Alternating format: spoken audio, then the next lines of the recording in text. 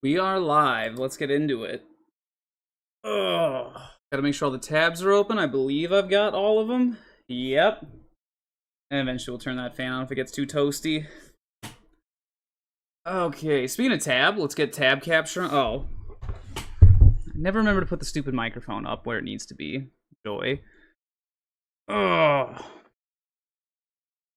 Let's see here. We're gonna go into tab capture, make sure that is unblocked. Haha. Now we're in business.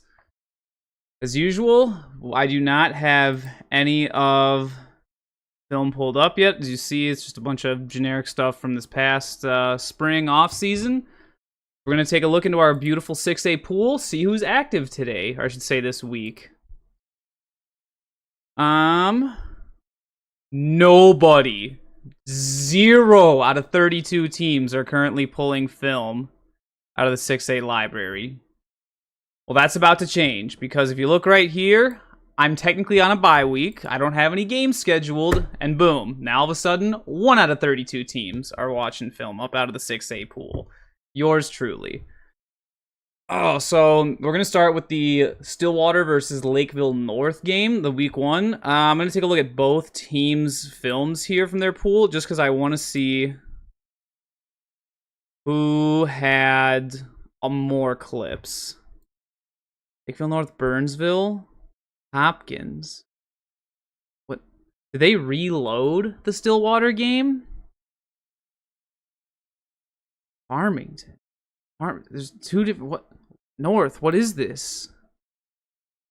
Well, that's week 3. There's 2 different versions of them. So this week 2. So this is week 1 then. So that, yeah, because Minnetonka was their scrimmage. Stillwater is 140 clips. And I think that's what the same one is up here. 140 clips. You know what? I think I actually have this game already. It's probably all labeled, so I'm just going to download the version up there. But I want to go to the Stillwater version of it really fast, because I want to see if Stillwater has the same number of plays.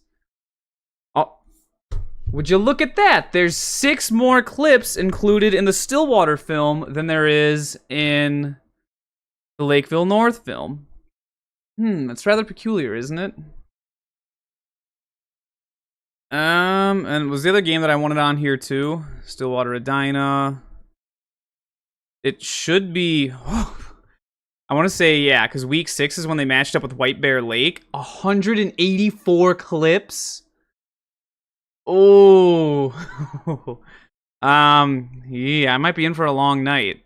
Okay, Stillwater Lakeville North only has 130 clips, so... But then why does the one up here have 146 clips? Huh? 31 minutes compared to... Did they just, like, not put the whole game up?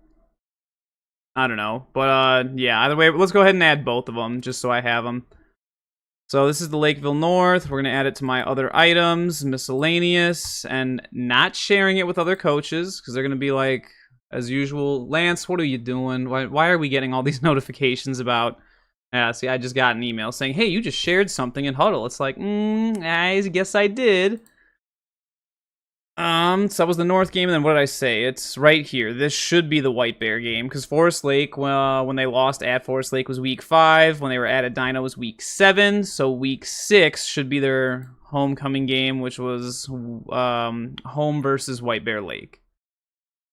Make sure I have that running over here. I just want to make sure that nothing's overheating. I don't... think the CPU is overheating. Yeah, the CPU is not overheating, not even close. Yeesh. And the GPU is not doing anything. It's not hot at all. So, okay, miscellaneous. We're going to add that in. And then before we go look at it, I'm just going to take a peek, make sure that they both are the correct films. Yes, and you know what? Actually, I'm glad I did the Stillwater version of Lakeville North's film. Well, other than that, what the hell? So, something that's funny about Lakeville North film, they always have like a weird double wiggle line right around the right for the south 45-yard line on film. So if you ever see their camera, it always looks wonky like that. And I don't know why that is. If it's something with their press box where they keep the camera or what. But that's why I wanted to do the Stillwater one, and thankfully Stillwater has 6 more clips, just so we don't get that awkward squiggle right there. And I'm actually surprised that it's not more difficult to see. So this is a week 1 matchup, kind of like I talked about with, I think it was the Park Cottage Grove versus Eastridge week 1 matchup. That was a really rainy game that Thursday night, week 1 this past August. So there was just rain all over the windows in the press box. Whereas, actually, I don't know if this is the Stillwater footage, because this is a huddle cam right here. You can see from the bottom. Yeah, either way, I'm just happy that even though it was pouring rain, this was one of those games that was delayed. I don't know how much it was delayed. I think they did an 8 p.m. kickoff instead of a 7 p.m., kind of like we did when we were down in Wayzata. Which also explains why it's this dark in the middle of August during a football game, at the start of it, I should say. Then I just want to double check the other one, make sure this is Stillwater versus White Bear Lake. That does indeed look like the Bears, and yeesh. You know what? Oh, they're actually recording their scout team. They're running okay, so this is their starting defense. That's Stillwater's scout offense out there. Power is the first thing they run. Wait, huh? Wait, what? Oh my, okay. Before I get into the Lakeville North versus Stillwater game, I have to throw shade at the White Bears scout right here. So I'm zooming in. This is old huddle, not new huddle, so I can't zoom in all that much. The new huddle has like a nice zoom in feature. So if you watch, it's power left, guard pulls around, fullback kicks out the edge of defender, guard's pulling up to take the next man inside, and where does the running back go? The running back goes into the hole where the guard pulled from and randomly cuts it back. But funny enough, there's a hole there. Like, I don't know, White Bear. You'd have to teach me about that one. I got no clue what's going on. But, yeah, let's get into these two teams. So I got White Bear up here. I got Stillwater over here really fast. I'm going to get Lakeville North up as well. There's White Bear Lake. Pull them over, put them on the side. And then, there they are, the 1 seed of Section 3 last year. 9-2, yep. Hey, I still forget they started off 6-0 and then just had that big head scratcher at home versus Eastridge week 7. I know that North lost a lot of starters by week 7, especially on their O-line. But their defense was still good. I don't know. Then again, we've talked about before, Coach Fritzy over at Eastridge, he knows how to get it done. He's going to score points. So yeah. Then we have our test script. If we have to draw anything up, we can get it drawn up ready. Yeah, there's some flashbacks. We were talking about that last week with Osseo versus STMA, how Osseo's post wheels shouldn't have worked, but free safety decided to cheat down and leave his zone, and that left a post open for Osseo. So yeah, do your job. Let's get to it. Stillwater is in the white. This is kind of annoying because both teams are red and white for their colors, but Stillwater is in the white. Home team is Lakeville North. They're wearing their classic red with Lakeville on the back of it, even though they're not the only school in Lakeville anymore. I'm sure they'd like to think they are. And yeah, we're going to see. These are two teams that are traditional I formation offenses. Lakeville North still does a lot of the I stuff, mostly out of 22 personnel on varsity. It's their lower levels that do 21, like what Stillwater does. And then varsity also does a lot of single back sets. Like we'll get into it. They've got a very unique double slot formation. They do wing slot stuff, but they have tight ends out there instead of like I know I talked a lot about wing slot when Egan ran it, more of a triple option, and those H-backs or slot backs were more running back type kids. Not the case. Those are like H-back, tight end type kids for Lakeville North. And we kick it to the deep man. It's actually not too bad of coverage here. We do whiff on a tackle right away. And you know what? I do like the design here.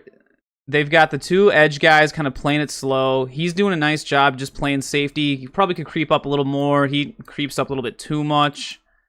I think the logic is they're coming to that side, but if they're coming back to this side, he's the one that should be attacking, and he should be playing it a little bit slower just in case there's a cutback. That way he's there to take the cutback. Ooh, yeah, I got a little bit too deep. Tried to run around the defender. Not going to have any sauce there.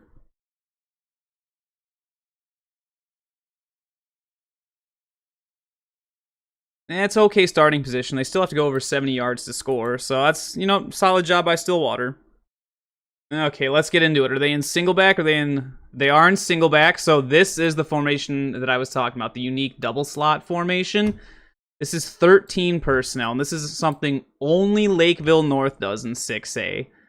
And then Stillwater's in a base 3-4 defense. It looks like they might be stacking a safety down because we got outside backer up here, corners over here.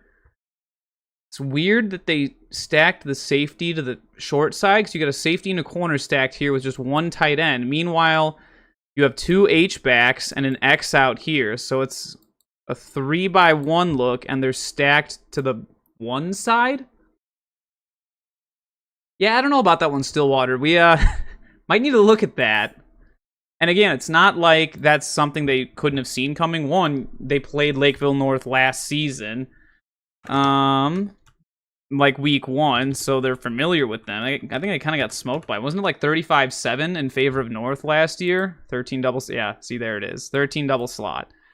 So let's see if it'll give me a regular 3-4 defense this time.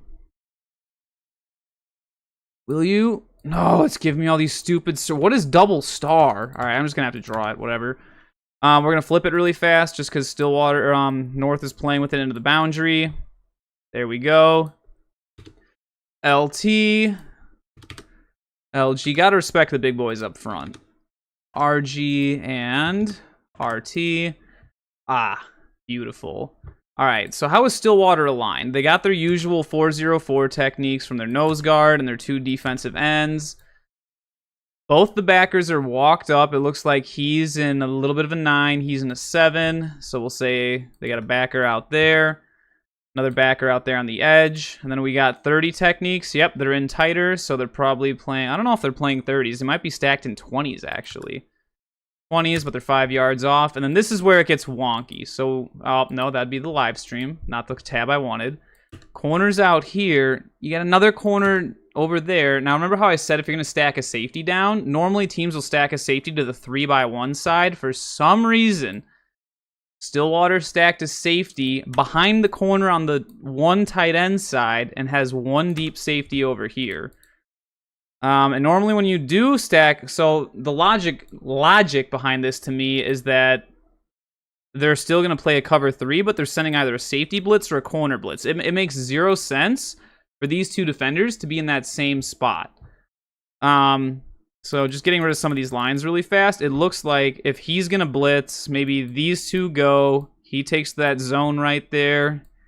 He has a zone, he sits back, and then you got cover 3 off of that. 3 at the 2nd level, 3 at the 3rd level, and then you're bringing 5, which, you know, first down, what's Lakeville North going to do? They're going to run. It's going to be dive, it's going to be blast. I don't know if they do toss as much on first down, but dive, blast, power, those 3 are all on the menu right now.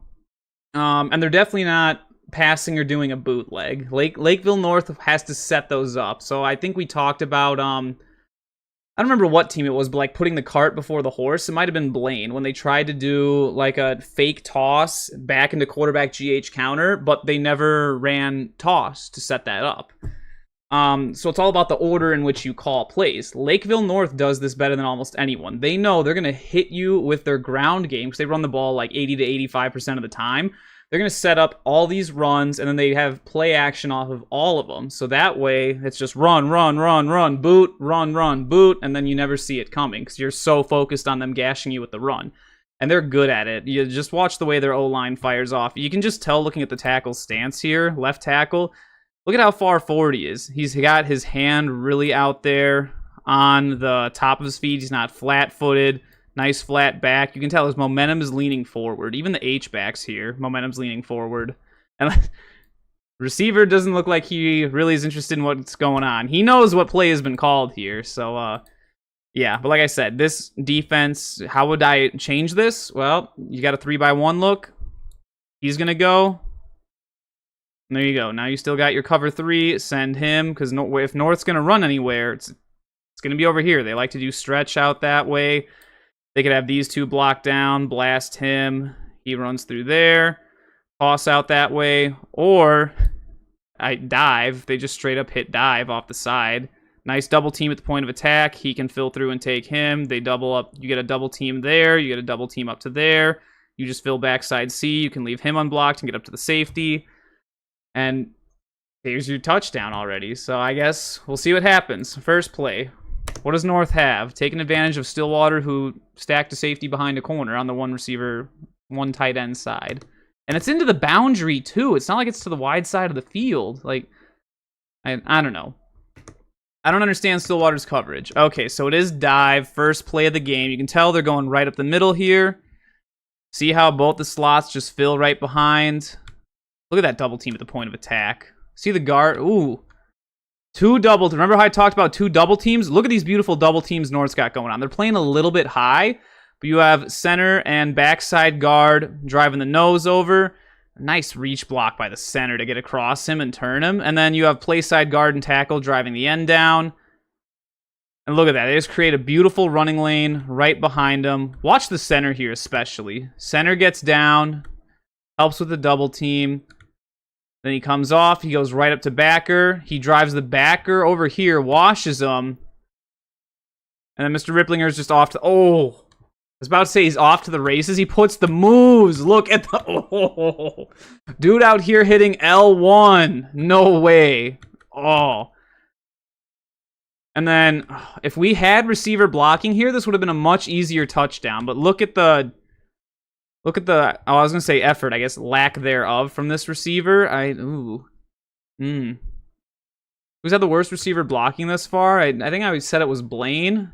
Might need to look at sending that Lakeville North receiver over to Blaine High School if that's how he's going to play. Oh, no, I remember. It was the Egan wide receiver. Yeah, number 3. We got another E. And you know what's funny? They were in 31 personnel with only one split-out receiver. Now we're in 13 personnel with only one split-out receiver. And again, they're just like, well, I guess I'm just not doing anything because it's not a pass play. You can't do that. That's just a wonderful dive. So I'm assuming it's because they're running to the left of the center. And the play side guard's blocking down. And he opens this way. I'm assuming it's a 21 dive going to the left. That's what it looks like, so. Ooh. Yeah, once Mr. Ripplinger gets an open space, and you can tell the crowd's going nuts. See how the camera's shaking here? That's not the cameraman, because this is a huddle cam. That would be the stands going crazy. See how it's like earthquake? We got tremors on the north side of Lakeville. Ooh. Did he get caught? They called him down at the 1. Oh my goodness. Alright. Give the Stillwater kid credit. Who catches him?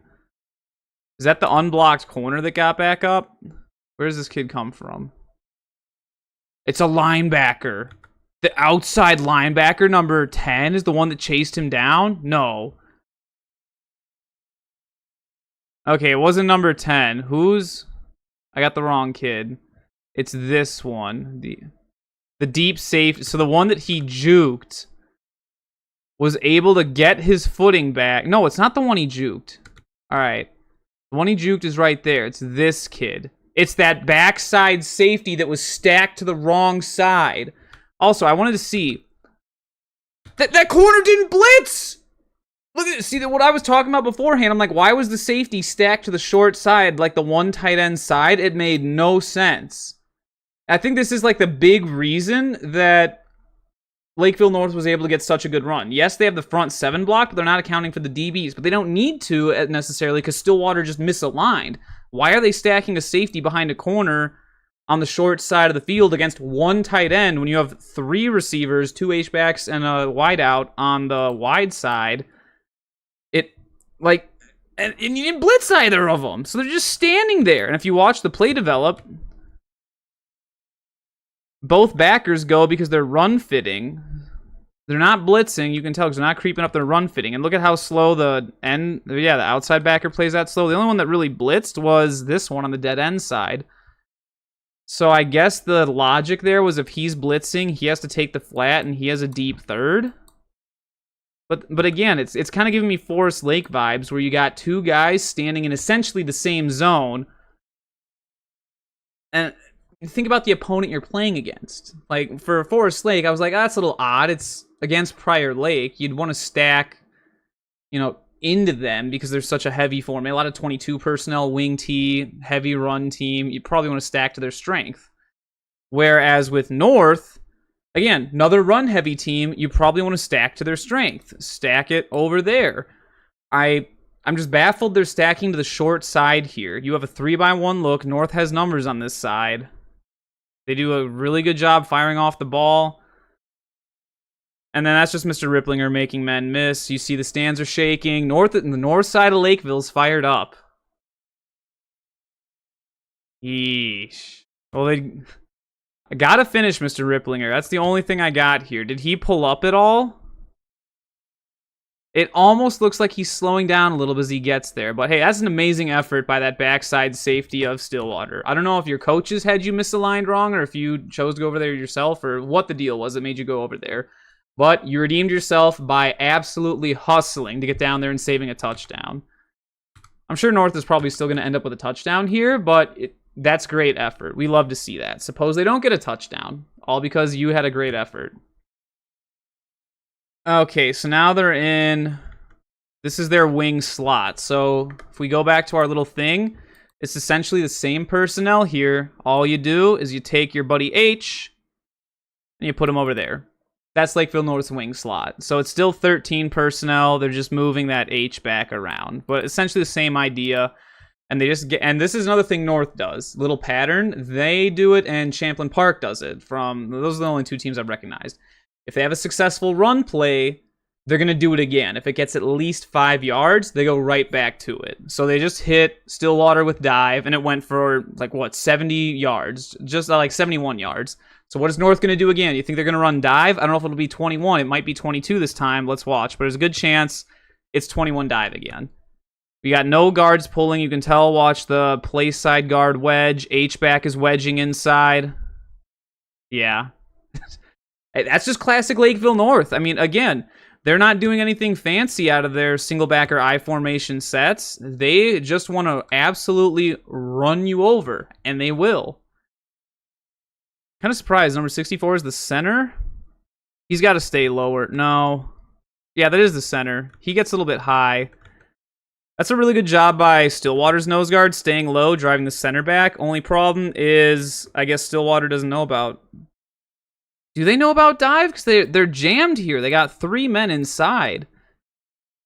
1, 2, 3, 4, 5, 6, 7, 8, 9, 10. They have 6 down line. Well, they have 5 down linemen essentially. I guess he's in a 2-point stance. They brought in.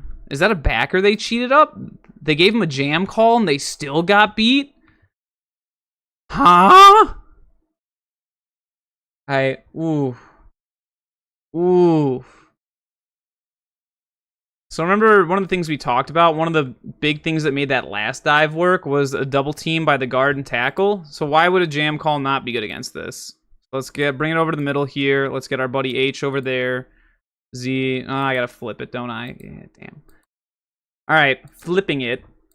So let's think about this.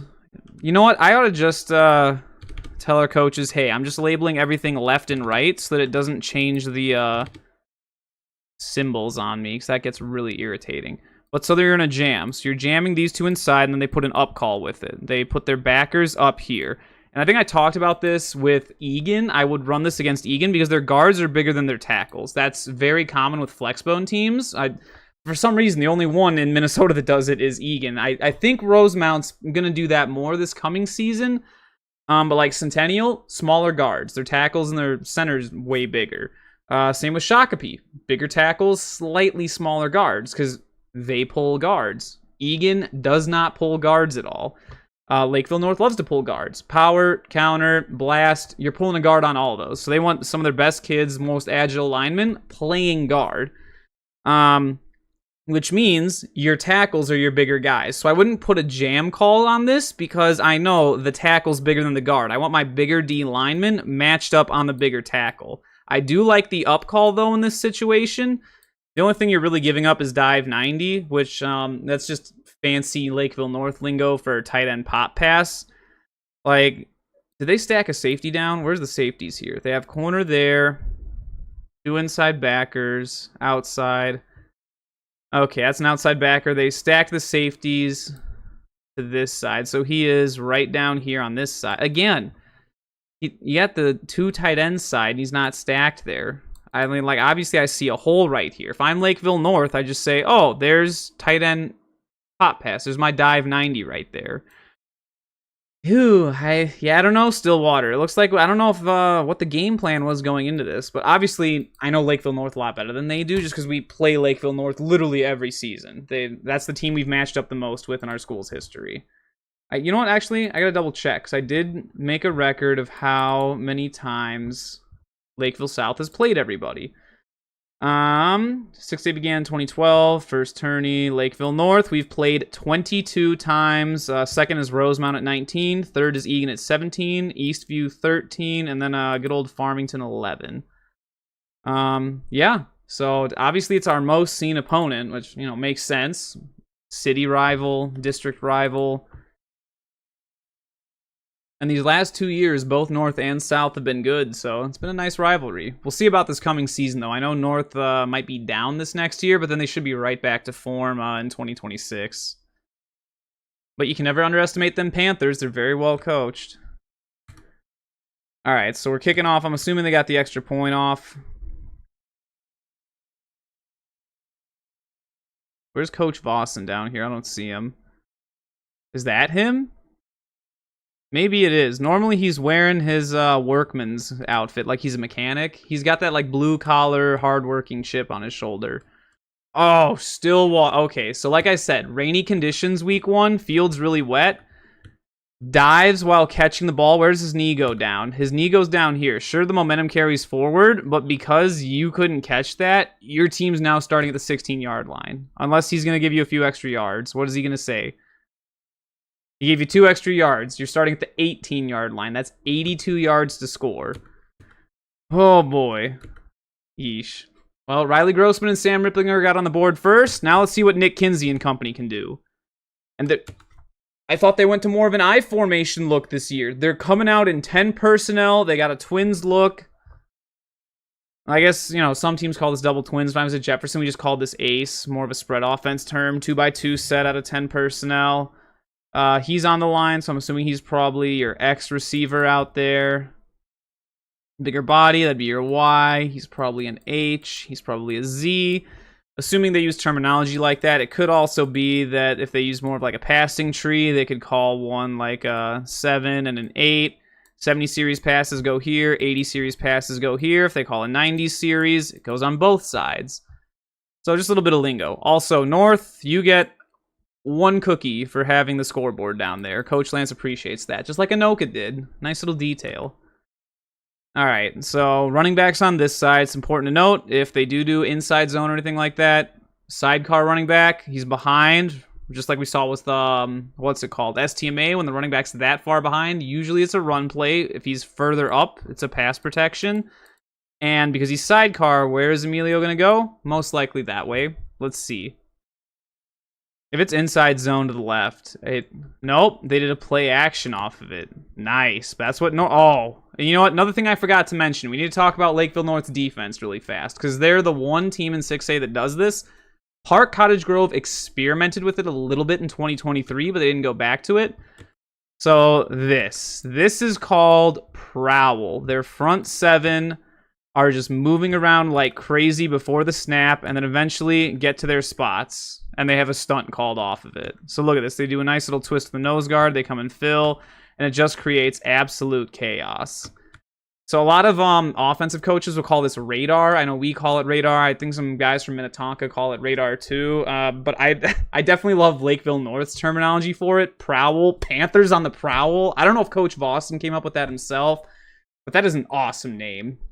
Prowl. Panthers on the prowl. But yeah, that's essentially what's happening. They're a very attacking style defense, very aggressive. Also, interesting that they stacked a safety to this side. So I was saying how we're in a 2x2 set. And again, just like with Stillwater, North is stacking a safety to the boundary. Normally what that tells me is if a safety's over to this side, you're likely getting a blitz over here. I guess you got Reese Hunt. Do we blitz on this side? That outside backer blitzes? Yes, he does. And the number 5 is the outside backer here. He sits. Yeah, that's exactly why. So, what's interesting to me is that even though you're doing like the whole radar thing or the prowl to try and throw off what Nick Kinsey's read is, if we rewind, your safety's giving it away. Your front seven, sure, they're doing prowl, but where did your safety go, North? Your safety's stacked over there. Whenever your safety's stacked to a side and it's not a 3x1 set, well, even if it is a 3x1 set, likely outside background, that side is coming in a 3-4 defense. So if I'm Nick Kinsey, I'm thinking, hey, I got a blitz over here. I'm going to take something over here. And where do they throw it?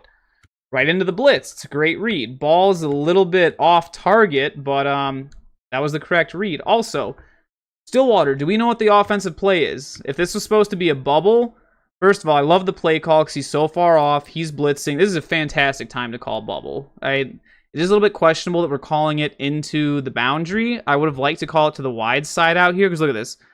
If he catches the bubble out here, he does a seal block. Safety's not going to get there until they take a deep angle. Number 5 out here is going to have to take a really weird angle to get out there. He's not as fast of a kid, being an outside backer matched up on a slot receiver, so you have a mismatch there. Like, I'm taking that all day. And then you can still play action. Then you can actively read this side. You do because there isn't really much of a play action here. You could do a better fake, eyes straight down the field, fake this way, he goes out, and then boom, hit the bubble, catches it right about there, goes out, he blocks down. But instead, again, they're doing a bubble with back pedals. With a short field, you can't do that to the short side. Because look, the kid has no space to turn his hips back around. If you think about it, look at where his hips are facing here. His hips are actually beyond 90 degrees. He's got to turn this way to get back up. That's like a 100-degree turn of your hips. How much time, like milliseconds, does that take? And how much extra time does that give the defense to come up and attack you?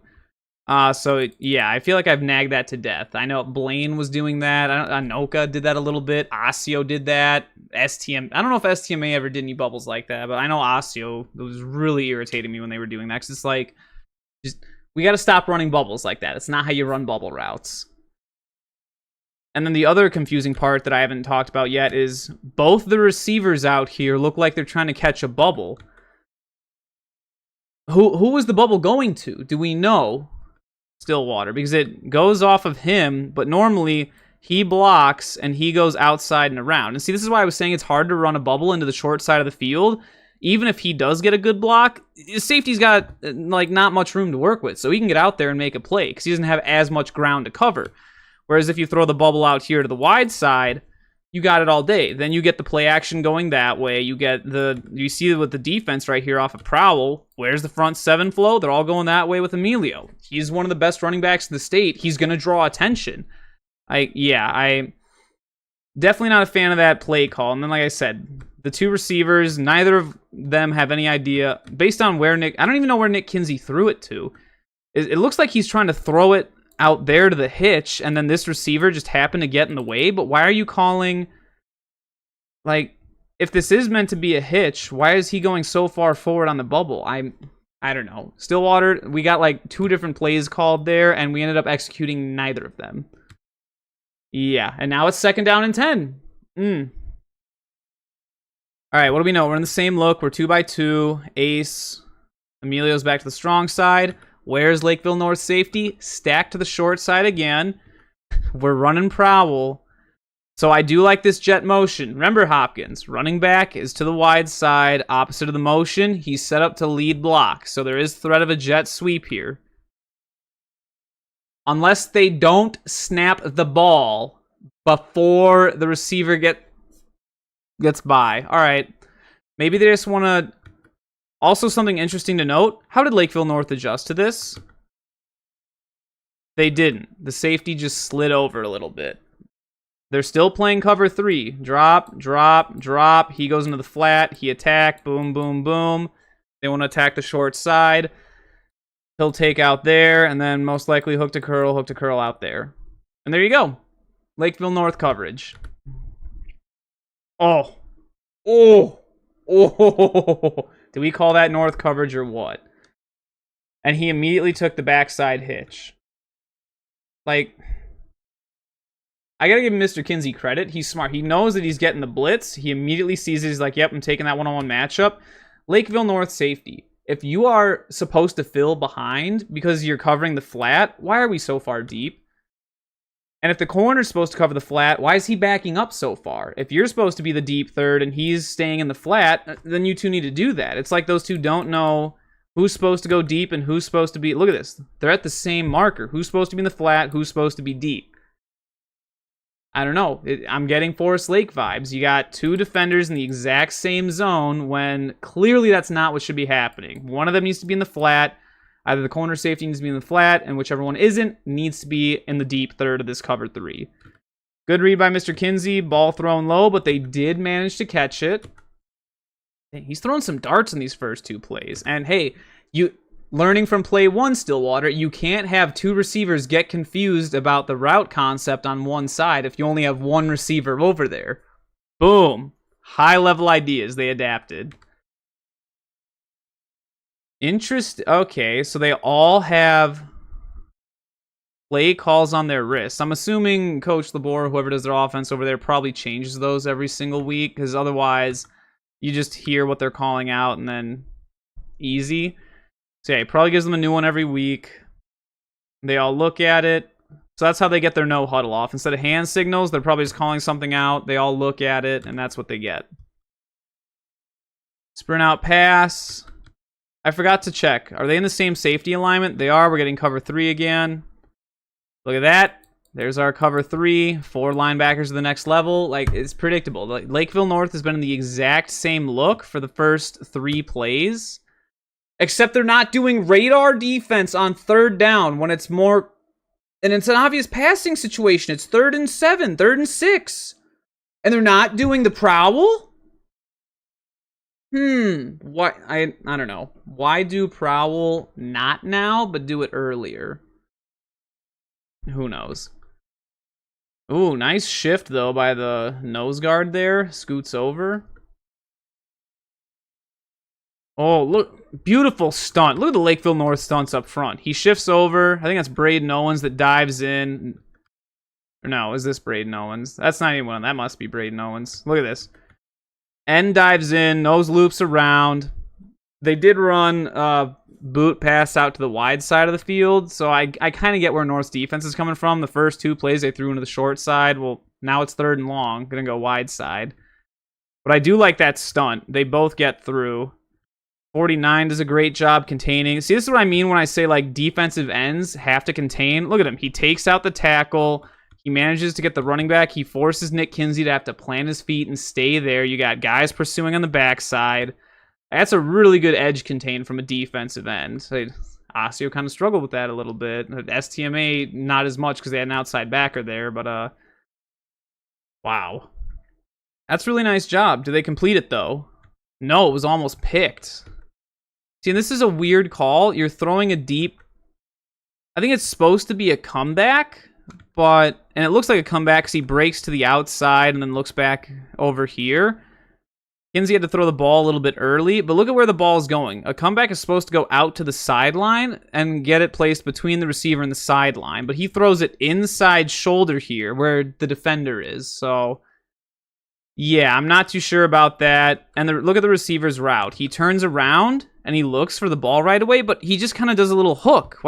Get your butt out there to the sideline if you're running a comeback. You have a comeback to the sticks. Like, and we saw how lethal STMA was. They were able to execute that, and I'm sure Nick Kinsey is probably a better quarterback than an STMA quarterback. Yeah, that one's a little bit mind-boggling. I don't know. Again, I do like the play call. It is predictable because teams love their comebacks on 3rd and long to extend drives. We saw it last week with STMA. It's like one of their go-tos. I guess North must have known that, but the execution was not there. Got to get that ball to outside shoulder. Receiver needs to break more to the sideline there. And I do have to give credit to number 49 of Lakeville North. I feel like Nick Kinsey wanted to roll out more, but because North did such a great job on the outside contain here, forced him to plant his feet. Ball has to come out early, and instead of throwing the ball over here and aiming there, he now has to throw from here to that way. And they knock him down. Oh no, that's another kid. Was that Emilio that got... No, who is that? Oh, it's the guard. Boom! Ooh! Yes, sir. That's Lakeville North football. That's physicality. You don't get to the quarterback, knock somebody else around to the ground. Ooh. Dang. That's not Boston there, is it? Maybe. He's got the hat on. Or is that him? I don't know. I'm just trying to find the short, chunky guy. And I didn't realize Lakeville North had that many. Huh. And just like that, 3 and out for Stillwater. North gets the ball right back in solid field position. Oh, he never called a... special teams mistake. What does he call?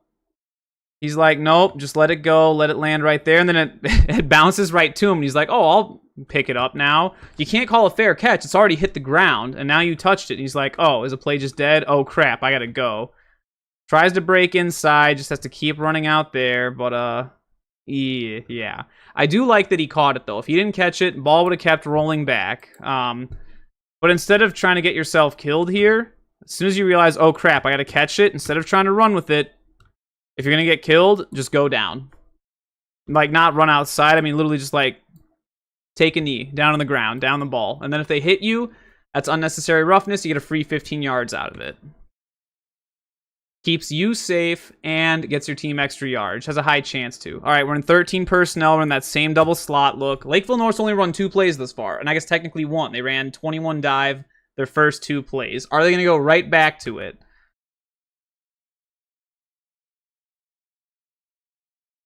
No. Play action off of it. All right, Mr. Grossman, what do we got? Ooh. Nice. Still. Oh, they didn't pick it. Dang. All right, let's go back and break this down. So, Stillwater. Stillwater. Why is the safety still stacked to the dead end side? Like, if you draw a line down our buddy the center here, I mean, it looks like the D line is shifted over this way against this formation, which is nice, but why? I mean, you counteract that by stacking the safety over here. And again, you have got 2 DBs to cover 1 tight end. And which tight end is that? Is that 21? That might be, yeah, because that's 7 and 2. So that's Blake Krause over there. Very strong kid, very good wrestler. I don't think he's much of a pass catcher, though. So you're going to stack 2 DBs on a blocking tight end? Interesting choice. Ooh, nice. I do like the pre-snap shift here. Stuff like this is very irritating to offensive guys, because now, who do they block? Everyone moved over. Funny that Stillwater does this. Mounds View loves to do that, and they're pretty darn good at it. They do it more in unison, as you see. Stillwater kind of bump each other. The end goes first, then the nose. And it's kind of like a doing, doing, doing, kind of like a pendulum going across. Whereas Mounds View is a lot more clean. It'll be 3, and they all just go, whoo, whoo, and they drew a ton of false start penalties from opposing all lines because they thought the defense was coming at them. But in reality, they're just doing a great job shifting over. Tons of credit to Mounds View there. Let's get back to Stillwater. So, obviously, we're still playing a cover 3. That backer's coming, so we're blitzing 4. That means he likely has to take the flat. He'd have to take the flat out there, and then hook to curl, hook to curl. So that's our coverage. Like, it's super easy to tell what defense Stillwater is running here. And that means if this backer's that far off, you only have a defensive end out here with outside contain, and he dove inside. Okay, I gotta give Stillwater's inside back a lot of credit here. He reads it. He sees the back pass protecting that he was going to pick up, and he goes right for Mr. Grossman and forces a pass early. Let's check the coverage downfield. So we got play action. So they ran a wheel route with a hook, but the hook came inside. See, this is really weird, because look at how long this takes to develop, and look at how far downfield it is. And Stillwater's safeties are not full. Look at the deep safety right here. He does a great job. He's watching the eyes. He doesn't care about... Remember last week we talked about how STMA gave up a touchdown? Or Ostia. One of the two gave up a touchdown because they were in cover 3 and the deep safety came down inside here and then a post right there was wide open. I think it was STMA that messed that up. But this is beautifully done. Safety for Stillwater. You get 1 green check mark. That's fantastic. You make the correct read, and then you see he stops. He keeps coming deep. The only thing I don't like is the corner here. Corner should stay in his zone. You got a man in your zone there, and they're trying to mess with that deep third, but the safety takes it away because he makes such a good read. And then outside backer does a great job. He drops into the flat, and then he keeps going because he sees it deep. He takes away the hook. He trades that so that the safety can cover there, and then the inside backers pick up the guy coming across. That's the corner that stays with him the whole way. You know, it almost looks like they're playing a variation of a cover 6, because it looks like they got man here. See how the corner runs with him there, and then everyone else is playing zone? That could be a cover 6, which, if it is, impressive Stillwater. Or they could just be calling a base cover 3, and then this is just locked up man on that side, and then they have cover 3 underneath that. And then those 4 rushing. He picks up the back out of the backfield, flat, and then he takes the hook to curl middle zone. I mean, it's smart. It's a good defense against Lakeville North scheme, because if they are going to boot out of double slot, normally it's going to be, well, I shouldn't say it's normally to the slot side, because what they like to do is they'll have him fax across, come down to the flat, he does a deep post, and then they fake stretch out this way, and then he's coming over there. That's what they like to do.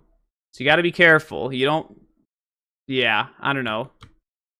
And it's weird, because both the first play when they ran 21 dive at a double slot, I think I get what they're doing here, but this isn't exactly play action. It's just a straight drop back pass with a 7-step drop, and then he boots out. But then if he's booting out, shouldn't the running back be doing more to allow him to boot out? Why do we care about a guy chasing him down from that far back? How about the guy that's about to hit him in the face that messes up the throw? Also, Stillwater, we got to catch that. Outside backer, or that's the opposite, inside backer, actually made such a great read coming all the way across. Ooh, you know what? Look at his hands. He's clapping it. He's got him spread like that. Make the spider web, and that's an INT Stillwater. Strange read. I'm surprised that Mr. Grossman didn't just throw that away. He tried to force that into double coverage. Odd. Hey, good play, Stillwater. Ponies have good coverage. We'll see about stopping the run. And again, that's a weird call for North, just to go to play action. Like, I get you just burn them for a big play, and their logic was probably, okay, we just burned them on a giant run, on literally just our base run play 21 dive. They're going to come right back out and expect another big run. And Stillwater did not. They're clearly more prepared for the play action. All right, interesting to note, they still have that goofy thing where the corner stack behind, so he's going.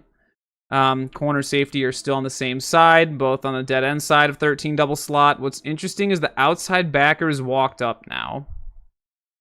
They expect him. I mean, if I'm North, I'm probably running the ball on second down here. That's the most logical thing. We'll see if they do dive. Maybe they'll do stretch out this way, especially with the DBs cheated over here. I'm definitely running to my left. Well, they did run to the left, and they did run stretch. Oh! And Stillwater gets through. Did they do a shift pre-snap? I didn't see it. They come up. No, they're not. They're just naturally Oh, well, he does. But yeah, see? So instead of a 0-4-0, they're in a 2-2-6. So they did cheat over this way. It's like what I was saying I wanted to see Hopkins do against some of those unbalanced fronts that Shakopee was giving him. This is really good on Stillwater's part. Love what I see there. It messes up the O-line blocking.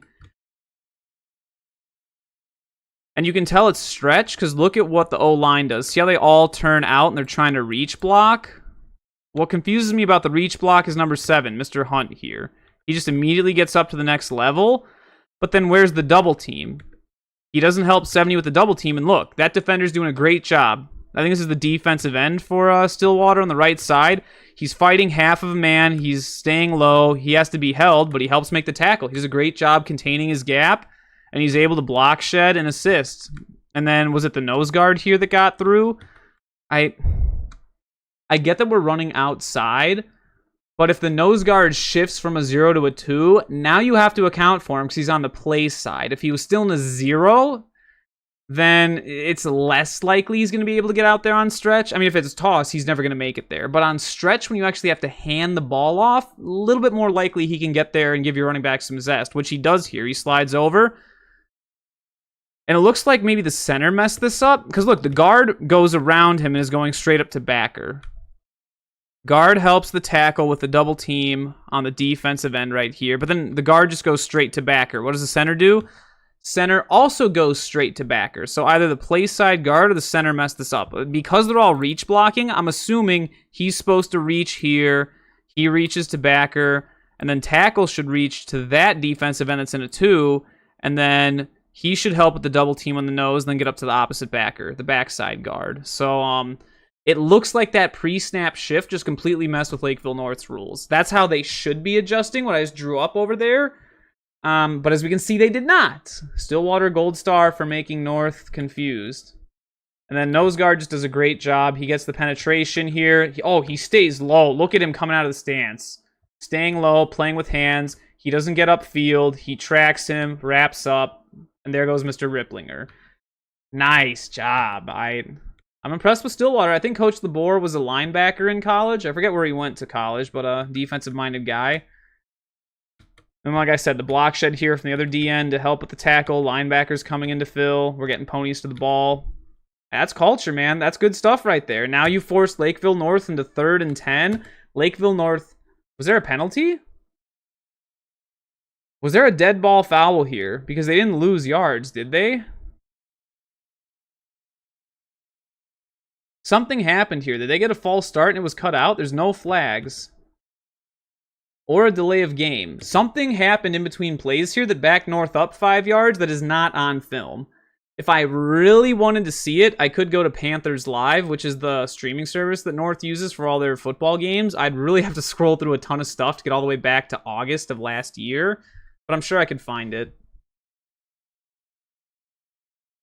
Oh, Lakeville North in a spread offense with stacked receivers? What is the world coming to? I mean, this is like Ghostbusters, cats and dogs living together. Like, if you've got, I think I was joking about this with Prior Lake. If you get a run-heavy team like this into a spread formation, you're doing pretty good because they are not used to this. They do not like this. Even if they start practicing this more, that means their bread and butter is suffering. And they probably just don't practice this as much as they do like 21-22 dive. Who knows? So, yeah, definitely happy with this. And Stillwater plays spread offenses all the time. Look at the Metro East. Mounds View, spread, 11 personnel. Forest Lake, I mean, they're more of like a spread flex bone gun, whatever you could call them so many things. I think gun flex bone with a little bit of spread in there is probably the best. White Bear Lake, 12 wing twins. Otherwise, they're in 10 personnel and they're spread out. Woodbury and Eastridge, I'd consider both spreads. But if you want to throw Park Cottage Grove in there too, a maroon team that's in their section out there that they play pretty frequently. Technically also do a lot of spread stuff from what we saw on film. So Stillwater's used to this. They're not used to all your heavy 13 personnel stuff because they never see that. Mounds View comes up. I guess Mounds View has the 32 jumbo eye. Obviously Stillwater has a 32 Maryland eye. But I mean, that's it. I guess Forest Lake has 31 wing slot. They do some of their flex bone stuff out of. Obvious passing situation. Kind of interesting pass protection here. It's like a strike protection where instead of sliding left or right, they have the running back Phil behind him, but his first look is inside, and then see how he looks outside? Ooh, Mr. Grossman, we need to step up in the pocket. We're just sitting back there. Step up here into the pocket. And then what was the coverage? I don't know if I predicted that. The Stillwater safeties are not stacked. We're getting cover 4. Yeah, that's solid. Ooh, I will give North some credit here. They ran sort of a post. It's more of a dig with a post behind it. And you can see they try to trick the deep safety here. They wanted the deep safety to go down and then him to come across over the middle. And it's sort of there, but the corner stays right with him. That's great coverage by Stillwater's corner to stay in stride, and it takes it away. Also, outside backer does a solid job in the flat here. The only thing I'm not as big a fan of is he turned his shoulder there a little bit. But in case Mr. Grossman does escape, you've got inside backer over here spying him. Outside backer on this side, obviously went and blitzed, so you bring in a 4-man pressure. The only thing I'm not a fan of Stillwater here, so they're back to looks like a 5, a 2, a 2, and then he's in a 5 out here. So you're giving them an even front. It's 3rd and 15. It's an obvious passing situation, so you're going to be sending 4. You're going to bring a little pressure. But there's no stunt or twist here. Like, you're just straight up rushing them in an obvious passing down. Normally, you don't want to do, like, twists or stunts because you don't want to get caught doing that against a run play. Because now you got guys all out of position against downhill blocking. That's always hard to cover, especially if you do it against a flexbone team. This is disaster. But Lakeville North's in 11 personnel on 3rd and 15. They're not running the ball. How are you going to run halfback blast out of this? How are you going to run dive out of this? You really can't. So, yeah, I don't know about that one. Even if it's something simple, like remember when we were watching Eastridge where they did like an X stunt with these two, where they had him come around, he stepped up and then looped inside. Even just doing that would be incredible right now. Or heck, do the stunt that Lakeville North did earlier, where they crashed him down hard inside and then he looped around like that. There's so many creative things that Stillwater could have done on this third down to get a big sack, and no, just rush straight up. Yeah, I don't know about that one. I definitely would have liked to do some kind of twist or stunt on that third down. And again, you don't have to send 5. Totally fine sending 4. Even if you just call like a little X-blitz in the edge there, do like a nose end stunt. Just something there to get a little zest. And you would have gotten to Mr. Grossman. Especially on, I mean, this route takes so long to develop. I will give North's pass protection most of the credit. Left tackle does a solid job against the D end. He's playing a little bit high. Does hold him a bit. Yeah. I was going to give him credit, but not as much now. Ooh, nice rip move by the outside backer. He just gets a little bit too deep. So the tackle kicked him out enough. Center helps with the nose. They're trying to take him down, but that's a big boy. You're not going to take him down. And solid coverage. Again, I'm not a fan of passing against Stillwater. They play passing teams all the time. They play a ton of spread offenses. You have to play Dan Fritzy every season. Of course you're going to have solid coverage. Like, hey, oh boy. Yeah, I don't know about that one still. Lakeville North. Got to know your opponent and know their background for sure. Like, trying to think. Like, in Anoka, for example, you might think, oh, well, they can't be that prepared to stop run-heavy teams. They play Maple Grove and Centennial every single season. Not this coming season with Maple Grove going to the West, but it's like, obviously they're going to have experience against run-heavy teams if they play those two every year. And Centennial, even though they're a 4-3 defense, they do a great job against spread offenses because, sort of Champlin, I guess they don't call their wing twins a spread. It's more of a pro style, but you go into 10 personnel off of wing twins, you do spread stuff. Anoka's a spread. Blaine's a spread. As we saw, Osseo and STMA are trying to be spreads last week. So, yeah, that leaves Maple Grove as the only team up there aside from Centennial that wasn't really a spread. Coon Rapids is a spread. You add new teams, Andover, spread. A lot of 10-11 personnel, and they do a lot of empty stuff. Rogers, I guess, technically is a spread. They're more 11 personnel from what I saw of the little film of them that exists from last year, because I still don't think they have anything in the pool. I'll check that later, but yeah, it's just, you got to be aware of what teams see a lot and what they're familiar with. Like, for example, us teams down here in the South Metro, like, think about the Metro West this coming season. Prior Lake, Shakopee, Egan, Rosemount, Lakeville North, Lakeville South, Farmington, right? 7 teams. Farmington's switching to a gun single wing, so they're going to be much more run heavy. Egan, Rosemount, and Shakopee are all committing to flex bones. So right there, 4 run heavy teams. Then who else is there? Prior Lake, 22 personnel wing T run heavy. Lakeville South, 32 personnel power T run heavy. Lakeville North, 22 and 13 power I and a lot of single back stuff, run heavy. We just don't see spread offenses. So if you come out with a spread offense, for us, it's something different. Like, for example, we have to, at Lakeville South, we got to play Mounds View and Edina. A lot of 10 and 11 personnel. Edina, a little bit of 12. Spread offense stuff. We have to adapt to that because we just don't see that down here. Like, that'd be funny if Shakopee came out in like a 10 personnel, like double twins or trips open look. Oh boy. I think hell's going to freeze over before that ever happens. But yeah, you got to be familiar with what your opponents are familiar with. Interesting punt formation. They had a guy come in motion. Was he off? He was. They're in pro slot, so they're in 12 pro slot. He's off as a receiver, so he can come in motion because you have a tight end in line. Huh. Very interesting. Nice catch. I like how we've got 2 jammers that come out and help with each of the gunners. That's actually a really solid job. So they get the gunners out of the way, they can get to the next level. Only problem, Lakeville North breaks down here. Oh, I don't like going up in there because you can get a reach block here, you get a reach there. So remember how I always say in high school special teams, as soon as you come up like that and the defense is committed, get your butt out there. Look at that lane. There's nobody on an entire third of the field out there. And you're really going to tell me that this kid from Stillwater can't outrun a Lakeville North punter? He's going to outrun that punter. If we just get a reach here and you work outside shoulder there and you follow that, it's gone. I mean, that's like basic. That's what I used to teach on like 9th grade at Jefferson. You always go up, we get our edge blocks, and then once you have them committed, bounce it out, and there's your lane off the edge, because they're gonna fold in. They always do. And remember how earlier we talked about how Stillwater had 2 guys on, I guess it was a kickoff, but they had 2 guys kind of hanging back? It's generally smart to do that on a punt as well. North's not doing that. They're like, nope, everybody go up. And then they're just kind of standing around. Also, does Reese Hunt ever come off the field? He's on punts. He's on defense. He plays H-back on offense. I mean, you got your best kid. You might as well use him everywhere. Just got to be careful about burning him out. Okay. Ooh. Oh, empty. So, you got to be mindful. Even though it's empty set, you could do empty out of 10, 11, or empty personnel. But this is not a 5 wide receiver set.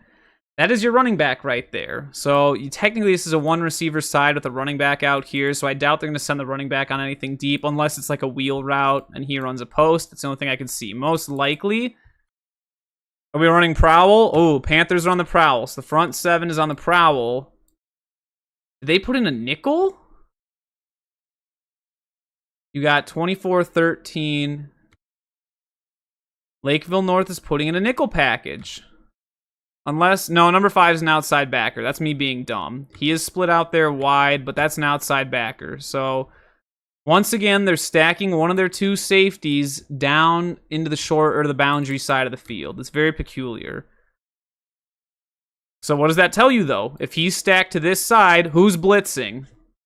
Outside backer. Watch. Blitz. Blitz. I told him to blitz and he blitzed. It's so easy. Like, It almost defeats the purpose of the radar defense or of the prowl defense because you know who's coming. I mean, that's a defensive end. Like, sure, they're gonna send. Like, look at who ends up front here. And you know what's funny? So I feel like almost every game I've talked about how Wyzetta will come up and they like do a fake clap ice on offense because they want to see how the defense is aligned. If Stillwater or literally anybody did that to Lakeville North when they're in their prowl defense, how are they going to respond to that? Because they're going to know the cadence, they're going to get up to their spots, and then say you ice them right here. When the ball is snapped, now you see, oh, those are the 5 that are blitzing. Now, well, I mean, what's going to happen? If you do a quick audible to something, you're really going to tell me that whoever's on the north sideline is going to say, oh, change who blitzes. Like, how are you going to communicate that in time? It's going to be tough. And then does the safeties have to switch where they're aligned now because someone else is blitzing? It just kind of creates all kinds of havoc for Lakeville North's prowl defense. It's a really good way to beat it. Just ice it. No teams like to ice, though. Outside of Mayo does it once in a while. And then obviously Wyzetta does it. I don't know if anyone else does. It's an underutilized tactic. More teams do that, please.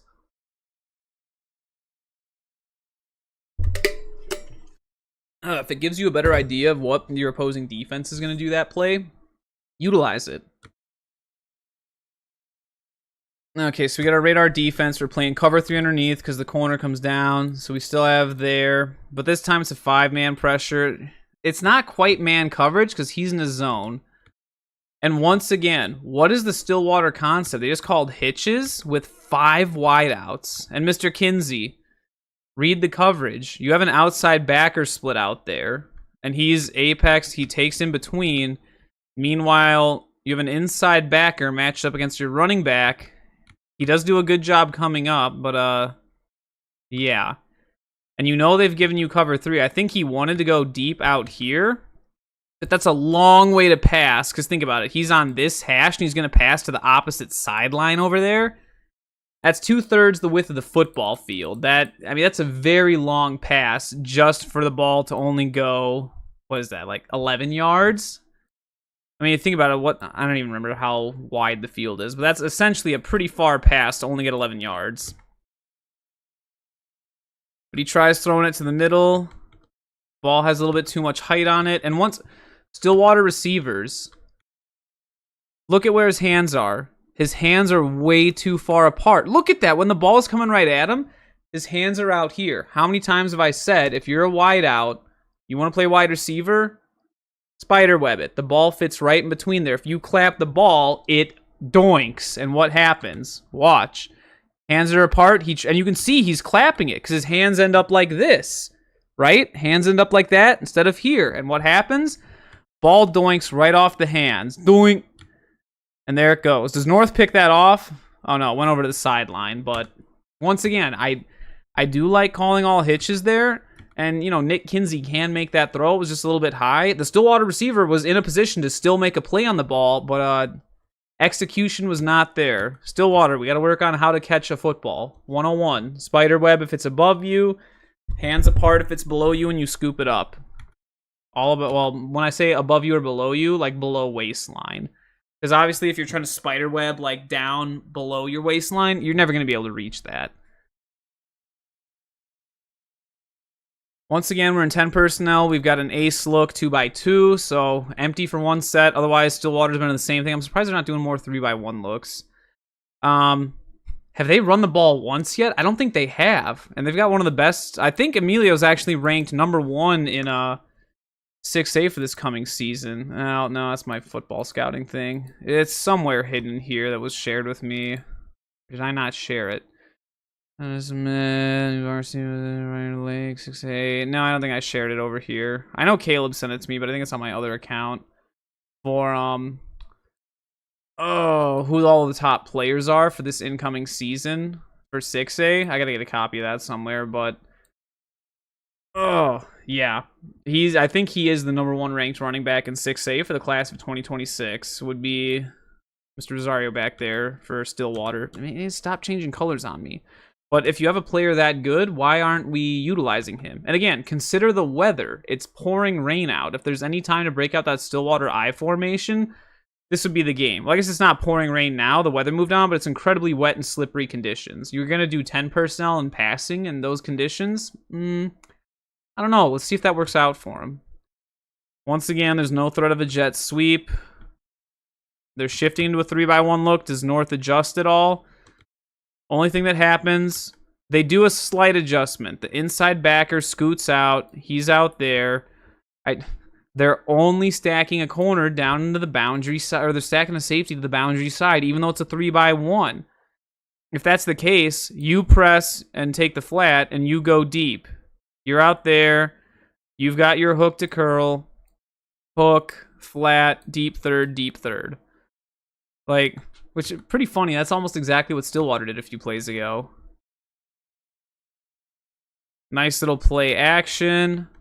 Emilio does a solid job. He's trying to clap it a little bit too much, and then you just let your hands dangle afterwards. That definitely could have been better. And Mr. Kinsey doesn't even attempt to fake. Interesting. And once again, we're doing a bubble, but what's he doing off the bubble? He turns his hips all the way around and starts backpedaling. What a waste of energy. Don't turn your hips. Stop there and keep going, running that way, and sidestep. Well, as soon as you turn all around and backpedal, now look, see, his hips are facing there. Now he's got to turn and face his hips all the way out there. That's so much wasted energy. Whereas if you're just running that way, you just catch the ball and naturally curve out there because your shoulders are already facing that way. So, yeah, once again, not a fan of the bubble. He literally does a 360 here, almost. He does a 180 to catch the ball, and then goes back another 90 plus that. At least he's getting outside, so we've got that going for us.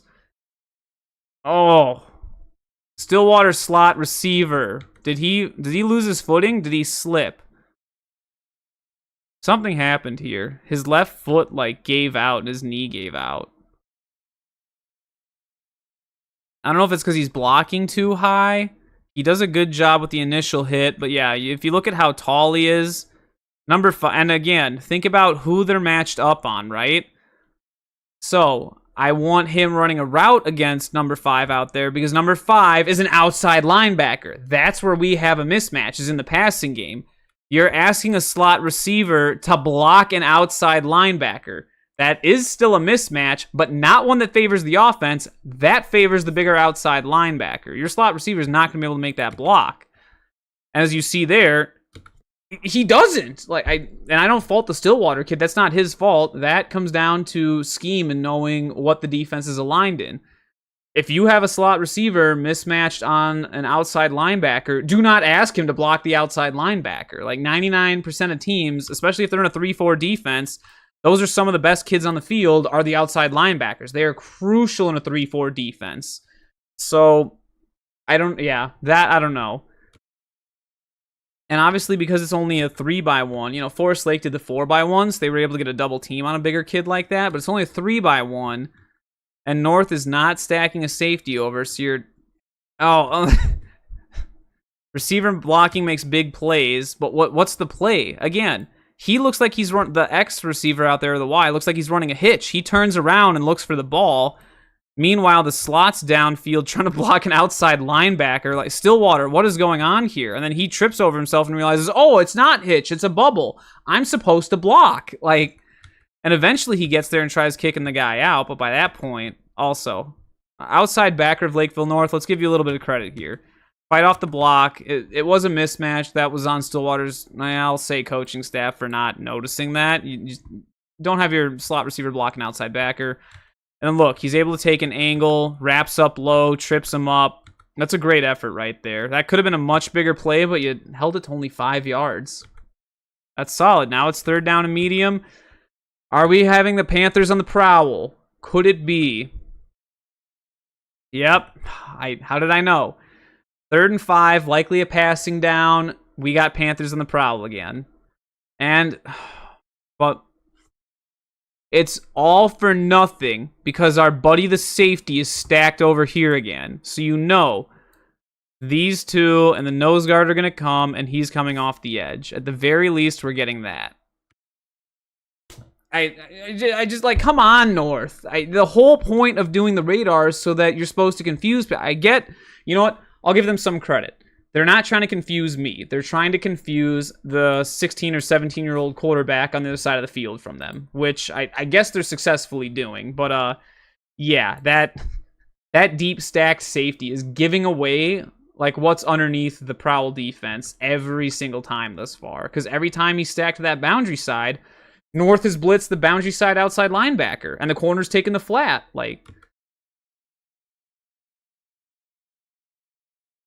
I'm not a fan. And the other thing I do remember how I was saying you need to get stunts off? Look at the stunts. I do like that, but the problem is, look at how much depth there is before they get the stunt off. Stunts have to be at the line of scrimmage while the O-line's heads are down so that they don't see it coming. Where's the line of scrimmage? Right there. I mean, your nose guard is 3 to 4 yards off the ball right there. Huh? When you're giving the O-line, and they already kick back a step, so that's an extra yard. That's 4 yards for them to see what you're doing. That's just vertically. That's not accounting for, their lateral steps. Use Pythagorean theorem to figure that out. But your stunt's not going to work when they have that much time to see the defensive guys looping around. So, yeah, I get the radar thing, or the prowl. Scoot those D linemen up a little bit. And be careful with that stacked safety. It's definitely giving some things away. Oh, why did we call slants against... Why did we call slants? And again, we've gotten this... North has not run many different defensive looks here. It's still the same cover 3, right? Cover 3, he takes the flat out here, and then backers have their hook to curl. Hook to curl, he comes down this way. And so you essentially have 4 at the second level, 3 at the deep level. They didn't even want to come back to the sticks. It's just straight up. And he ran a hitch. He didn't even do anything. Oh, and look at the bubble. Oh, my goodness. North safety, I cannot believe you fell for this. The guy on the line of scrimmage is not running a bubble when he just turns around and backpedals like that. That is such a terrible bubble route and a fake. Maybe they called 70 bubble, 80 or 80 slant, something here. If they're doing 2 pass concepts out of a passing tree. Usual pocket strike protection. I mean, if you did throw to the out, it is a little bit there. But he's going to be slanting into the defense. And again, these backers have been there the whole time, and they've been flowing to the wide side of the field like they've done on the last few Stillwater plays. And they're playing zone coverage, so they're reading Nick Kinsey's eyes. He's looking over at the slants, and they do a great job. Obviously, Reese Hunt's going to do that, but number 5 does the same thing here for North. They get over there. That's covered. Number 5 almost gets there. The corner does a great job reading the slant. He sees as soon as it's slant, he breaks in. Look at his steps right here off the break. Plant, go. And then comes up. Even if that was going to be a completion, he's there to knock it out. Like, I mean, that's just a great job, Lakeville North. Stillwater, question marks. Do we not know North's defense? Yeah, number 5 sad. He dropped an INT there. He had a good read. If he just reads that a little bit earlier and gets more out to his flat instead of worrying about coming up, he definitely has an INT right there. And there's nobody in front of him. If he gets to his flat, that's pick 6 Panthers. So, yeah. I mean, it's still a solid result. It's 4th and 5, and Stillwater's going to punt, but, ooh, that could have been big play Lakeville North. Almost, buddy, almost. 2 deep return men. Somebody doesn't know they're supposed to be out there. And, ooh, is he lined up off sides? Nope. Mr. Hunt is not off sides. Max protect. So that's probably why they don't have anybody hanging back. Ooh, what a punt. All the way back there. He can't reverse field. He's trying his hardest. That's a lot of running just for 3 yards. He's like weaving and bobbing between everybody. Okay, even though that offensive drive did not go well for Stillwater, all the credit in the world for being able to flip the field. That is an amazing punt. North got nothing out of it. We got down there, and now North has to go 90 yards to score.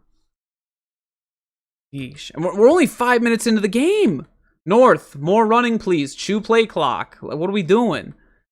Also, are we in unbalanced wing slot? We are. Guard, tackle, H-back is on this, or yeah.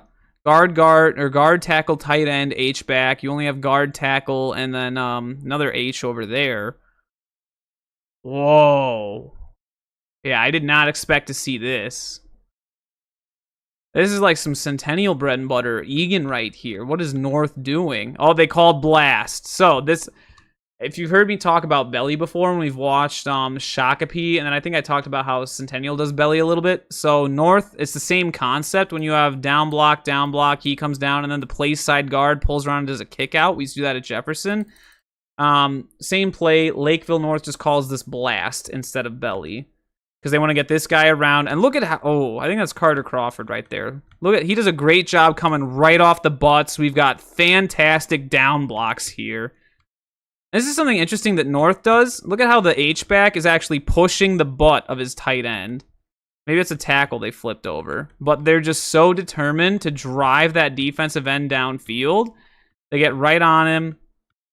Oh, Mr. Crawford does a great job. He actually takes out both linebackers. So this is on Stillwater's outside linebacker. If you watch number, whatever he is here, 10 or 30, one of the two. What does he do? He steps inside. You have outside contain. Why are we stepping inside? And it's not like Stillwater has never run a 3-4 defense. They've always done a 3-4 defense, as far as I know. It's been years if they did run a 4-3. Maybe back in the 80s. But why? Why did he step inside? The backer's coming to fill the inside like he's supposed to. Stay on your edge. If you two do that, this play goes nowhere. And Carter Crawford isn't able to block. Well, he's got to pick which one of you two he's going to block. But instead, you both run in the same gap. He's able to block both of you on blast. And remember how we talked about with GH counter and Edina, how they kind of know if they have a kick out block or not? The pulling guard comes around. If the guy's out here, he knows to kick out. But if he sees the guy coming down inside, he knows work around and turn him in. And the running back knows to bounce outside of it. Chase Beauregard was great at that. Lakeville North's doing the exact same thing. You can tell when you see details like that, that is a very well-coached team right there. Carter Crawford does a great job. Sam Ripplinger does a great job reading that. Safety comes up. He makes his buddy the safety miss again. That's another great run. It's a first down, 10 yards. Chew up play clock, chew up yardage. That's fantastic. And you're just punching Stillwater in the mouth. Do we have unbalanced again? Yep. So we're in the same formation, unbalanced wing slot. We just ran, I don't know if I think they still use numbers. That'd be to the left. That'd be what, 35 blast? Probably. Because I think they call their deep back a 3-back. Maybe he's a 2-back. I don't know. He's a 3 or a 2. It's either 25 blast or 35 blast. They're going to go right back to blast. They got more than 5 yards. it's again, Lakeville North, sure they might be predictable, but dang are they good at what they do. And once again, what does the outside backer do? Number 10, he makes the same mistake 2 plays in a row.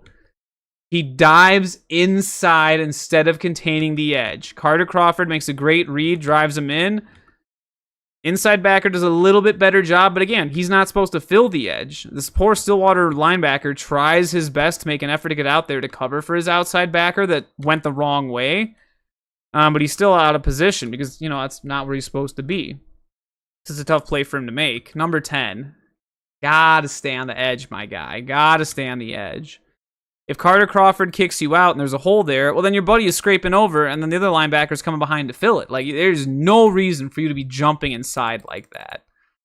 And that's the reason that Blast was so successful on the last play. And again, Lakeville North got more than 5 yards. All right, go right back to 35 or 25 Blast, whichever number. I'm going to call it 35 Blast. We're going to assume that Mr. Ripplinger is a 3-back. So go right back to 35 Blast. I want to say he's a 2-back, though. Okay, correct me if I'm wrong. So, with I formation offenses, normally the fullback is a 3, and then the halfback is a 2. Whereas if you're in a T formation, your fullback is the 2, and then your faster back, your running back that's offset, would be a 3. That, like, I think that's how Eden Prairie still does it. I'd have to look. I still have one of their old play call sheets from like 2019. Obviously, they're not changing their offense anytime soon. So, but yeah, I'm pretty sure that's how like an EP would do it. And I assume North would be pretty similar with their naming convention. So, yeah, I guess it depends whether they go the T route or the I route. If it is an I route, he should be a 2. And then the fullback would be a 3. So we'll call that 25 Blast again. Again, Mr. Crawford makes a great read out there. Sam Ripplinger adjusts. Middle linebacker has a great effort. And then the Pony defense does come up and fill. They still give up some yards. It's a first down North. They got over 5 yards. But hey, you know what? They're giving a little bit more fight this time. Just got to pull that number 10 out and say, hey, stop diving inside. You stay containing the edge. And even still, if you have a guard pulling out like that, don't dip inside of him. Once you see guard coming around, fight half the man. If he turns you out, backer's there to fill. All you got to do is hold your ground, attacking his outside shoulder and driving him in instead of going upfield. Attack that outside shoulder and turn him in and crash him down. Because then if Mr. Ripplinger bounces, you block shed, you make the tackle. If he tries to wedge his way inside, your linebackers are scraping over. Much easier way to make that play. Instead, outside linebacker dives inside, first down Panthers. Eesh. We gonna get a shift? They shift over. Yep. Defensive end shifted. We're in a 0-4-0 though, so we're back in regular balanced wing slot. Tight end is back on this side. So we're still in 13 personnel. We got 3 tight ends in the game. Single back. Poor number 12's out there doing nothing. They're motioning into double slot. Uh-oh. Now they're in classic Lakeville North. Watch it be a stretch out that way. Also, I got to give Stillwater some credit here. Where did their safety stack down to? He's finally stacking to the wide side of the field. He is not stacking down to the corner anymore. Did they do that these last plays and I missed it? I'm just going to go back and check. And nope. Okay, so their corner's still stacked down, or safety stacked down, corner's off. Same thing again. Yep, he's still stacked. Corners, I think that's actually the safety, and that's the corner. So corner still has his deep third. Safety is still stacked down there to the short side. At least there, well, and even then, there's only one, I guess, technical eligible receiver. Sure, the tackle's eligible, but Lakeville North's not passing to a tackle. Like, come on. It's Lakeville North. They wouldn't do that. You can't run dive 90 with a tackle. It's got to be a tight end. I guess I just gave Coach Vossen an idea. Now all of a sudden there's going to be a tackle dive 90 at the goal line versus Lakeville South, and they're going to score on it next season. If they do, I will buy Coach Vossen 1 appetizer of boneless wings at Lakeville Brewing Company. That was a blast again. So those last 2 plays, Stillwater did have the safety stacked to that short side, but finally they're stacking him down to this side. But who does it tell you that they're blitzing? If they're just stacking him, and if you're going to stack him behind a blitzing back, wait to do it until the snap of the ball. If you line up like that, you already know, okay, we're getting a cover 3 again. He's obviously blitzing, and then there. And if you have a guy blitz out there, you take the flat. 3 at that level, 3 at that level, 5-man pressure. I mean, easy stuff like that. But now if I'm north, I guess they're anticipating, like, okay, they just hit us with belly this way. Now they're going to want to run outside to the wide side of the field. If I'm north and I see this, which I think they did, because look, they come up, they see something, and Mr. Grossman's making a call to his O-line here. They called an audible. He's adjusting. Maybe they realize if you draw that line down the defense there's more defenders. 1, 2, 3, 4, 5, 6, compared on this side, 1, 2, 3, 4. Which side do you think North's going to run to? And it's not like they're unbalanced. They're in a balanced look, so yeah, I don't know about that one, Stillwater. I get the idea of stacking a safety down into the box against 13 personnel. You want more men in the box, but I don't know about where we're stacking them, though. We'll see. And then for some reason, North motions. Stillwater, they sort of shift over that way. They're still playing their same coverage. He didn't blitz. They bamboozled me. What was the point of stacking the safety if they didn't blitz? Wait, what was this play? It was a reverse. But they didn't block the... All right, number 10 has redeemed himself. He contains the edge. Oh, but he got a little bit too far upfield. Grr, and look, what does he do? He steps inside again. If he just contains the edge here and then attacks right there... He does a solid job, trips him up, corners come up and fill. That's actually a really nice job by the corner on this side. Linebacker's a good job getting over there as well. That's some nice hustle by the Ponies. And number 10 did make a good effort getting out there to try and stop that. North, I'm not sure about the call. I don't know. Again, think about who your opponents play. Stillwater has to play Forest Lake and Mounds View and Eastridge. I guess Mounds View isn't as tricksy, but... Forest Lake and Eastridge, both very tricksy teams. You got to be careful with those two. So obviously, trying to do trick plays against a team that is used to tricks, probably not the best idea. Especially this early in the game. We're not even halfway through the first quarter yet. It's like what I said with STMA last week in the STMA versus Osseo game. When STMA did that tight end delay pass on 3rd down, only like 3 minutes into the first quarter. Huh? And then you get in a situation late in the 3rd where you need to convert a 4th down at the goal line. The time to call that play, and you can't because you already used that card. And then they got lucky with a touchdown on it in double overtime. But it didn't work out for them because they just loved kicking extra points instead. Osseo had the stones to go for 2, and they got it. So, yeah, you got to be careful on when you use trick plays. It's got to be when an opponent least expects it, but a time that it makes sense, especially if it's something that's going to confuse 16 to 17-year-olds. Like, even if they're weary of a trick in a situation like that, that's when you bring it out. Like Rosemount running the Philly Special against Lakeville South to beat us in the 2023 regular season.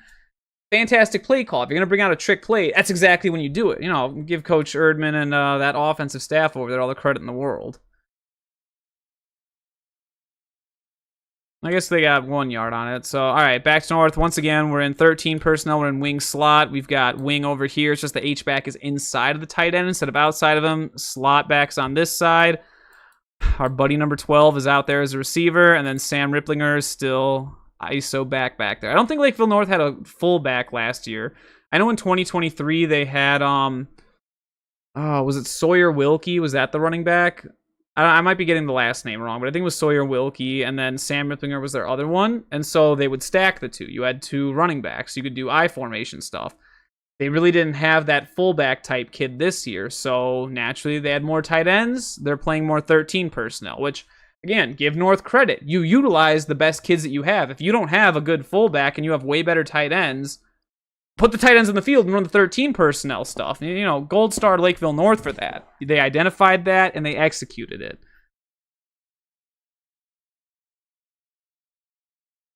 Oh, an orbit motion? And then they just run blast underneath. Man, this is looking like Shakopee. But again, putting the cart before the horse. What does Shakopee call before they call belly? Or I guess in this case it'd be blast for North. Rocket toss. Rocket toss sets up your belly. What has North not run yet? toss. You're running the play that toss sets up without doing the toss first. That's a problem. So yeah, I'm not a fan of that. And once again, you can see it's blast here. They go underneath. And Stillwater's not fooled by it. Because again, they're not biting on a toss. They don't know that you've run a toss. Have you ever run an H toss? Is that even in Lakeville North's playbook? I don't know. At least Mr. Grossman here opens the correct way. But look at the handoff. If you're going to do belly, like... All right, what play are we on? We're on play 21. Someone remember that for me, 21.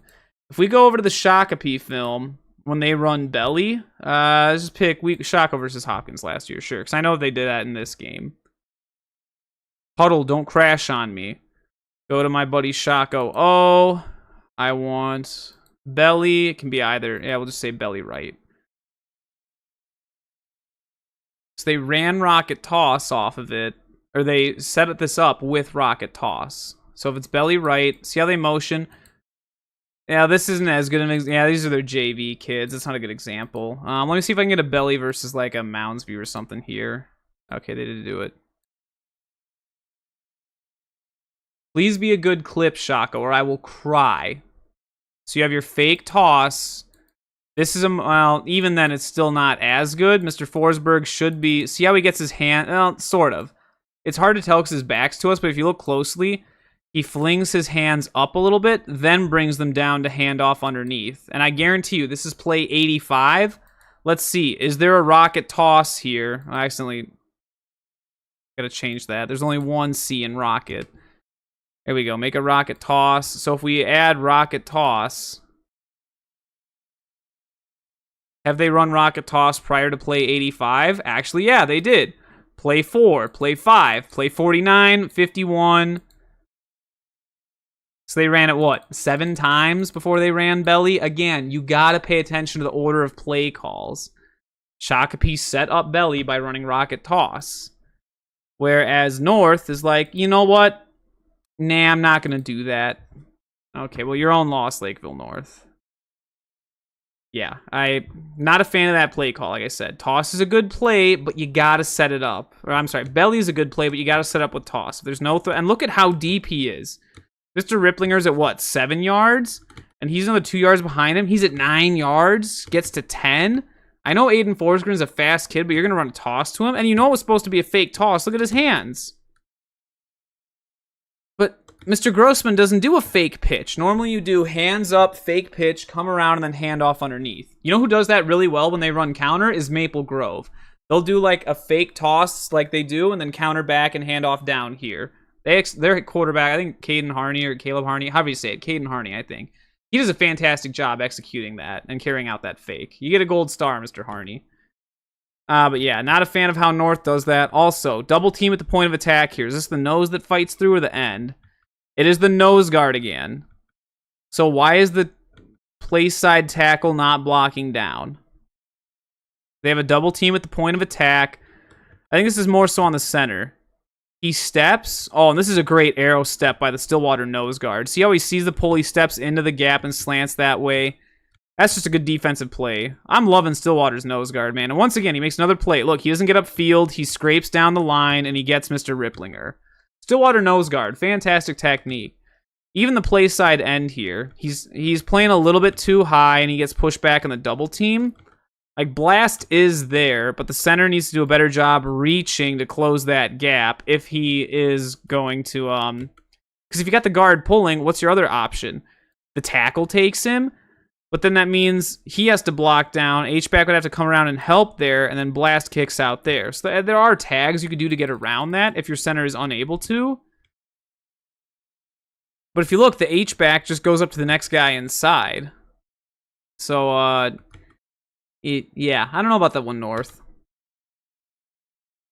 Again, and Blast is one of their bread and butter plays. Like, it's fine to keep running Blast, but you can't do a fake toss off of it if you haven't run toss. Kind of going backwards there with our play calling.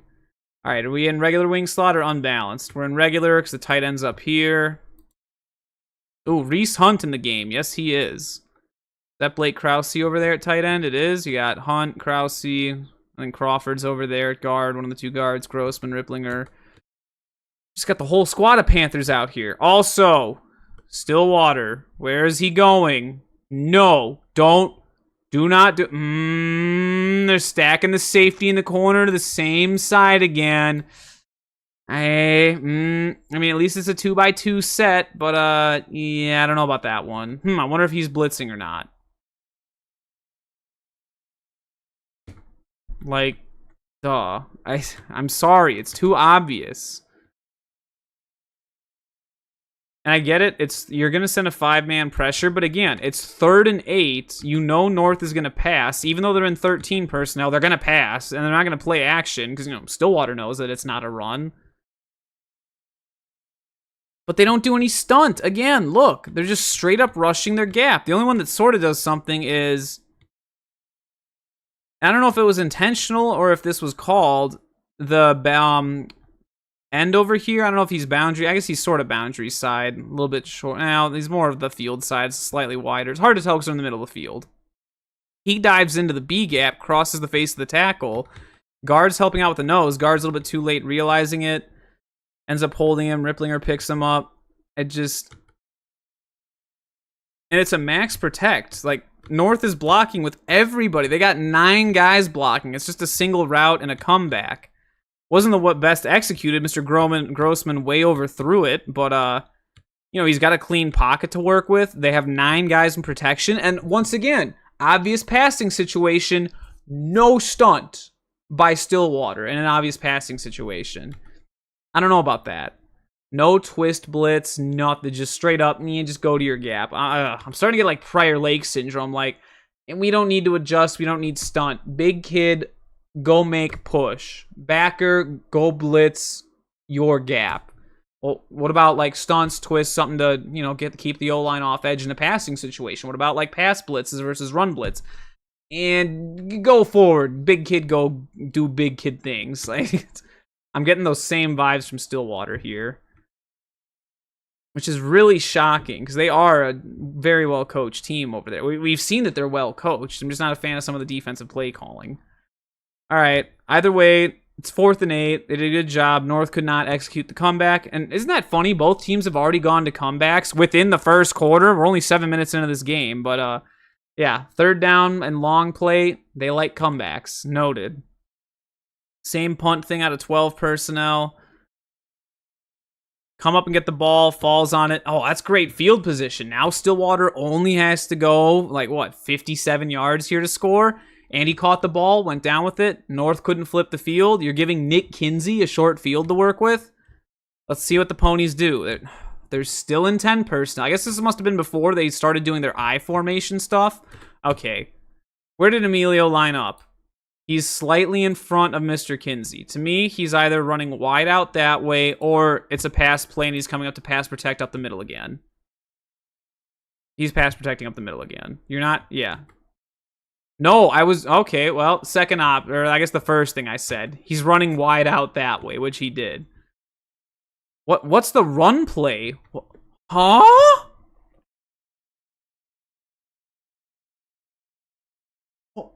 What? Okay, Stillwater, what?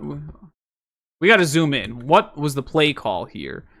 I know that they do a lot of inside zone and outside zone. It looks like, and you can tell it's zone blocking, so it is a zone play, because we see right here, all the O-line step in a direction. Are they reach blocking, though? These two look like they're reach blocking, so I want to say this is stretch, or an outside zone. But if it is...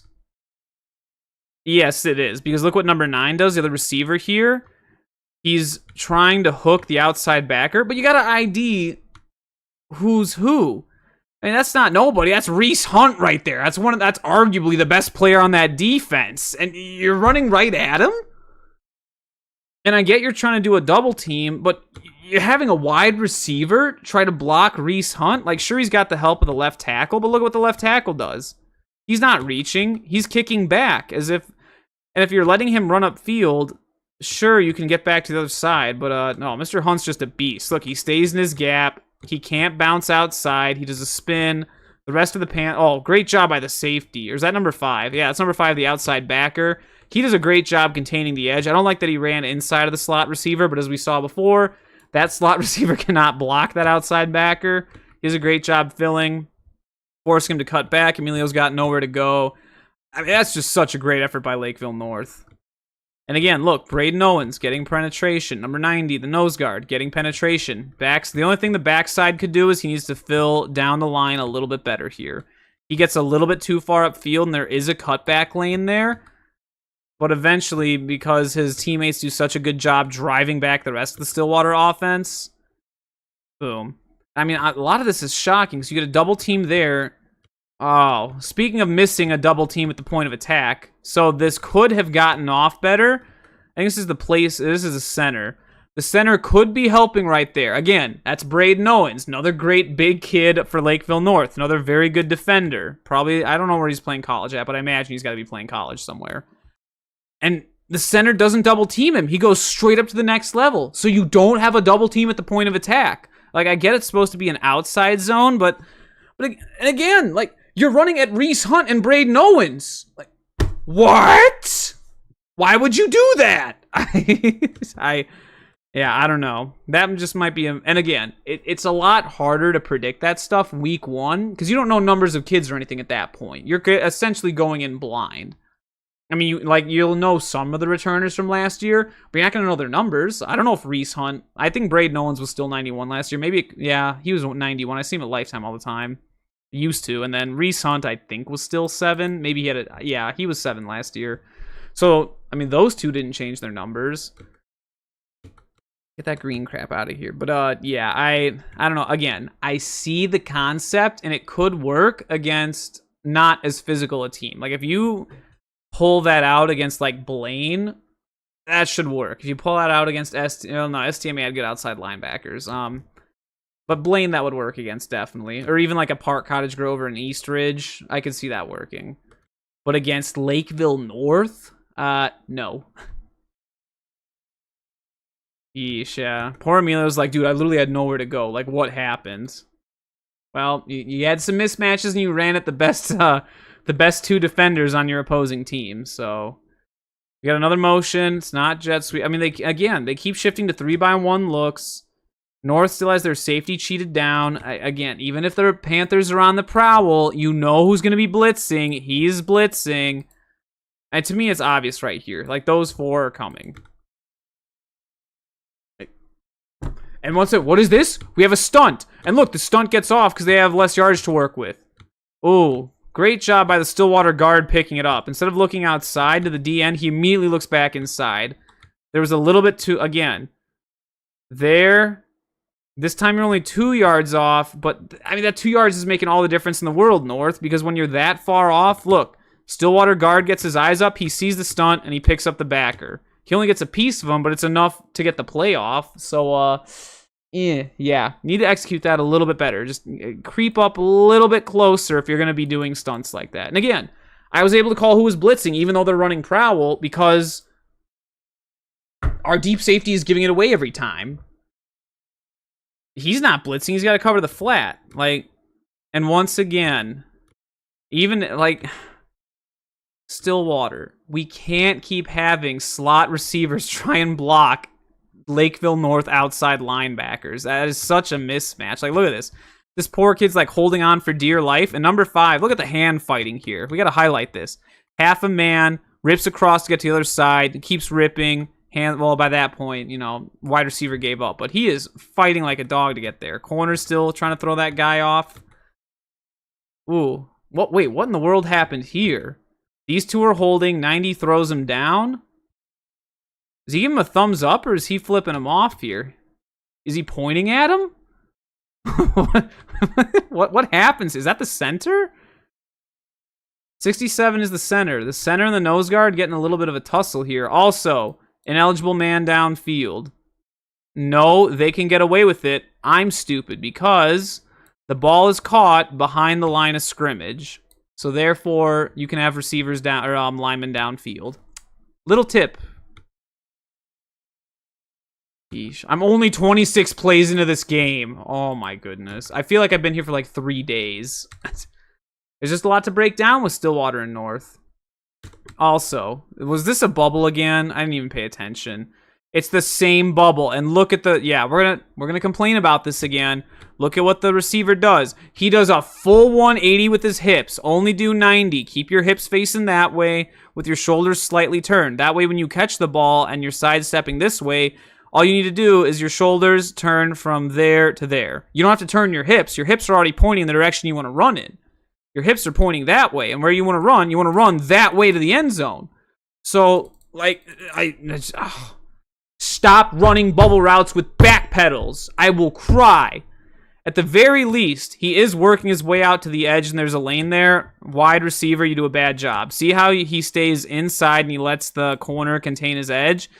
If he's going to do that, you got to drive him out to the sideline. I mean, he's sort of trying, but yeah. What would have been better is if when you get him right away, run outside of him, turn him in, and then let your buddy run out there. Because now it's harder for the safety to get out there than it is for the safety to fill there. Get him, turn him inside, and maybe if you get lucky, you can run him into the safety. Now you're taking out 2 guys. Now there's nobody left other than these 2 goofballs back here to chase down number 4 in the bubble. I mean, there's so many better ways that 6A teams could be running bubbles. I mean, we saw it with Forest Lake. We saw it with Blaine. We saw it with Osseo. And now here we are seeing it with Stillwater. Like, it just week after week. I don't remember if Eastridge or Park did bubbles. That was a weird game. There's a lot of GH counter in that game. Not run very well, but, you know, they did GH counter.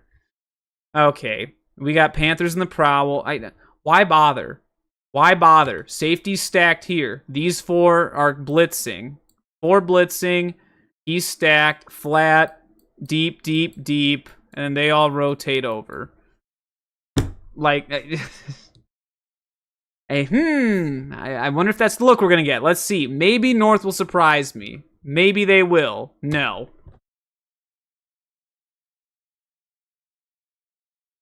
And again, North's not doing anything fancy. They didn't even do a stunt this time. See? Oh, and they call a screen. Nice. Oh, it's overthrown. It was there. Oh, North bit so hard. So again, when we're talking about like tunnel screens and running back screens, you got to do it against teams that are aggressive. Like, more passive teams, you can't get away with. Or if you're like Osseo, where you run 2 tunnels into the running back screen and pull all the defense in. That doesn't work either. But it's got to be against teams that are aggressive. Like with Hopkins tried to run that tunnel against Shakopee. Again, it wasn't designed the best because they didn't have anything to fool those inside backers. And they just did a great job scraping and reading the quarterback's eyes. But screens can work, and Anoka did this a lot when Blaine got overly aggressive. Blaine wasn't as aggressive, so you're not really able to execute a screen as much against them because their D-line just aren't that good at attacking. Whereas here, those Lakeville North kids are studs. They want to go destroy Nick Kinsey. So I really do like the play call.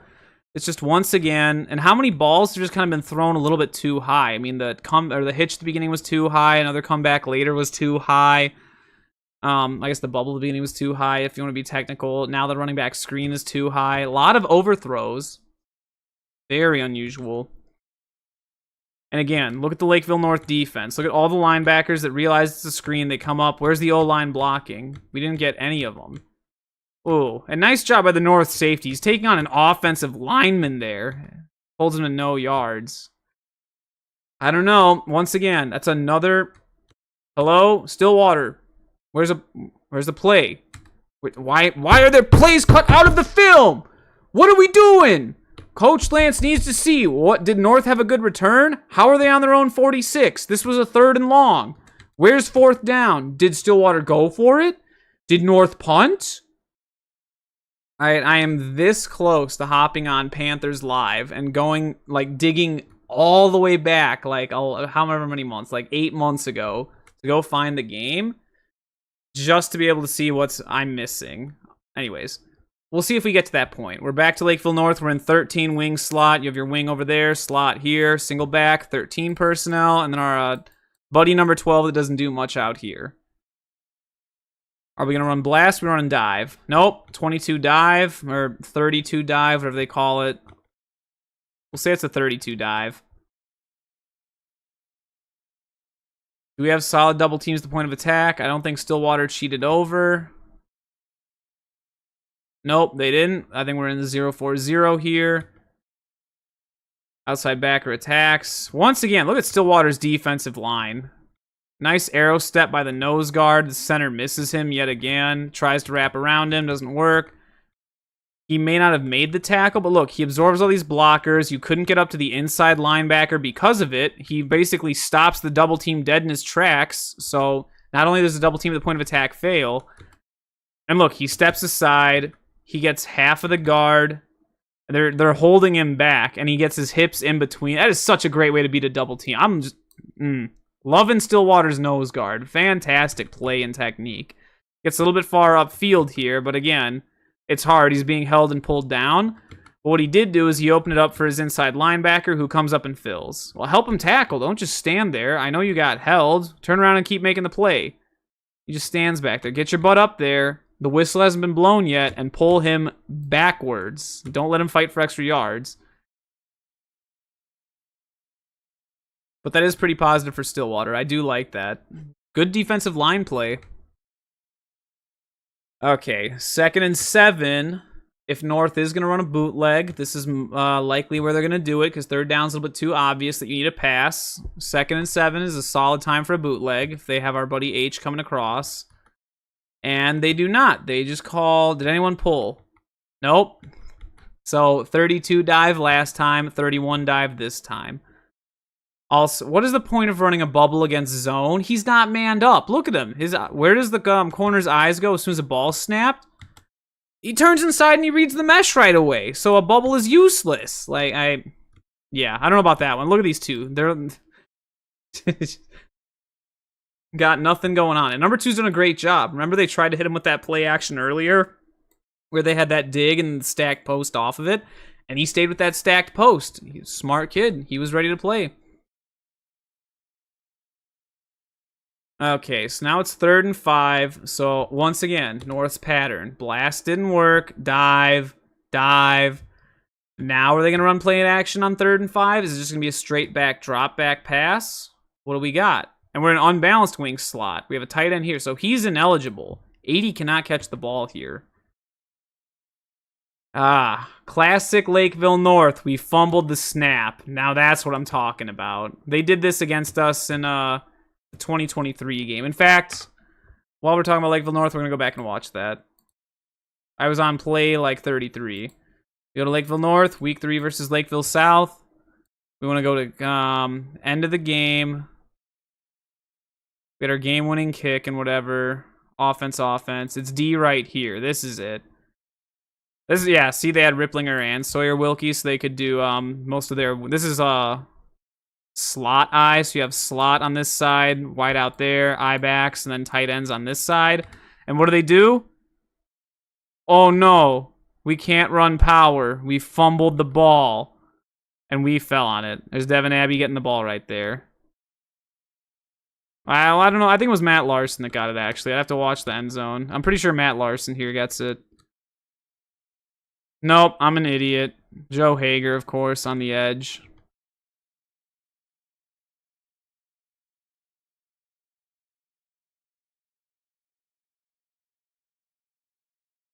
Yep.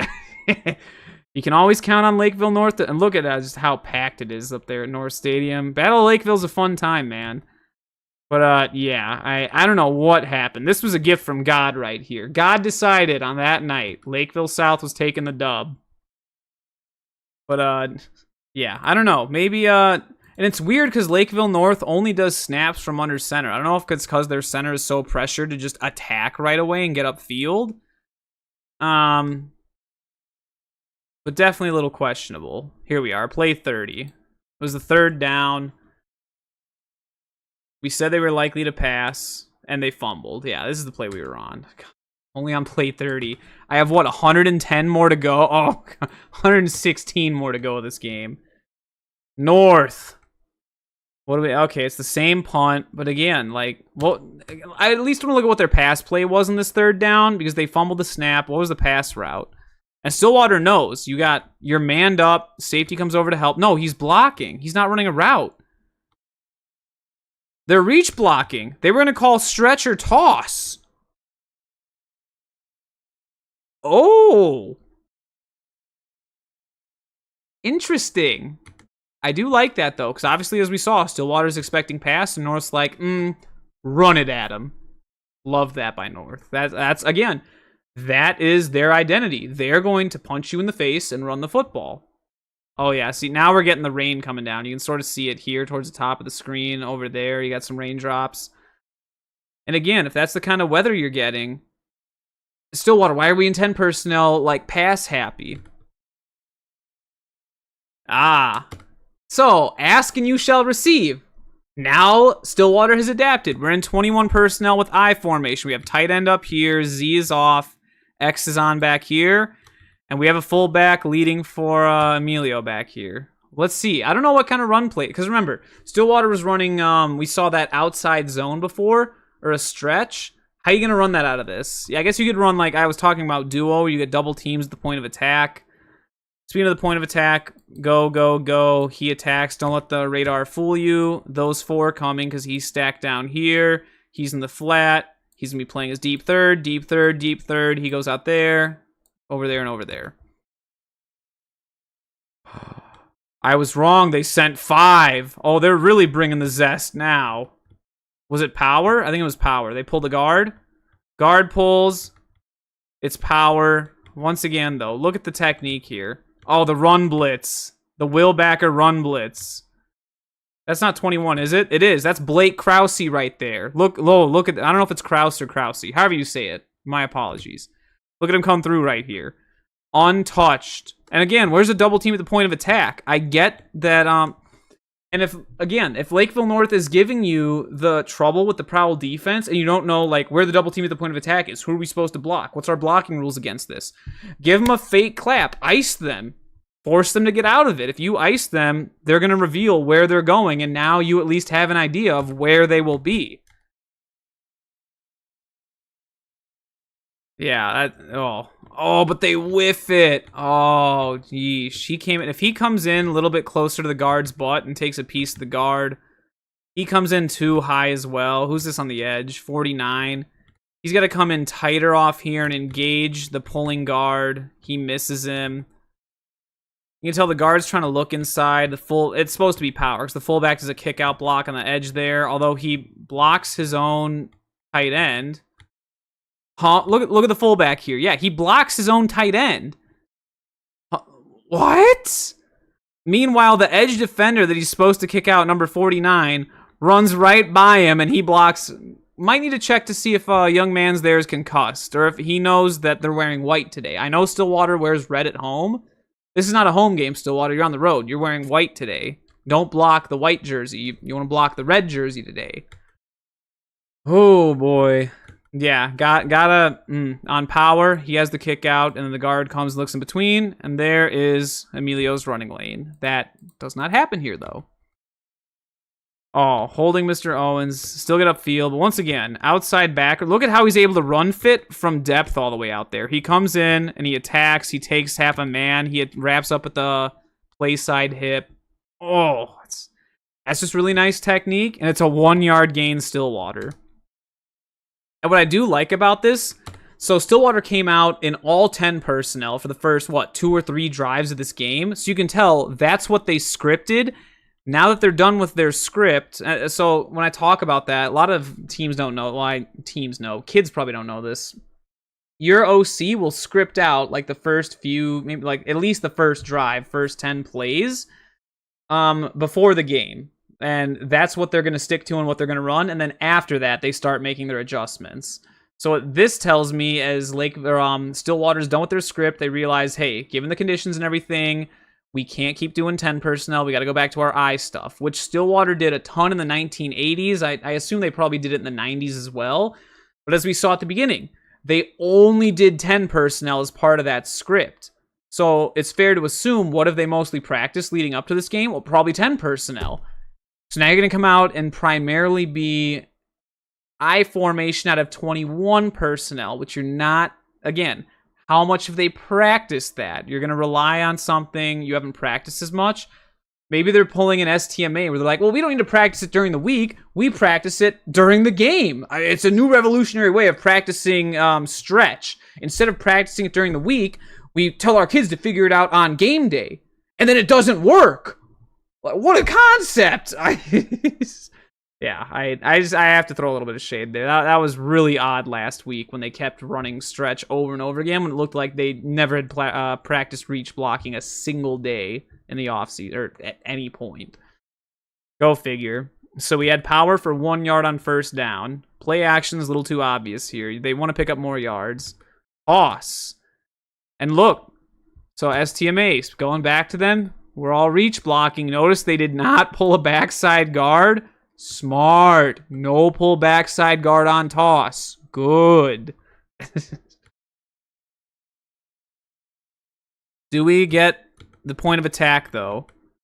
Okay, so outside backer's working up. Yeah, not really a solid block, but it's just enough. He realizes, the tight end, that he can't reach the outside backer, so he turns him and lets him run upfield a little bit. There's a little bit of a hold right there, but that is pretty solid. Number 5 does not do a good job. He runs too far upfield. Watch. See how he goes up? You need to come in, not up. Especially since, like, what are you doing to go up there? I get that he's probably expecting Toss to go out here. Emilio's just got great field vision. Way to come up there. Oof. Poor center. He's just getting a face full of Braden Owens right there. That's, yeah, that's a big boy to try and block. Does a great job reaching across, but again, if you watch, Mr. Owens gets a little bit too deep right here. Playing high. He gets a good push, but he's too deep. You gotta scrape, come across there. If he does his job and flows down the line at heels depth, he has a TFL. Mr. Krause does a good job getting over, but again, he's reaching. It's a solid job. Like, the Stillwater guys are getting to who they're supposed to block, but then if you look, they kind of stop their feet from churning, and then they just backpedal or stand there with them instead of continuing to churn. And where's the double team at the point of attack? You could have had a double team here, but the tackle literally doesn't. Look at this. The tackle refuses to double team and tries to go up to the next guy. You got it, especially against North. I mean, that's Blake Krause. You got to double team him up to the next backer, and then you'll do good. And they don't really even get to the next backer all that well. Who gets up there to him? The fullback? Yeah, then the fullback gets to him. Who are we all supposed to block here? I don't know. It just looks like a broken play. And it's not like North's not in their probable defense here. Also, once again, North's making it very obvious who's coming. Like, oh boy.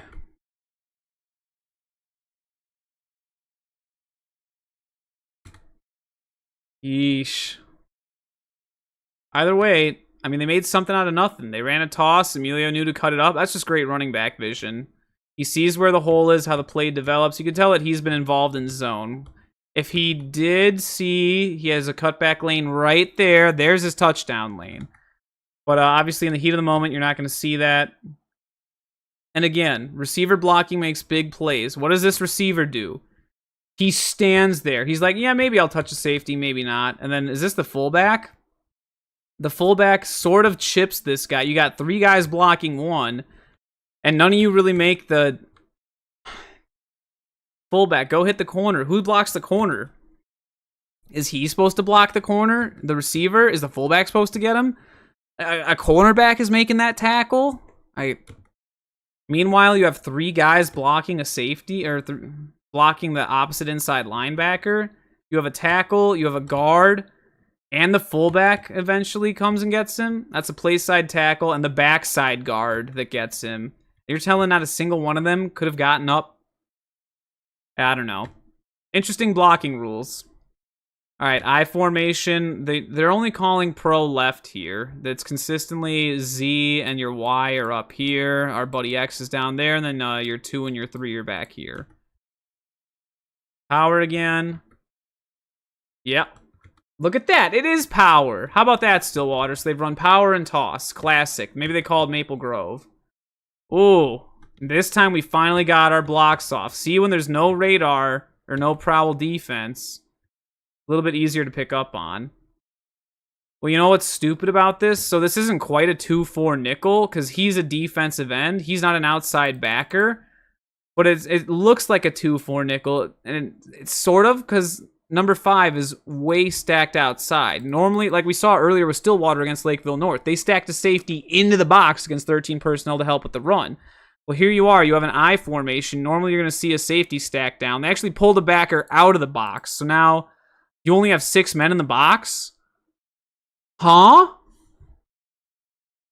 Because the safety's out. He's out. That leaves 6 here, and then 1, 2, 3 for DBs. Yeah, interesting tactic there, Lakeville North. I don't know about that one. Also, why is...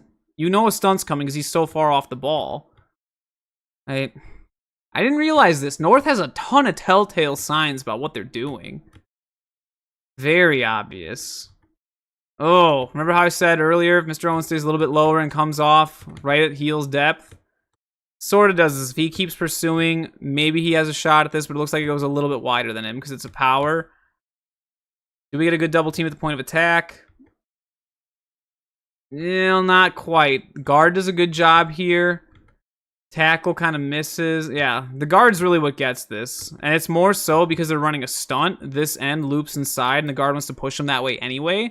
So I think it's just a badly timed, like, passing stunt.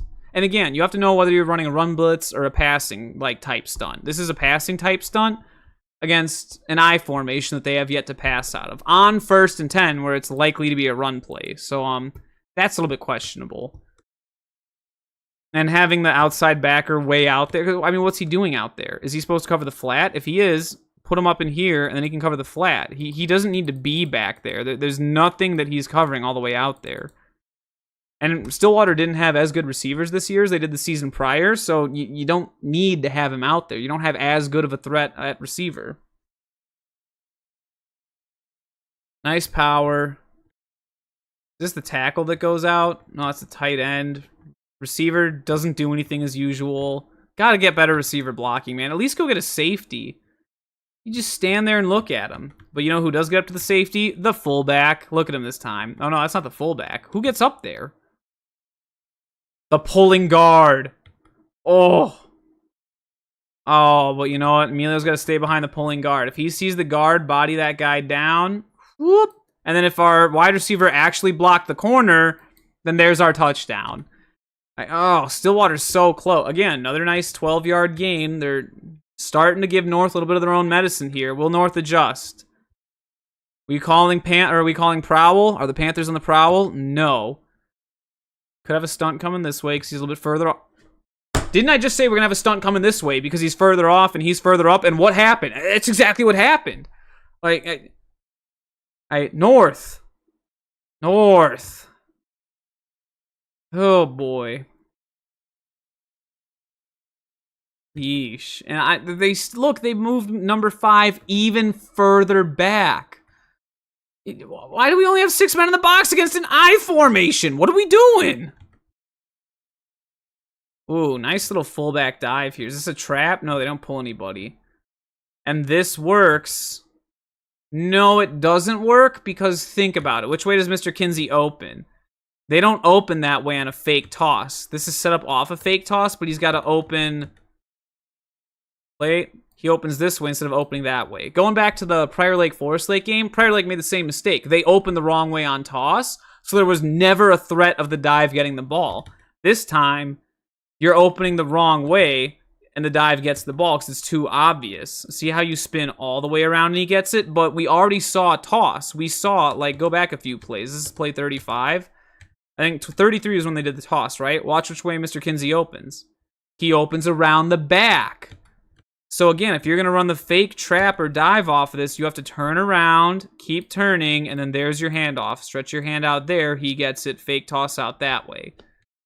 So yeah, the execution on that definitely could be better because as is, that play fake should not work. And it does, well, it's sort of. Number 90 gets too far upfield. That's more technique than it is the play. Linebackers do a good job filling. Look at them. None of the 3 are fooled by the... Well, he is. Reese Hunt got fooled by a fake toss when the quarterback opened the wrong way. Is he even looking at the quarterback? I don't know where his eyes are, but yeah, more so on the running back. Strange. He opened the wrong way for toss. He opened the wrong way for a toss fake, Stillwater. Wait a minute. Was there a fumble? What happened? He must have fumbled.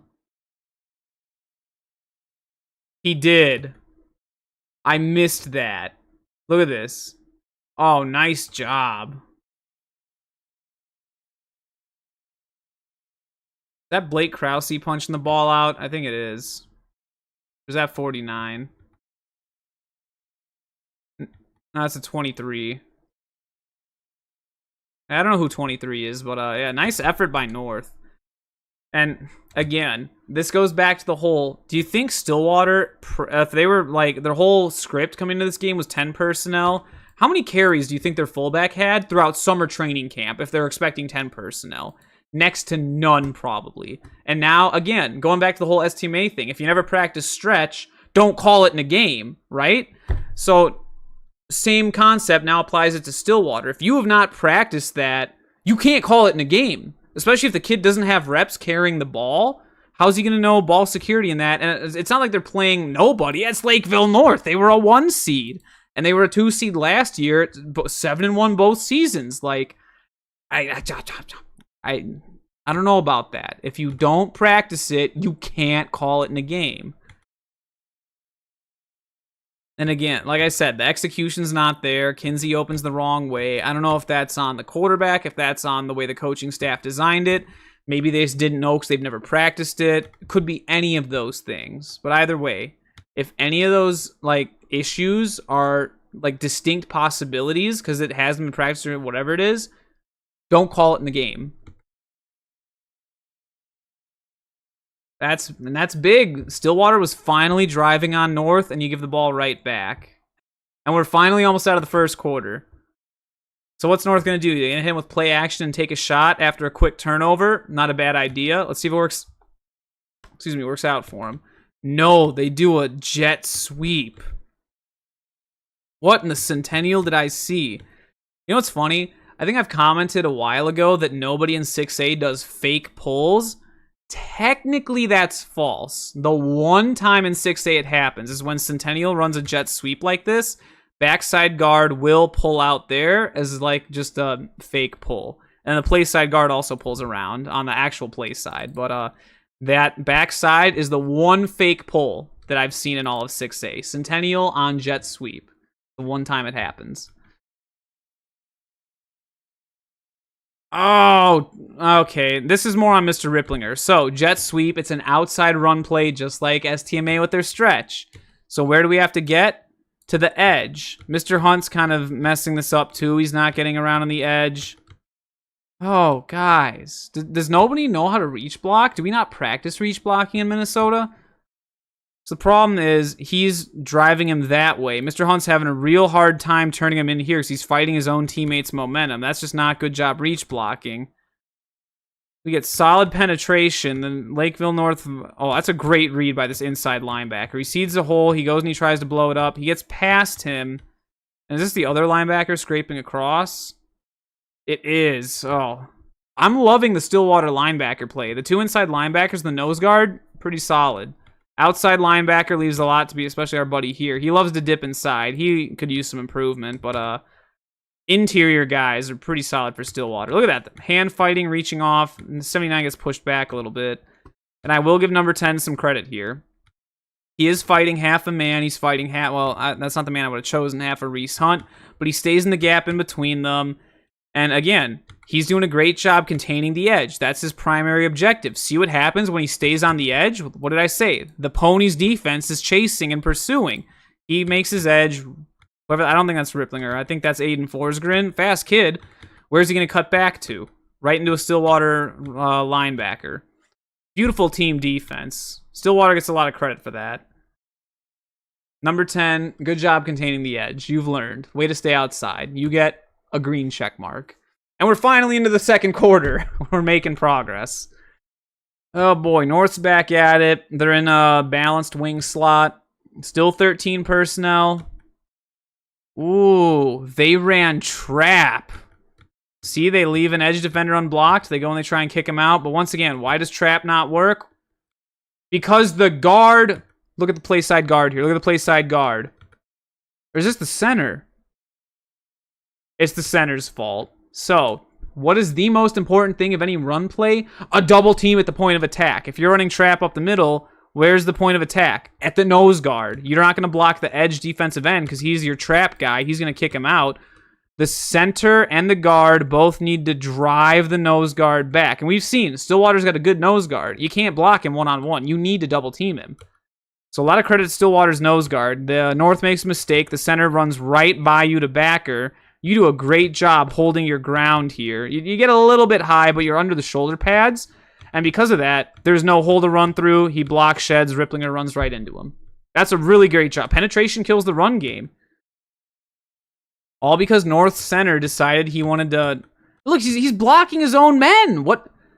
North, have we... It looks like they've never practiced trap before. Maybe they're like, oh, Lakeville South runs trap. We want to run trap too. You got to know how, though. I mean, like I said, your center does nothing on this play.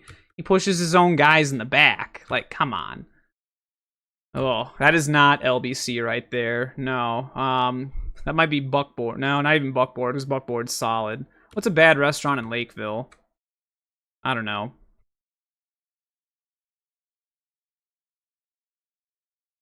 McDonald's. We got that nice LBC bacon patty melt trap at Lakeville South. Lakeville North has like the McChicken. Expensive no, not even that. They're probably like the Walmart like great value brand ground beef burger. Ugh. That's their trap. And once again, we're in 3rd and 10. You've got Lakeville North and 11 personnel. Are they going to come back to the sticks on the one wide receiver side? Maybe they will. Let's see. But if you get Lakeville North and 11 personnel, same thing with Prior Lake. If you get those teams backed up into 3rd and long and they have to come out in 10 or 11 personnel, which they're not like ready to do, they don't practice that a whole lot, you're about to give them the zest. And if they do try and... someone didn't know what was going on. Or we saw the play clock. How much play? Oh, yeah, they must have seen the play clock. Look, when does this previous play end? 5 seconds in? And then there's only 5 seconds left? Oh, yeah, he's looking at the play clock. He's like, crap. That play clock's toast. That's over 40 seconds. Yikes. Come on, North. I know we chew up play clock, but we got to know the play call. So we burned a timeout to save the 5 yards. No, okay, so they're still in slot twins. You've got your H-back on this side, X receiver up top, twin receivers Z and Y down at the bottom. Are they going to do a comeback out there to the sticks? I don't think so, because Ripplinger's over. Well, now he moved, so they could. I doubt it's going to be GH counter or run play. It's got to be a comeback to the sticks. It's got to be a comeback to the sticks. No, it wasn't. They ran flood. I don't believe they did. No, they sort of ran flood. What did they ran? Like a post, a fade, and then a cross coming underneath, and then a fade on the backside. Nice job by the Stillwater inside linebacker. He just gives him a nice little shove, throws Aiden Forsgren off, and that just messes up the timing. What do we got for a blitz? Are we shifted over? Yep. We're calling an overfront. We're in a 5-1-3, and then he comes up and he's playing a 7 out there. That's real nice. Way to give him a new look, Stillwater. Again, there's no stunt and an obvious passing down. I'm not a fan of that. And once again, the pressure doesn't get there at all. This is more so just Mr. Grossman. Why is he backing up? Why? Step up into the pocket. What? He rolls out? Huh? Look, oh my goodness. Look at the clean pocket. Look at the clean pocket. Look at those Lakeville North offensive linemen with their nasty pass protection up the middle. Step up in that pocket. I get that he spins around. Oh my goodness. Pass rushers, we don't do spin moves. Spin bad. Yeah. And good job by the Stillwater linebacker. He realizes, oh, he's rolling out. I got to spy him. Let me go apply pressure. Forces a bad throw. Stillwater gets off the field. So there could be a few things that Stillwater does to improve. They're playing it a little bit. What happened? I was going to say they're playing a little bit conservatively, but am I missing another play? How do we get a first down? Is there a fake punt? There's got to be a penalty. Oh, there is. What do they call back here? You're joking. They called roughing the passer. Is Grossman on the ground? Yeah. Oh. Oh, why did we knock him down? Ball's way out. Yeah. You got to just run past him at that point. That is a boneheaded penalty. Well, I guess Stillwater's not getting off the field. Penalties, turnovers, and kicking game mistakes, man. 3 fastest ways to lose football games, and that's a free 15 yards off of a penalty. Now we're in wing slot. Lakeville North's going to go right back to running the football, aren't they? No, I fell for it. They ran boot. There he is coming across.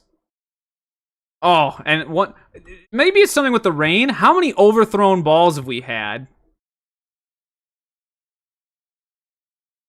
That's a good job by inside linebacker Stillwater here, because the outside edge guy blitzes. H-back's coming on an out pattern. Yeah, he's got to know, like, oh, my guy left me. I got to take him. But number 5 does a solid job trying to fight his way back there. He doesn't quite get there, and that could have been completed, but thankfully it was overthrown. We got enough pressure on Mr. Grossman again. Disrupting his rhythm. North. And again, you can see, look at how wet it is. Look at the shine up there on the stands from all the rain and everything. We saw the rain earlier. Like, you can see it. See how you've got, like, this weird... not like flashing, but like little kind of staticky type thing up here on the screen. That is rain, okay? It is raining. Why? And Lakeville North's a run-heavy team. Why are they passing so much in these conditions? Like, maybe their thought process was, Stillwater doesn't think that we're going to pass the ball in these conditions, so we're going to pass the ball in these conditions. There's a reason they're not expecting you to do that, because it's not smart to do that. Wow.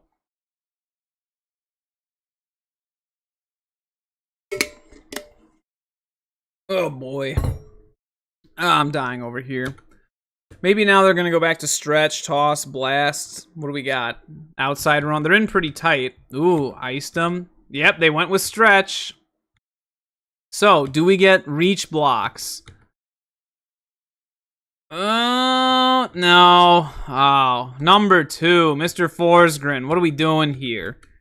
Again, if it's stretch, it's just like STMA. We just don't know how to do it. You got to get around, fight half the man, and reach block his outside shoulder, and then drive him back inside. And I know Mr. Forsgren can do that. Get out here and push him inside. Instead, he like hits him with a swim move here and lets go of him, and then Sam Ripplinger runs in between the two of them. Like, if you see the hole develop, it's hard. Yeah. I gotta give outside backer credit here. He does a solid job. Also, number 10, or that's 11. Yeah. I like outside backer. Solid job here containing the edge. You do a good job fighting across him. You're maintaining your gap. Force him back inside. And again, once he's forced back inside, Pony's defense is pursuing. Is this the nose guard again that sheds the block? It is, dude. Ah, but you're throwing him forward. No. Stillwater's nose guard did such a good job fighting and pursuing here.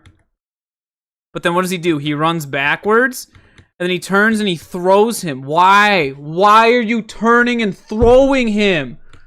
Look at the size of Stillwater's nose guard. Look at those quads. Look at those quads. Look at his quads. No man with quads that big should be throwing someone. You've got him right here in your wheelhouse. Drive him back. Squatting, deadlifting, leg press, split squats. Like, ooh. Use them legs. Like, your hips are like the strongest part of your whole body.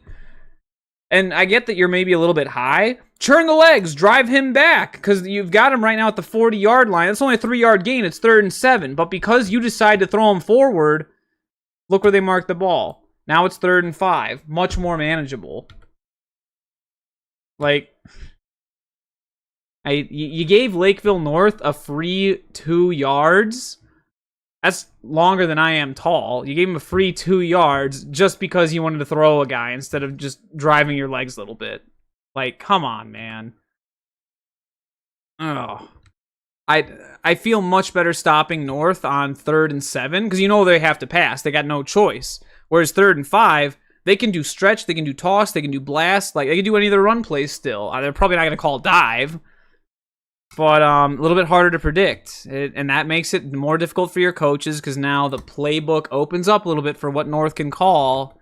It just, again, All because a nose guard decided to throw a kid forward instead of driving him back. Oh. Oh, we called. Lakeville North ran GH counter. Huh? No, they did.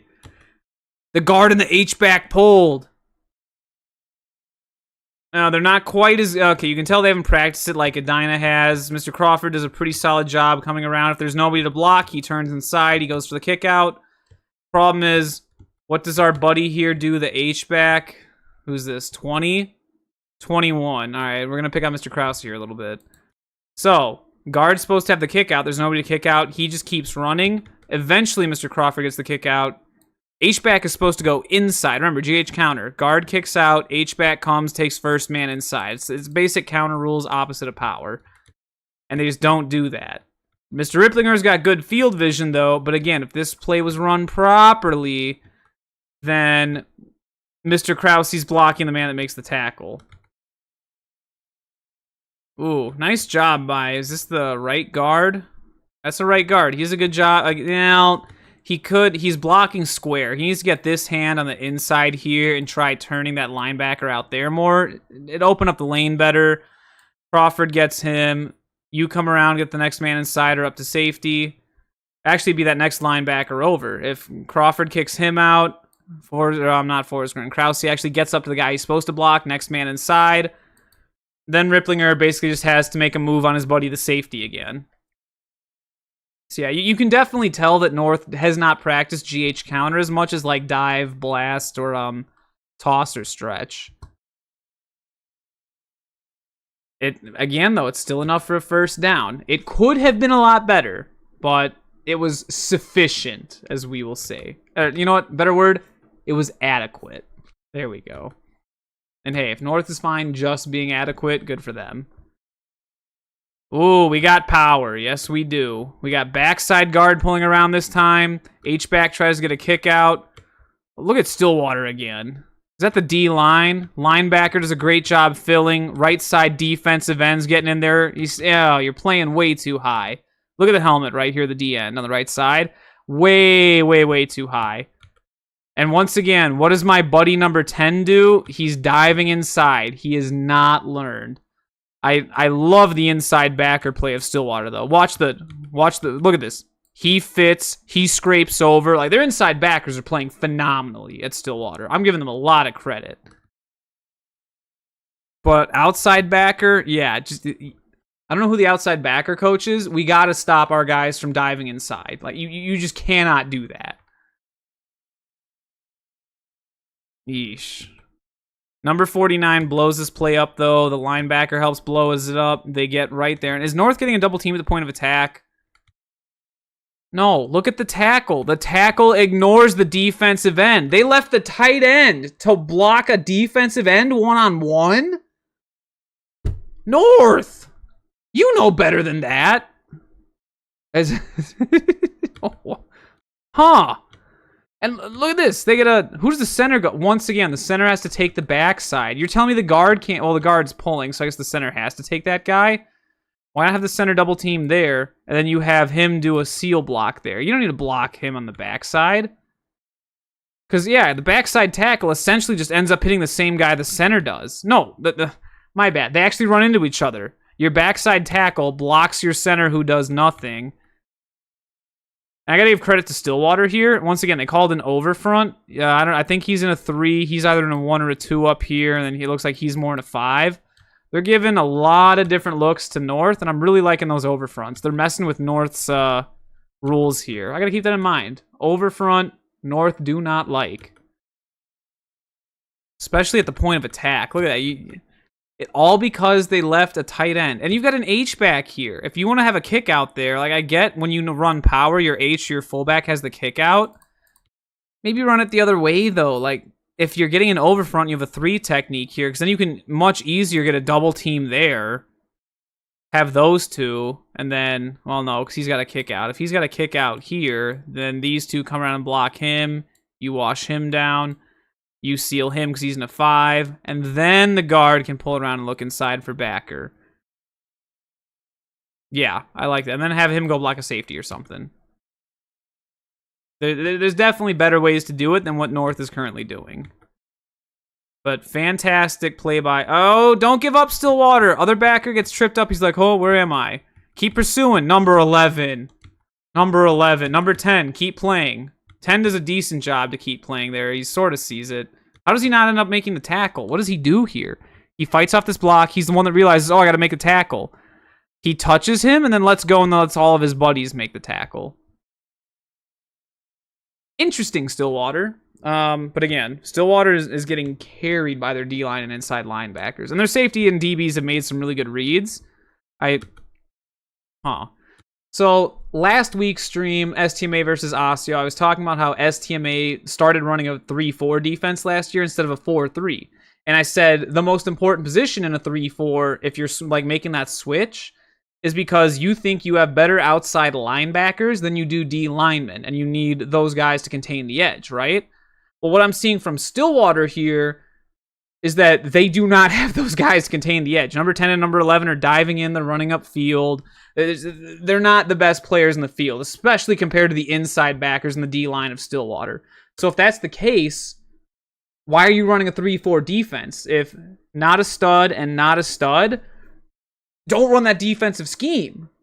Like, I don't know.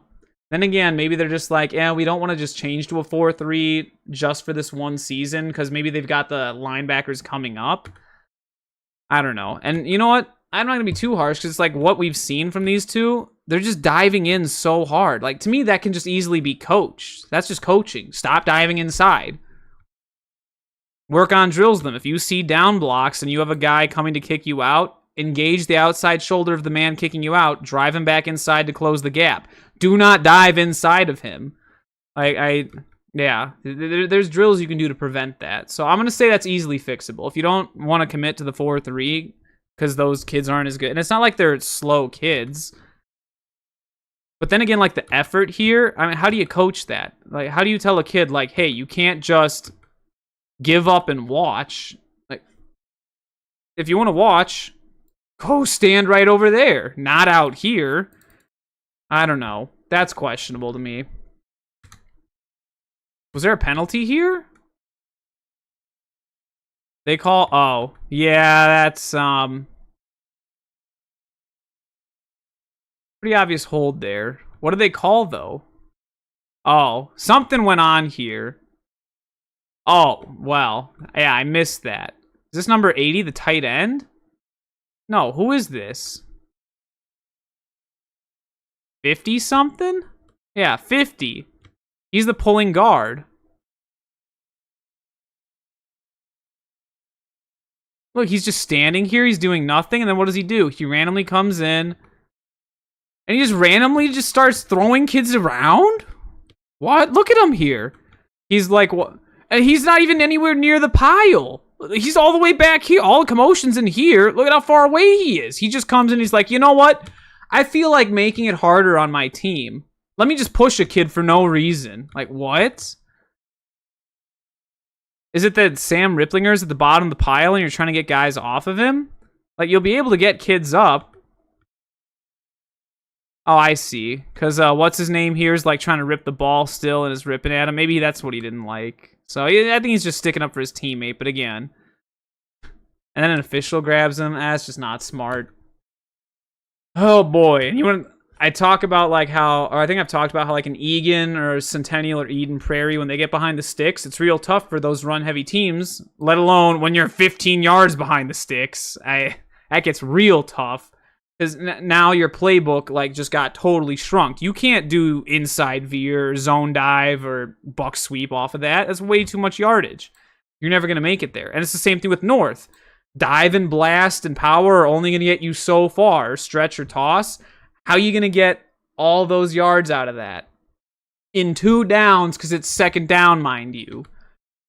Oh, boy. And if you run, they're going to do boot. They have to do boot. They're going to do a fake run this way. He's going to come out. He comes across out in the flat. That's what they love to go to. They have to do it. They have to do boot. They have to do boot night. Oh! But no, they didn't. Reese Hunt didn't go in the flat. Why not? because they ran a post wheel the other way and Grossman wants the post wheel. That's actually really smart. They fooled me because they set it up as if they're running that special boot play that scored a touchdown on us last year, but they have the halfback coming out of the wheel. And once again, number 11, nice job. You may not be the best at run fitting and you love to dive inside, but oh boy, when there's pass coverage, you stay with him, man. The only problem, though, is this zone coverage? What does the corner do? Oh, corner. No. Well, eventually the corner realizes, oh, crap. And again, cover 3. It should be covered. This is the whole point of that post wheel. If I go back to what I drew up a week or so ago, so here we go. This is just out of 3x1 set, but it's the same concept against the cover 3. The post is running to the middle of the field against your deep safety. Deep safety should have that covered. And, you know, switch these two. This is actually supposed to be a corner and then a safety stack down here. I had that drawn up like ASIO, or STMA. This is how North is doing it.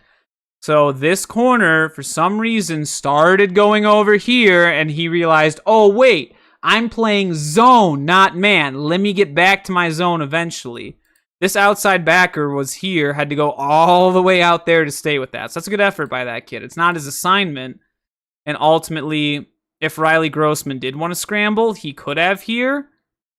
He's got a nice running lane because that outside backer, once again, didn't do his job. But thankfully, the other guy over here, is that the other outside backer? It is. Number 10 actually is chasing him down. Could have taken a better angle.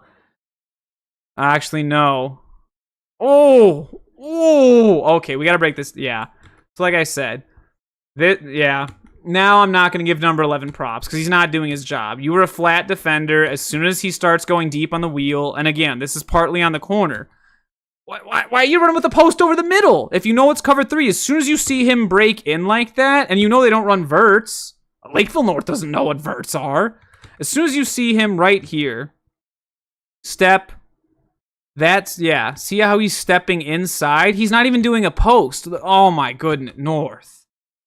It's a curve. What is that? Where's the sharp cut? I'm especially surprised. Surprised Stillwater fell for this. Maybe they're like, high-level idea. Maybe North knew it was a cover 3 and they purposefully coach it to be a curve like that.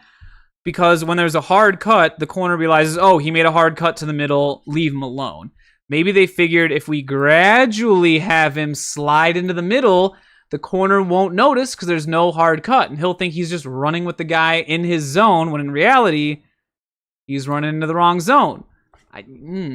If that's really what you were thinking, North, I will give you credit for that. You just earned 1 free scoop at Dairy Delight.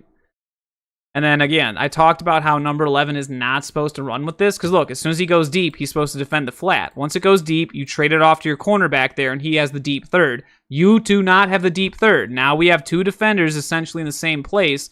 You're supposed to contain the edge. You can't contain the edge when Mr. Grossman rolls out. You should have had a sack on this play, but you don't because you decided to run with the wheel route that was not your responsibility. That was the corner's responsibility. As soon as it goes, you see him, you take him. As soon as he runs past you like that, you turn around, now you come attack because you are a flat defender. Once you start running away, you're no longer in the flat. You have left your zone. Zone is zone. Stay in your zone, and quarterback rolls out, he's coming to your zone, go give him the zest. Do not run with the wheel route that your corner already is going to pick up. And corner, don't fall for that crap. You're playing cover 3. Stay in your zone. If Stillwater stays in their zones here, Riley Grossman doesn't get any yards, and now it's 3rd and a mile. But they somehow gave up a quarterback scramble. And I know Mr. Grossman's a very nice quarterback. He is not revered for his downhill speed. Oh, and then I got to pick in the Stillwater corner more. So not only did you vacate your zone, watch. You stop 5 yards away. And what does Riley Grossman do? Ooh, here comes the boom. Ooh, he threw him back 9 feet. Look at it. He goes 3 yards backwards. He hit him 9 feet back. A quarterback drove you 9 feet. Boom, on 1 hit. Look at this. Boom. Oh, do it again. Boom. That's 9. Yeah, mine's too long. That's 9 feet right there. 3 yards. Ooh. Ooh. What are we doing? And again, you have a chance to come up and hit a quarterback. He's not protected here. He's out and he's scrambling. You're not going to get roughing the passer. He can't pass. You're going to come up and hit Riley Grossman and you're going to stand there and let him with a full head of steam pop you? And he stays in bounds. And look at that. Look at what it does for the team. Look at the morale. That's leadership right there. And that's culture. North is fired up.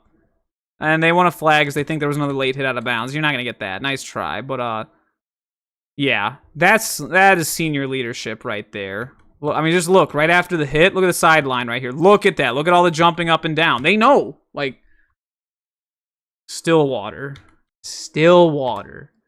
Outside, and again, it comes back to outside backer. We got to coach those outside backers better if we're going to run a 3-4 defense. If we can't, or if they're just not up for it, if you don't have the right kids for it, we're changing to a 4-3 defense. And Stillwater's got a ton of kids, right? I want to say, what is their enrollment? I think they're 9th overall. They're 9th or 10th. They're like right there with Shaco. And down here, enrollment by enrollment.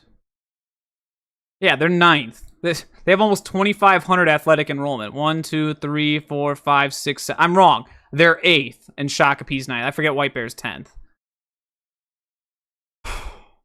Wow. You're going to have plenty of big kids there, Stillwater. I'm sure we can find enough linemen when we have that many kids in our boundaries.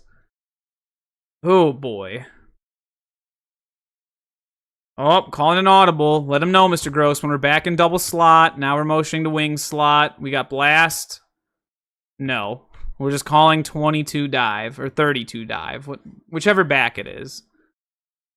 Oh, but what do we mess up this time? There's a nice double team here. Once again, Stillwater's in kind of a... I mean, it's a good call, because look at how far apart these two are. But who do we leave unblocked? Why? No. Oh my goodness. Stillwater nose guard? You're getting even more credit. Look at how he breaks this double team. What is Crawford doing? Look, he touches him and he's like, you know what? I'm not going to block you. And then he turns around like, oh wait, I was supposed to block you. And then he gets knocked over by somebody else. Like, what? If we're double teaming him, we got to double team him. Look, both the tackle tries to drive him into the guard, and the guard's like, no, I don't want to touch him. I ain't touching that dude. And then he blows up. He doesn't quite blow up the play, but he forces Mr. Ripplinger to bounce it. And once again, what is my issue? Like, the D-line, that was some fantastic play there. That's good technique. They're fitting.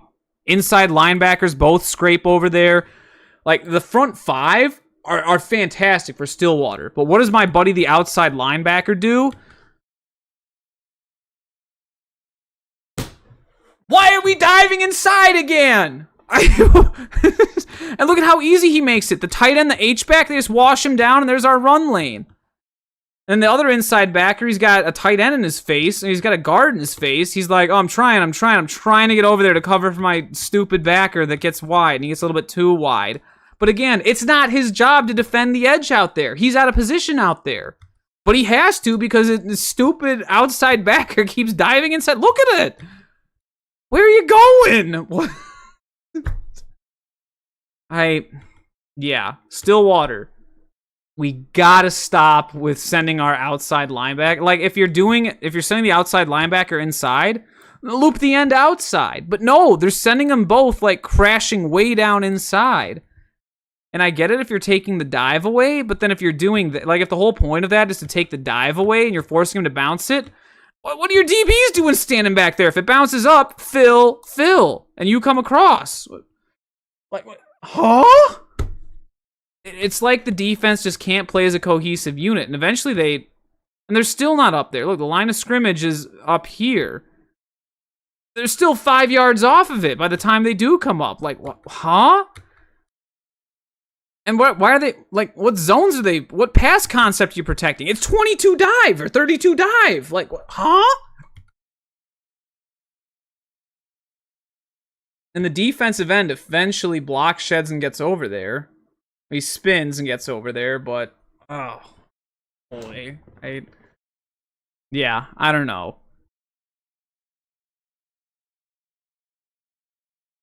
Ooh, and they do a good job cutting off the other inside linebacker. Look at this job right here. Play side guard gets over there to him. That's pretty nice. And the center gets up to the other backer. North does a great job getting to the second level. Take note, Blaine. If you're going to go, you have to double. Well, I don't want to say take notes, Blaine, because Blaine just couldn't double team. They went right up to the second level. North is sort of doing the same thing. They're at least getting a push, though. Blaine would just touch the guy and get no double team at all. Like, they desperately needed some double teams to get off for their inside zone. Oh, yeah. I mean, Stillwater got the stop. Also, interesting call. It's 3rd and 9, and they called 22 dive. Again, I think they're trying to catch Stillwater off guard. Stillwater's probably expecting a pass or a bootleg here. So I do like what... I don't know if dive is a play I would have gone to. If I know that an outside backer is diving in like that, blast might be what I would go to, or toss. Another good idea. And I'm surprised that North hasn't called more tosses this game. If you constantly see these goofballs diving in, they're your edge defender. And we've seen these guys, they like to play pass coverage. They're not coming up to hit within 5 yards. Go toss out there. Your edge defender's taken care of. You can block the corner. These two don't want to hit. I guess none of these four want to hit. Like, where's toss? North, where is toss?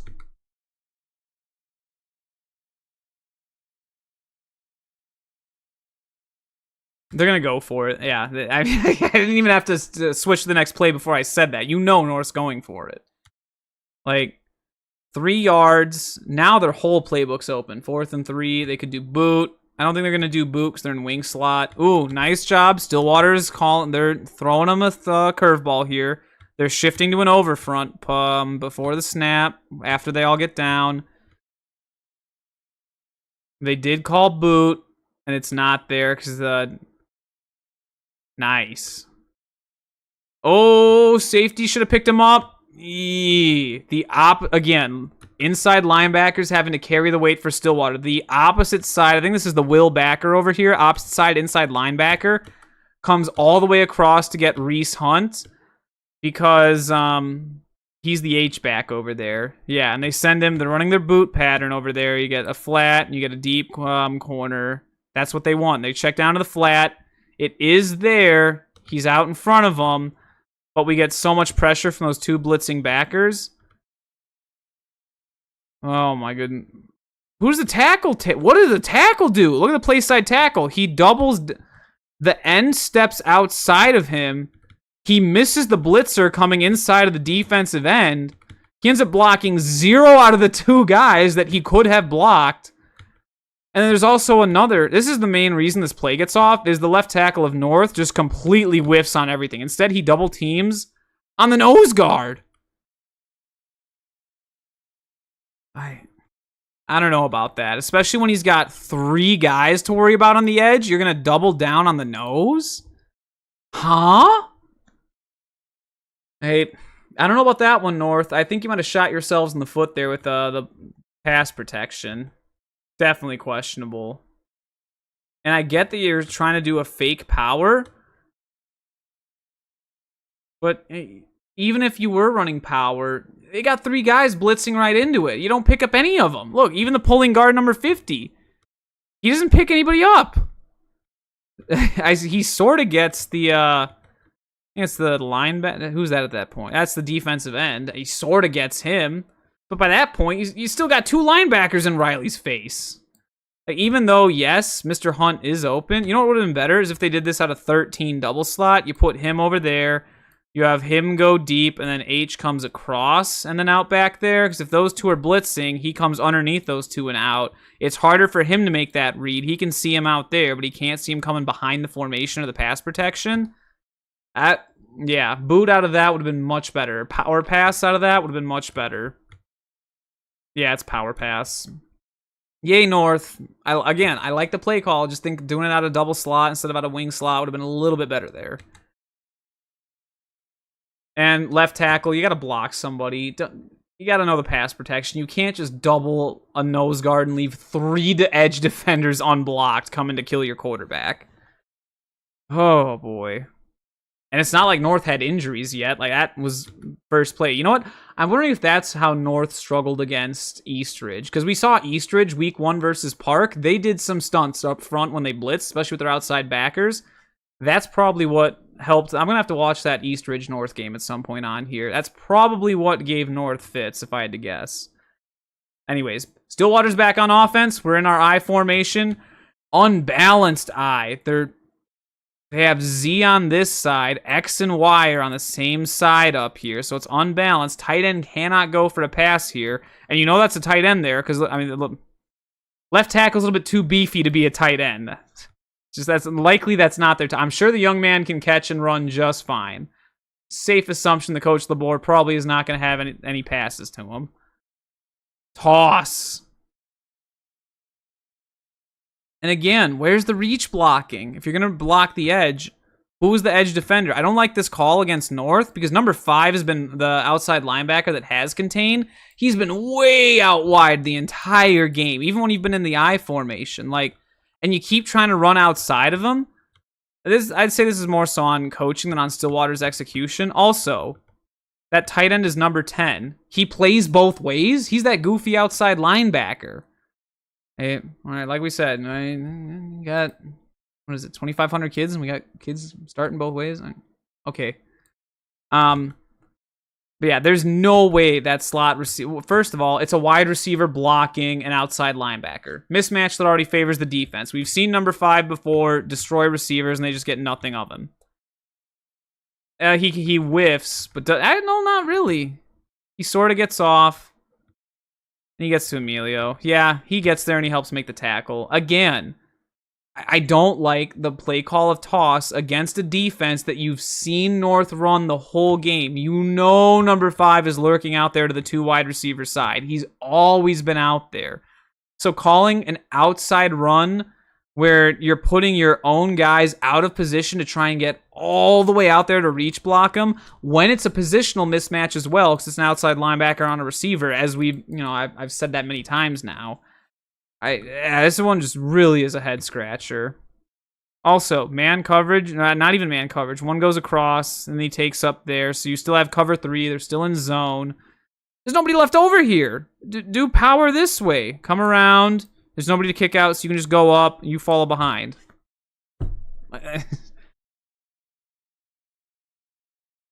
Also, I was just looking to see if halfback pass was here, but no, because where does the Stillwater receiver go?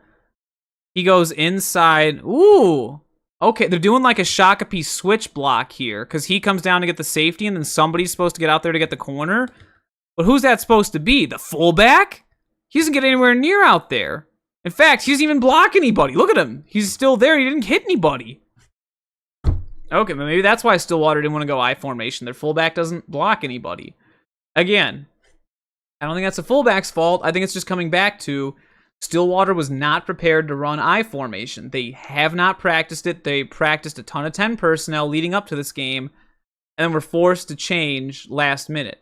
But you know what's mind-boggling about that? That entire week, it was raining. I don't know if it was raining the entire week, but we knew leading up to it, like days in advance, there were going to be bad storms rolling through the Twin Cities metro area on this game day. And there were talks all over 6A, like, hey, we're going to have to push games back to Friday, or is that even going to work with officials? Do we have to just have delayed starts, like delay kickoff times? The State High School League was like all over all of that.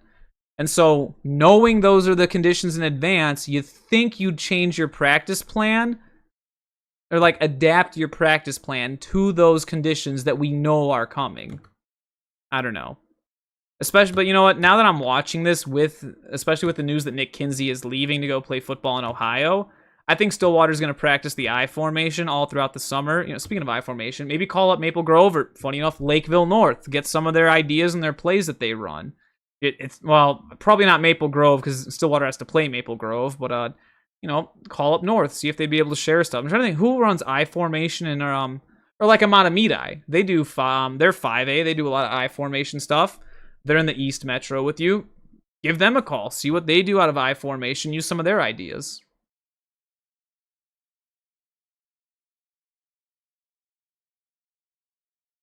They ran power this time. Oh, once again, North is killing it with, oh, Prowl is just, or not Prowl, yeah, Prowl is just dangerous here. But again, where did the outside backer go? He backed off, so you know he's not coming. Who's the backer that's creeped up the most? Him. So, yep, those are the 4 that are blitzing. Just so dangerous. I don't know why more teams don't run Prowl. Like, it's so deadly. Look at this. You have Braden Owens come, like, what is the tackle doing? What is the center doing? Nobody covers for the pulling guard. Braden Owens just happens to be right in that hole, which makes sense in a 3-4 defense. If you have no tight end out here, he has a free shot to go in B gap. So he's got a buddy out there in C gap. There's no point in him containing the edge when he has an outside backer out there. He can dive into the B gap at will. He does. And he makes the, oh, he leaves his feet. Again, he runs a little bit too far upfield. Follow the pulling guard, stay on his hip, and then you got to stay lower. I get that Emilio's not as tall as you, and it's slippery out there. Thankfully, the rest of the Panther defense comes in and fills if we see unblocked. And the blitzing backer also came through unblocked. Oh, he hit somebody, but look at this. He just chips the line. Yeah, the center was already falling down because he kind of missed it. That's the play side guard. He's already falling down, trying to figure out how to block there.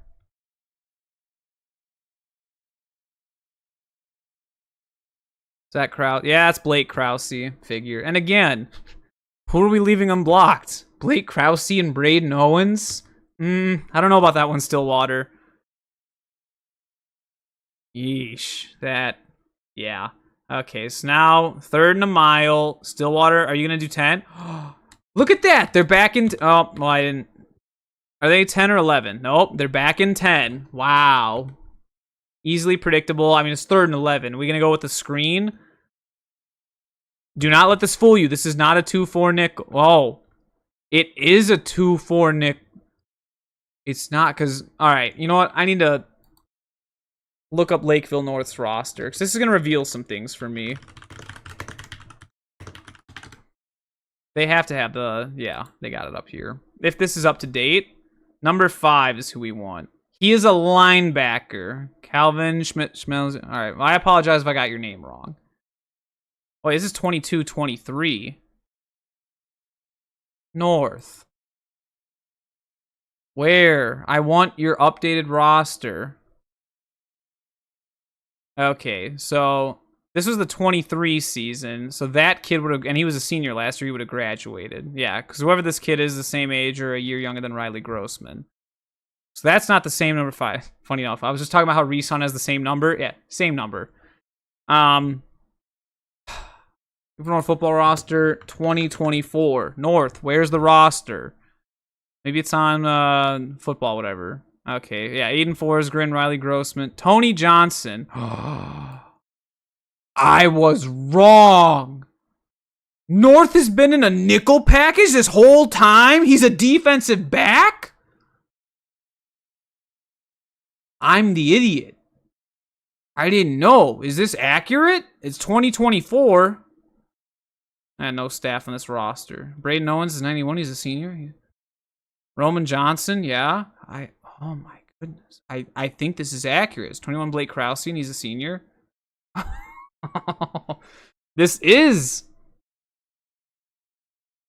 Sam Ripplinger, 33 is a senior. Yeah. Oh my goodness. So this is accurate. This is the thing. Or their actual roster. Number 5 is a DB. They've been in a nickel package this whole time. So why shift to a 2-4 nickel now if you've been in a 3-3 nickel?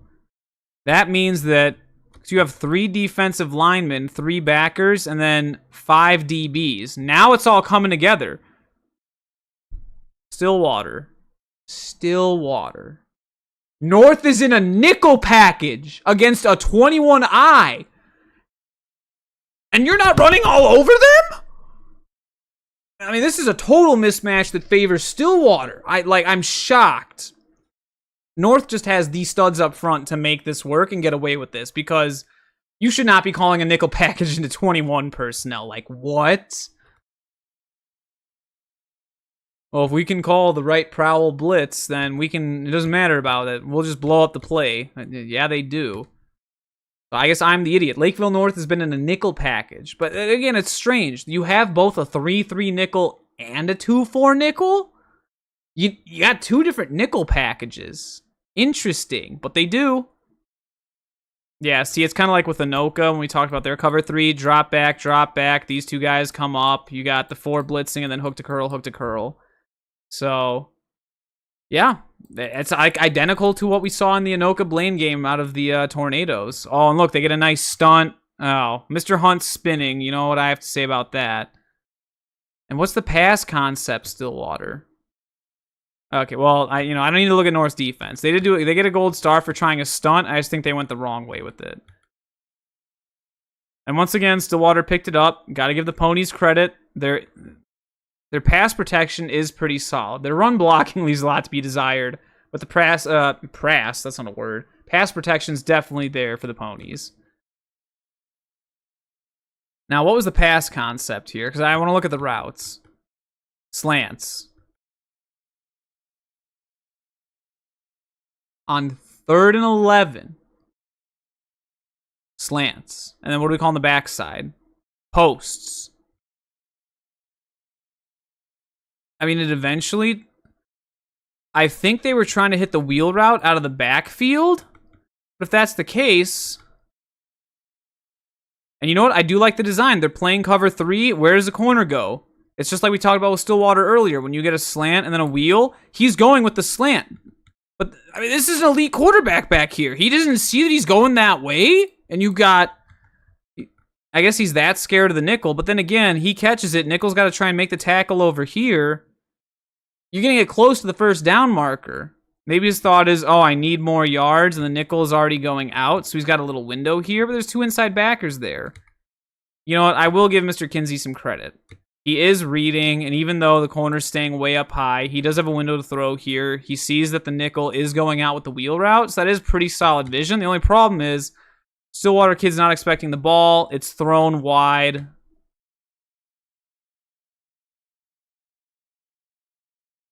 Yeah, once again, it's just not quite, that chemistry's not there. Look at how far the receiver's stretched out to come back to the ball out here. Chemistry's just not there between QB and receivers. I like the read from Mr. Kinsey. He was able to read the defense pretty darn fast there. He saw that nickel was going out to take the wheel route, so he's like, all right, if you're going out, that means you're not covering the slant underneath. They're playing cover 3, so the DB's underneath him. I'm taking the slant underneath. Or the DB's on top of him. I'm taking the slant underneath him. That's a good read. Smart quarterback. I see why he's so highly recruited. But, yeah, it's... seldom talked about topic is quarterback receiver chemistry. That right there on screen was a lack of receiver quarterback chemistry.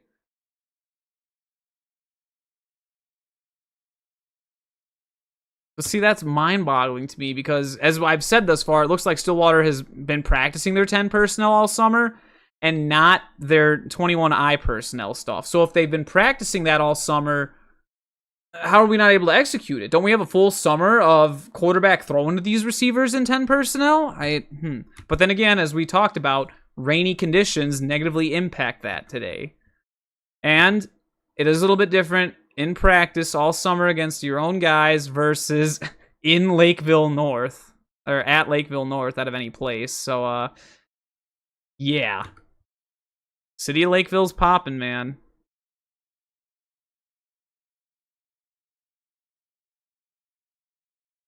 All right, but either way, incomplete. Was there... Oh, yeah, it was the punt. I don't know if I said much about the punt. Still... Oh, not... Yeah, still solid punt. Not as good a cut. Oh, yeah, Gunner. Nice job. Gunner's able to get out there. Goes and makes a play. That's not the gun. It's one of the inside guys. It is. It's like the guard. Gets up there. He's able to make the play. He runs up. Gets just enough of them at the shoestring. Yeah. I mean, the downside is that, offense didn't do anything, so North still got positive yards out of it. But what the heck? Like, punt needed to be deeper. Again, offense has to get going better. You can't give your defense a short field like this. I'm shocked it's still 7-0. It feels like, Stillwater's defense, at least their front five, have sort of been keeping it in the game, and obviously penalties killed the last North drive. North's been shooting themselves in the foot a little bit here. 12 personnel. We got Trey open. Krause, and I don't know if that's Hunt back there. I don't think so. It's somebody else.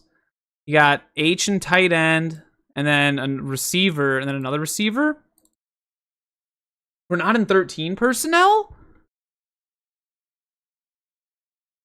Also, notice they're playing cloud coverage now. See how the safety's cheated over to the 3 wide receiver side? As soon as he called it out. Look, see, yep, he's calling it. Hey, 3. Yep, he's calling out 3. Other safety realizes. He's pointing. He's like, hey, there's 3 of them. See him hidden back there? All right, Stillwater DBs. Good communication. You get 1 chicken wing for that. And we run power, or is it trap? It's trap. But once again, if it's trap, who's the trap man? Him? Do we have a double team at the point of attack? We don't need to because they're in an overfront. You have a 1 technique here who's going to be the trap man. He ends up, oh no, he's a 3 technique. Why is he all the way out there in a 3? Or does the guard just do that good of a job and he's able to get inside of a 1 tech? I don't know. Either way, oh, he moved out to a 3 on first down. Yeah, I don't know about that. Good job calling trap. Either way, he gets up to the backer. Oh, still play side guard for North on trap. You take first man inside. That is that linebacker. You don't touch him, and then you turn around and you watch him tackle Sam Ripplinger, and then, oh, dude, the poor right guard for North is having a rough play. Look at this. He misses his block. He turns around. He watches. One of his own teammates blocks a Stillwater kid into him, trips him over another one of his teammates that's on the ground. Oh, no. There's nobody else on the ground. He gets knocked over by his own teammate blocking a guy into him and knocks him over. Like, oh, rough day at the office for number 50. But again, like, your job is that linebacker. How are you... And look at how good North has been at getting up to linebacker. Yeah, I'm shocked by that. Maybe that's why... I don't know.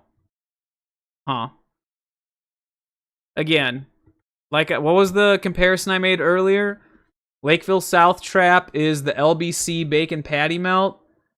And then, what was it? If we're the Bacon Patty Melt, Lakeville North is the Walmart, like, $1 ground beef patty. You don't want to trust that meat. I guarantee it's not ground beef. Yeesh. Yeah, North, stop running trap. Does anybody even get up to a safety? Do either of these 2 guys get touched?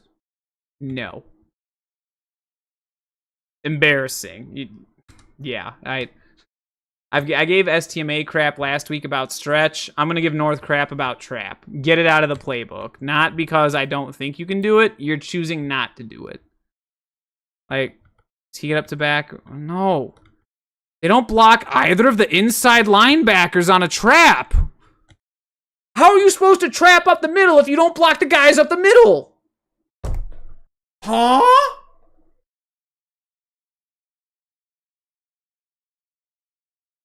Oh, boy. Oh. Yeesh.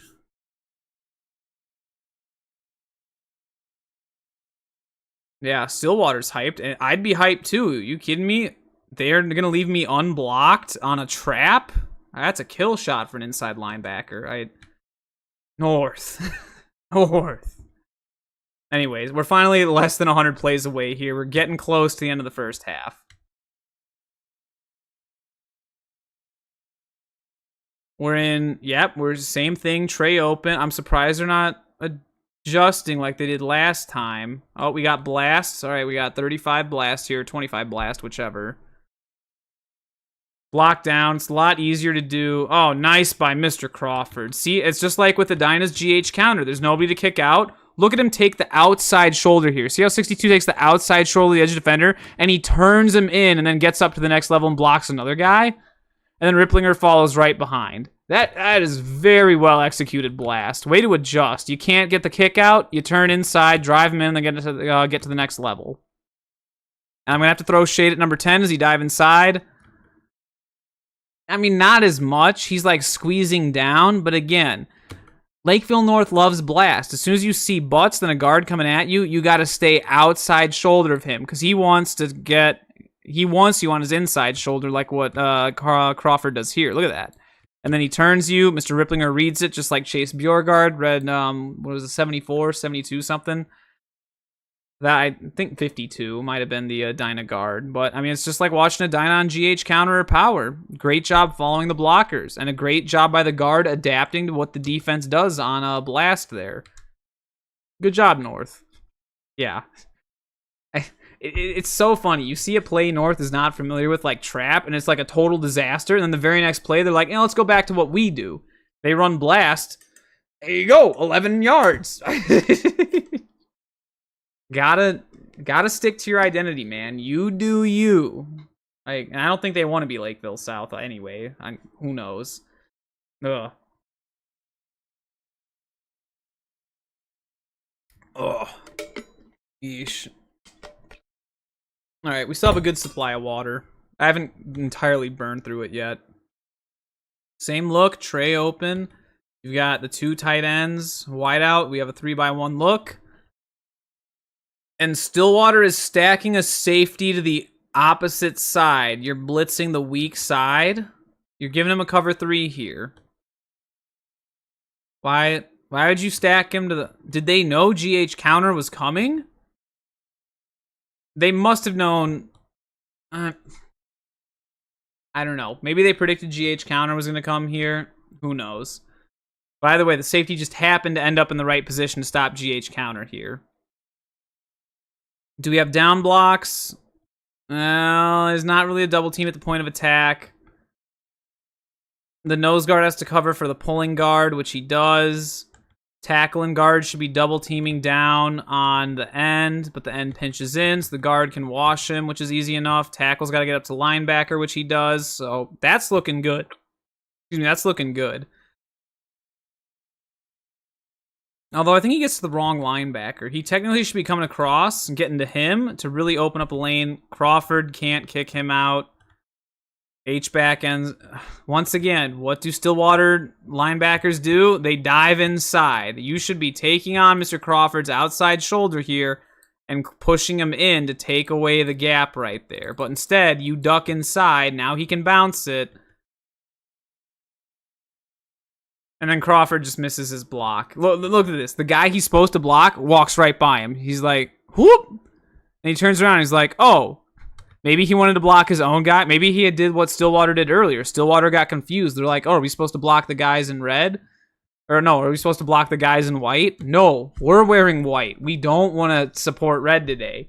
And it's the same thing. Maybe Crawford forgot he had a home game. Maybe he thought Stillwater's wearing red like they did last year. And so he thinks, oh, I have to block red. And forgets that his team is in red. That's what it looks like. Because look, he goes and he pushes the red jersey, pushes his right tackle in the butt, and the guy that he's supposed to block walks right by him and makes the tackle. And that was the safety, too. Remember, I was asking before, like, why did that safety stack in the box? Did they know GH counter was coming that way? I guess they must have. And once again, it's the inside backer trying to drag him down after fighting across blocks. I cannot give enough credit to the Stillwater inside backers. Where's the safety this time? Is he in the same spot? Yep. North. If you see a safety stacked to the weak side here, you've got a 3x1 set with a backer that pinches in and only a safety in a corner out there to cover it. Maybe look at taking advantage of that. We gonna get play action, or are they just gonna run again?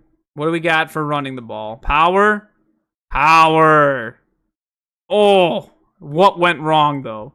Double team at the point of attack? No! Of course not. Why would we? Oh. So, a few things wrong here. One, defensive end of Stillwater. Great job hand fighting and throwing the tackle off of you. Lakeville North tight end. Where's the double team at the point of attack? You don't double team. You walk right past the double team. You're supposed to double team up to backer on power. If you get a double team here up to that backer, beautiful. And then the other backer, 50's pulling guard is coming around to hit him. But again, it doesn't work because you missed the... We missed the double team at the point of attack. How many weeks in a row am I going to be able to say this? Osseo and STMA, we talked about that with. We talked about that with Egan, was having issues with that. Even going back to Blaine, they couldn't get double teams at the point of attack. Now here we are, and this is like the most shocking to me. It's Lakeville North. It's power. How many years has even before when they were North, when they were just Lakeville High School, how long have they run power? What? And we can't get a double team at the point of attack? We run right by him? Huh? And then also, other Stillwater inside linebacker. Look at that. Number 50 doesn't even block the other inside linebacker. He goes right past him. Like I said, Stillwater's front five. They're 3D linemen and the two inside backers. Fantastic. Outside linebackers are definitely the weakness. DBs, good at pass coverage. Our buddy number 5 here can run fit okay. The other 3, not so much. But, yeah, that's definitely the weakness of the Stillwater defense are those two. And again, North still is not going to toss. This time, Reese Hunt gets a better kick-out block. I like that. And look, see how he's working inside shoulder and turning him out? Oh, Mr. Hunt. Check mark. Good job. That's really nice technique. But tight end whiffs his assignment. He eventually gets to the backer he's supposed to, but you gotta get the double team at the point of attack first. If the double team's not there, the running lane's not there. And then, like I said earlier, 50 just completely whiffed on who he's supposed to block. Like, cool, you went and you hit the free safety that while you're, like, and before you hit him, Ripplinger is already getting tackled by the guy you were supposed to block. Cool. And again, North's plays work. That power could have been a big play. But double team at the point of attack, no sauce, pulling guard, miss. Oh boy, technique. You know what's funny? North is doing all this spread stuff now with 10 and 11 personnel, or at least 11 and 12 personnel. How much you want to bet they couldn't run or practice their bread and butter as much because they have all this new stuff they put in, and you see it on film right there. Their base stuff suffers because of it. They can't even run power, their favorite play. To which, that should be like, boom, we got it. Play 1, day 1, power. 35, 36 power, 25, 26 power, whatever they call it. I don't know. Back to the basics. Can never overcoach the fundamentals. Ooh, I like the jet sweep. And again, you know the jet sweep is a threat because running back's on this side. The only thing I don't like is the H-back is also over there. Maybe get the H-back over there. That way, yeah. To me, this is too obvious that this is a jet sweep because, again, the main threat of jet sweep with an H-back and a running back is if they're on the same side. Now you really have to watch because it's either going to be jet sweep that way or there's a threat of GH counter back that way. But, it's not as bad as having the running back on the wrong side of a jet motion, because, like we said with the Hopkins film, that is kind of useless. But having the H-back over there, you know it can't be GH counter, and obviously they're not going to run split zone, because that's not in Lakeville North's playbook. So there's no threat of a run back that way. You know it's going to be a jet sweep North. It's too predictable. You got to get Mr. Hunt, motion him over there, set him, then motion across. That way it can either be a jet sweep, or GH counter comes back that way. That way, you keep the defense guessing.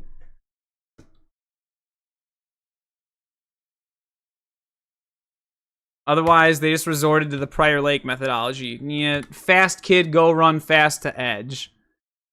And again, where's the edge block? Where's the reach block? Look at 72. Look at the right tackle. He doesn't reach. He steps back inside.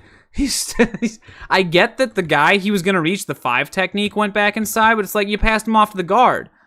If you can't, if he's already reached and the guard reached him, get your butt over there. We already know that number 10 likes to duck inside.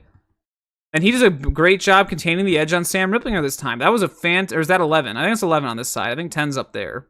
Yeah, it's 11. It's a great job by the outside linebacker this play. He actually contains the edge.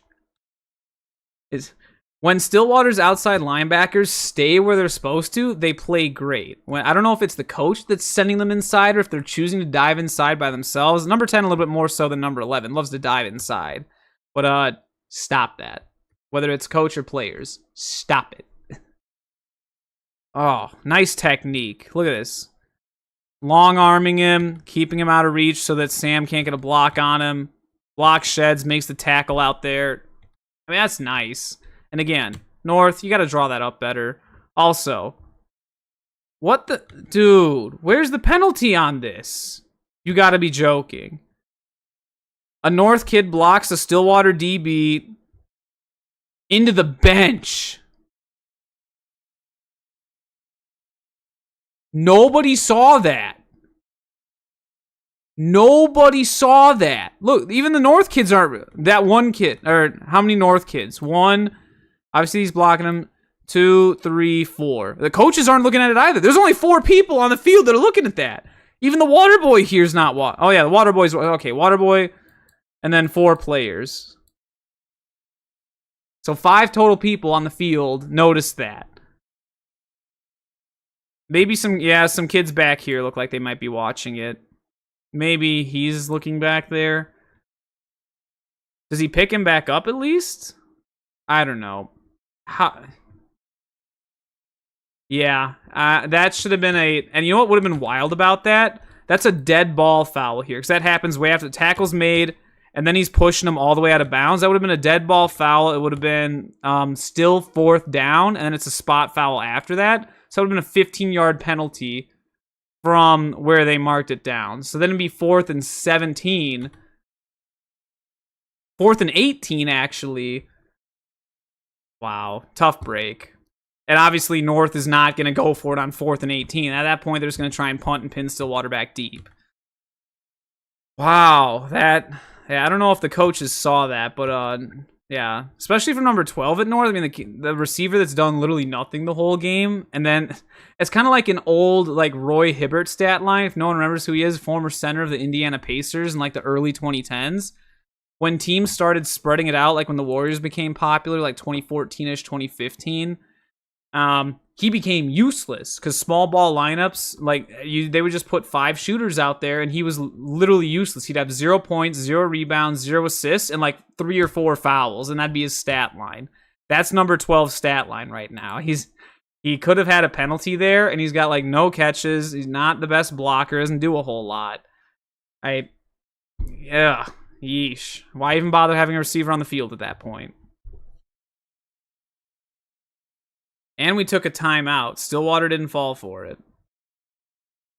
Are they actually going to run a play this time, North? North only has 1 timeout left with 3 minutes. So even if Stillwater gets the ball back and North gets a stop, can't stop the clock.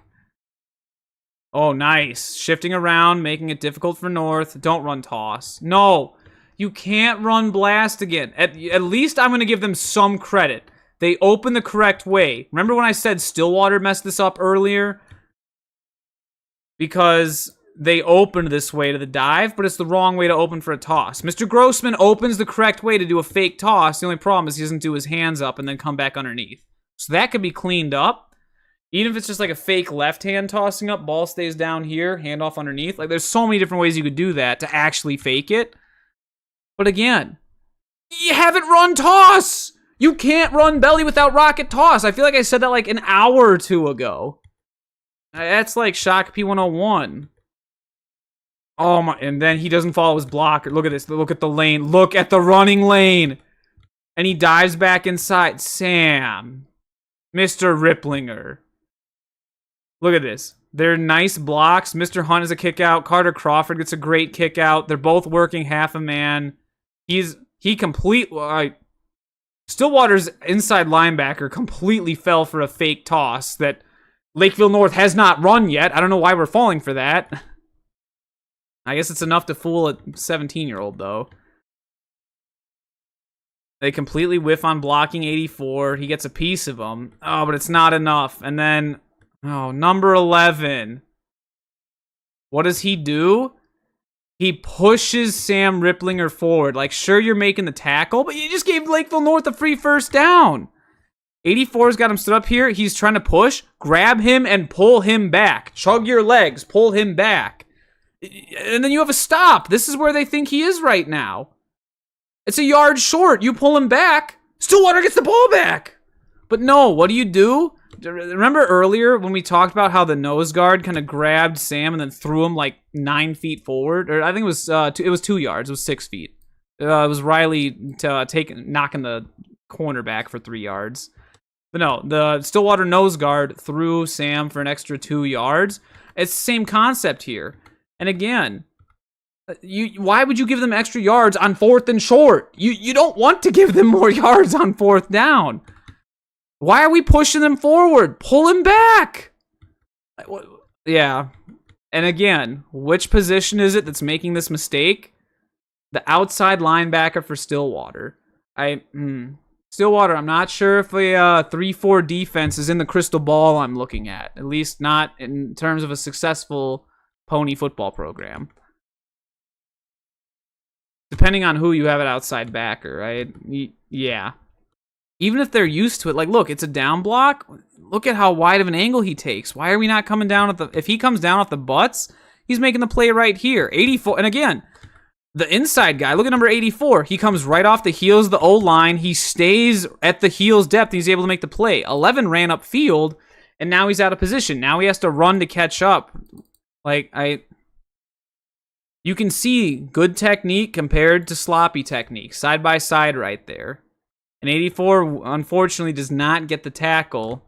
He doesn't come inside as much. He's got to flow down the line better. And it's a little bit tough when Sam Ripplinger has a full head of steam like that. That is a pretty bang-bang play. And also, like I said, if Sam goes out there, he has a touchdown. Well, not a touchdown, but he at least is going to get a one-on-one matchup with our buddy the safety out there. Stillwater. What do we do? Oh, boy. Oh, if I get to the White Bear film and those backers are still making mistakes, I got to remember, 10's on the right side, 11's on the left. You know what's interesting? They haven't switched strengths. I would have thought there's normally like a boundary or a field side outside backer. Like I think Prior Lake does that, boundary versus field side. And then some teams do strength, like strong versus weak. I know Rosemount does that. I don't know if Egan, I think Egan is field, but Rosemount is strong, weak. And then here, they just don't budge at all. It's just, nope, you just stay there. And I guess it keeps it simple for them. You're always on the right, you're always on the left. Yeah, the Stillwater stem. Oh, and look at this clean pocket. It's only a 2-man route. It's just a fade. Stillwater's running cover 3. I mean, sure, you can run a fade in a cover 3. You're not... I mean, if they ran verts here, this would have been a perfect time to run verts because you get him going up the seam. Well, no, because you're in pro slot. That's the problem. If you motioned Reese Hunt across and they're staying in that, he hits the seam. Reese Hunt hits the seam. Reese Hunt's, and then you just read that deep safety, Mr. Grossman. Whichever way he goes, you throw opposite. If he goes over here, Reese Hunt has a touchdown in the back of the end zone. Not even in the back of the end zone. He's walking into the end zone on a fade or on a seam. But instead, you just throw up fades against cover 3, which is strange. I mean, you're essentially just saying, yeah, my receiver's better. Oh. Well, I mean, if your receiver is better, you can just make that play. So what did the Stillwater kid do? Corner's with him pretty much stride for stride. He doesn't get his hands up, though. That's the big thing here. Look, he turns. Where are hands? Hands are down here. Ah, that's tough. That's a nice dart by Mr. Grossman. That must be Vossen down there. He's real happy. Is he right next to the official? Yeah, that's got to be Coach Vossen. He's got the hat and everything.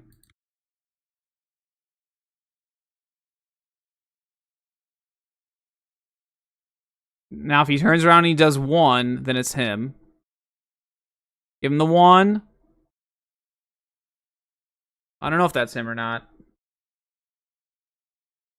Oh, yeah, that's a rough go, Stillwater. Again, not the best play call from North, but it worked.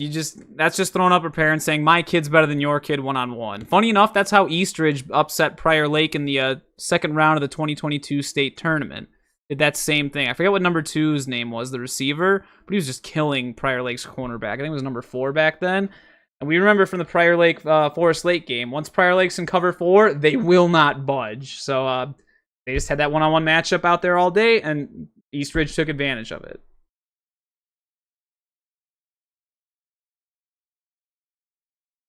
Oh boy, we're almost at halftime finally. Stillwater does have 3 timeouts to work with.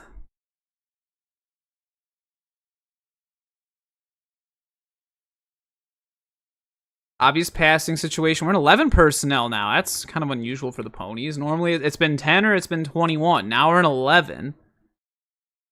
Split zone. No kidding. Yep. Now they want to start running bread and butter? Where's the double team's the point of attack, though? If it's split zone, man in my gap, got him. We have a double team. We should have another double team here. Is it the prowl defense? Is that messing with them? We miss a double team. The tackle gets right up to the next level instead of helping with number 90. The center and the guard. Play side guard. Again, it's like watching Blaine. Where's the double teams at the point of attack? They're just non-existent. You go right up to the next level, and then the guys you're supposed to get double teams on, they make the tackle. And again, it's not like these are small. Like, Anoka had, like, solid defensive linemen, but they weren't the biggest. Look at the size of the Lakeville North has giant kids every single year. And you're not going to double team them? They're bigger than your O-linemen. Like, what? Look at the hits. They're driving your O-lineman back. You gotta double team. And it's inside zone. You know what? We're going to ask Google. Who doesn't double team on inside zone? I want to know. In inside zone, the offensive line generally moves in the direction of the play with the center helping the play side guard up to linebacker, guard. Look, double team, double team, double team. Let's go to pictures. Who doesn't double team? That's not inside zone. That's center pull. That's sort of more like a duo. Oh, first of all, this is Vera scoop blocking. Yeah, that's not inside zone. Split zone football play. None of this is split zone. This sort of is, but they're all just reach blocking. It's more of an outside zone. They're all blocking. They don't double team. They don't. Okay, this is probably the better example. This is what it should be. Notice how you have to double team before getting up to backer. This is probably the best example right here. Going back to what we just saw. It's like beat for beat what this play drawn up right here is. But they're not. They're not. I don't know why no double team. He gets there. He just goes straight up. He just goes straight up, or he goes straight up. One of the two. And then these two guys make the play on the inside. And again, if you're running an inside split zone, the two guys inside are the first guys you need to block. Like, they're your first immediate threat to stopping you. And you don't double team them. Huh? What I do like, positive I will give. Lakeville North is in a nickel, and Stillwater's choosing to run against the nickel package when they're in 11 personnel. Smart. You get 1 check mark for that. The play calling is good here. The problem is the execution. Where are the double teams? I mean, this is Blaine Bengals 101 here, how not to run inside zone. And I'm shocked Stillwater's doing that. Because isn't inside zone one of their top run plays, or split zone? Like, huh? Look at both of them run right by and ignore the double teams. Look at that, they ignore the double team. They at least hit backer. He didn't even hit Reese Hunt. He missed. And then he's pushing him inside to where the play is going. Oh, boy. Oh, boy. Stillwater. Double teams. Double teams. Double team. You know what? We're going over. Yeah, we don't need to watch my own stream. We're going to go back here. Is it just looping the same thing? Yeah, it must be. So, remember when we looked up, what was it? Wyzetta RPO football. And I think I forget which which thing I talked about that. Look. There it is. That's Coach Lambert Brown, head coach Wyzetta High School, also is the OC. And he's talking about their blocking rules for inside zone. Oh, inside zone / duo. It's what the NFL calls it. Look at that. Maximize double teams at the point of attack. Do we see that on screen? You know what? We're going to make it full screen. Do we see that? I'm pointing at it. It's over there. Right here. First bullet point. Maximize double teams at the point of attack. Right? That's what you do on IZ. Inside zone. Maximize double teams at the point of attack. Oh, Lord. Yeah, take it away, Coach Brown. Let's, actually, you know what? I want to hear his reasoning here. We always are about knowledge. We can listen a little bit. Being a physical team, we need to work to get to, and if that player takes away the position, then we overtake and we use that leverage against them, and the back will make us right. And so we think combining those two things gives us a lot to have to defend. So why we like inside zone? We run inside zone. We run duo. I know duo is kind of a big word right now and things like that, but that's really what we base ourselves in. And so I got my dog barking in the background. I should have put him outside. But we base ourselves in that and making sure that we get as many double teams as we can. So we want to, and making sure that we get as many double teams as we can. So we want that and making sure that we get as many double teams as we can. So in that and making sure that we get as many double teams as we can. So we want that and making sure that we get as many double teams as we can. So we want to. I rest my case. Yeah. I don't know why I've seen so many teams on 6A Film Review that run inside zone and have no double teams at the point of attack, or just start extremely sloppy with them. Like we were talking about it, inside split zone. See, here's the two double teams. These are the two double teams they're supposed to get right here. And we watched. He went up to backer, and he went up to backer, and these two were left to fend on their own, and they couldn't do it. It's right there. Look. That's the play Stillwater called, right? But that's not what they did. If you go back, and it's even run to the same direction. Let me go back to that same, or is it? Yeah, this is the same play. Let's go back and watch. Full screen. It's literally the same play, right? We see, this is what it's supposed to be, right? So this is what Coach Brown drew up from Wyzetta. Two double teams at the point of attack. The tackle kicks out the edge defender there. So if we look, tackle's supposed to kick out edge defender. These two double here.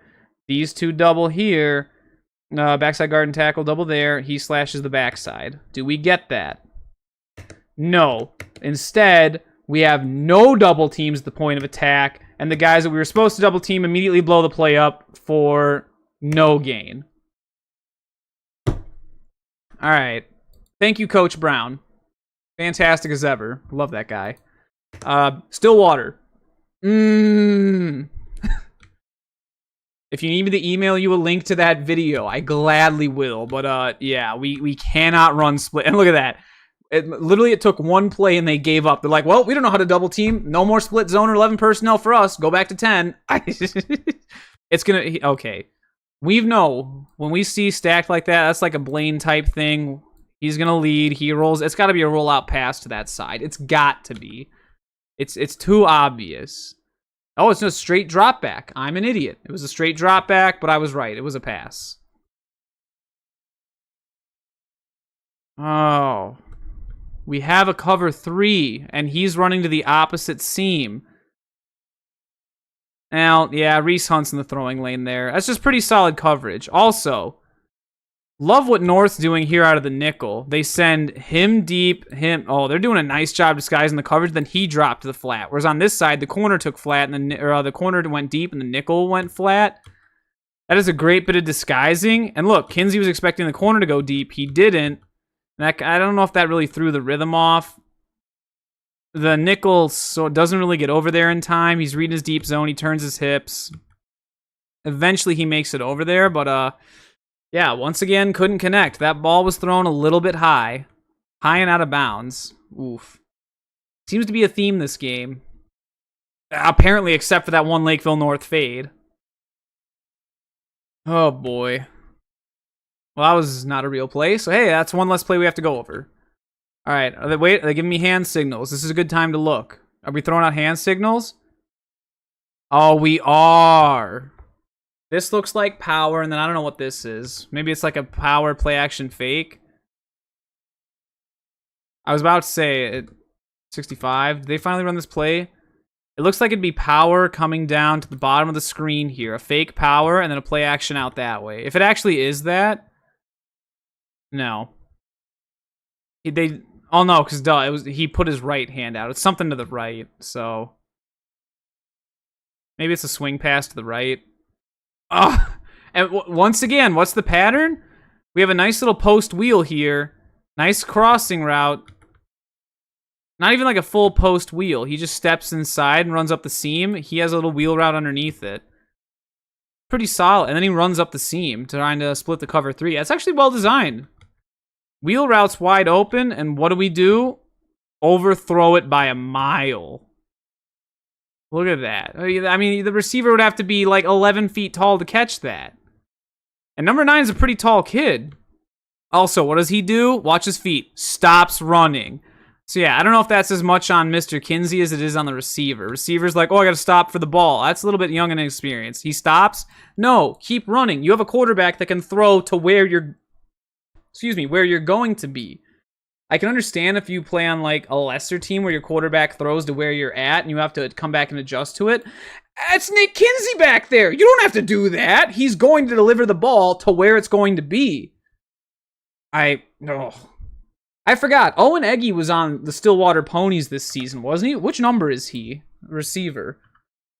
Stillwater Pony football 2024 roster. Roaster. Yeesh. I'm hungry. Emilio Rosario. Huh? Maybe he's a double digit?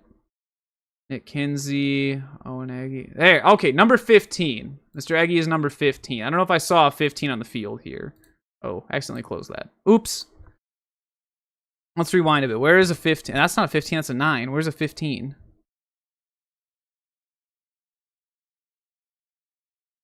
That's a third. Ah, there's Mr. Eggy. He was the one running down the seam. So they do have him lined up as X out there.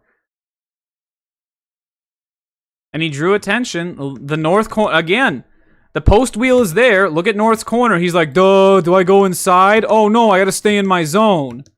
And you know what? That actually is a good concept against the cover three, because look at it. You got a guy running up the seam and a guy running out there in the fade. It's the same thing with verts. Corner's confused about who he's supposed to pick up. Mr. Kinsey makes a great read. You're going to go with the seam. I'm going to throw the wheel. That's actually really nice design by Stillwater. They can't figure out how to block inside their split zone, but they know pass concepts. I'll give them that. It's like the inverse of, well, I don't want to give STMA credit. Neither STMA nor Osseo really had any idea about passing concepts, but Stillwater understands passing concepts. I can definitely see that. Run blocking, not so much. Oh, did we just deck the punter? Please no. Okay, we didn't. Wow. You know what's funny? Remember how I said North only has one timeout? They're probably not going to get the ball back. Oh, Stillwater had a stupid inside zone, then immediately ran 2 pass plays that fell for incompletions. North still has that one timeout, and they're getting the ball back with at least like 90 seconds-ish on the clock. Okay, a little over 80 seconds, we'll say. All right, hey, number 12 is getting involved in the game. Oh, no. Did they hit him out of bounds? No. All right. That was about to be extra yardage for North. Well, North has 84 seconds and a timeout to get down to maybe go up 21-0 before the half. Or they can just run dive.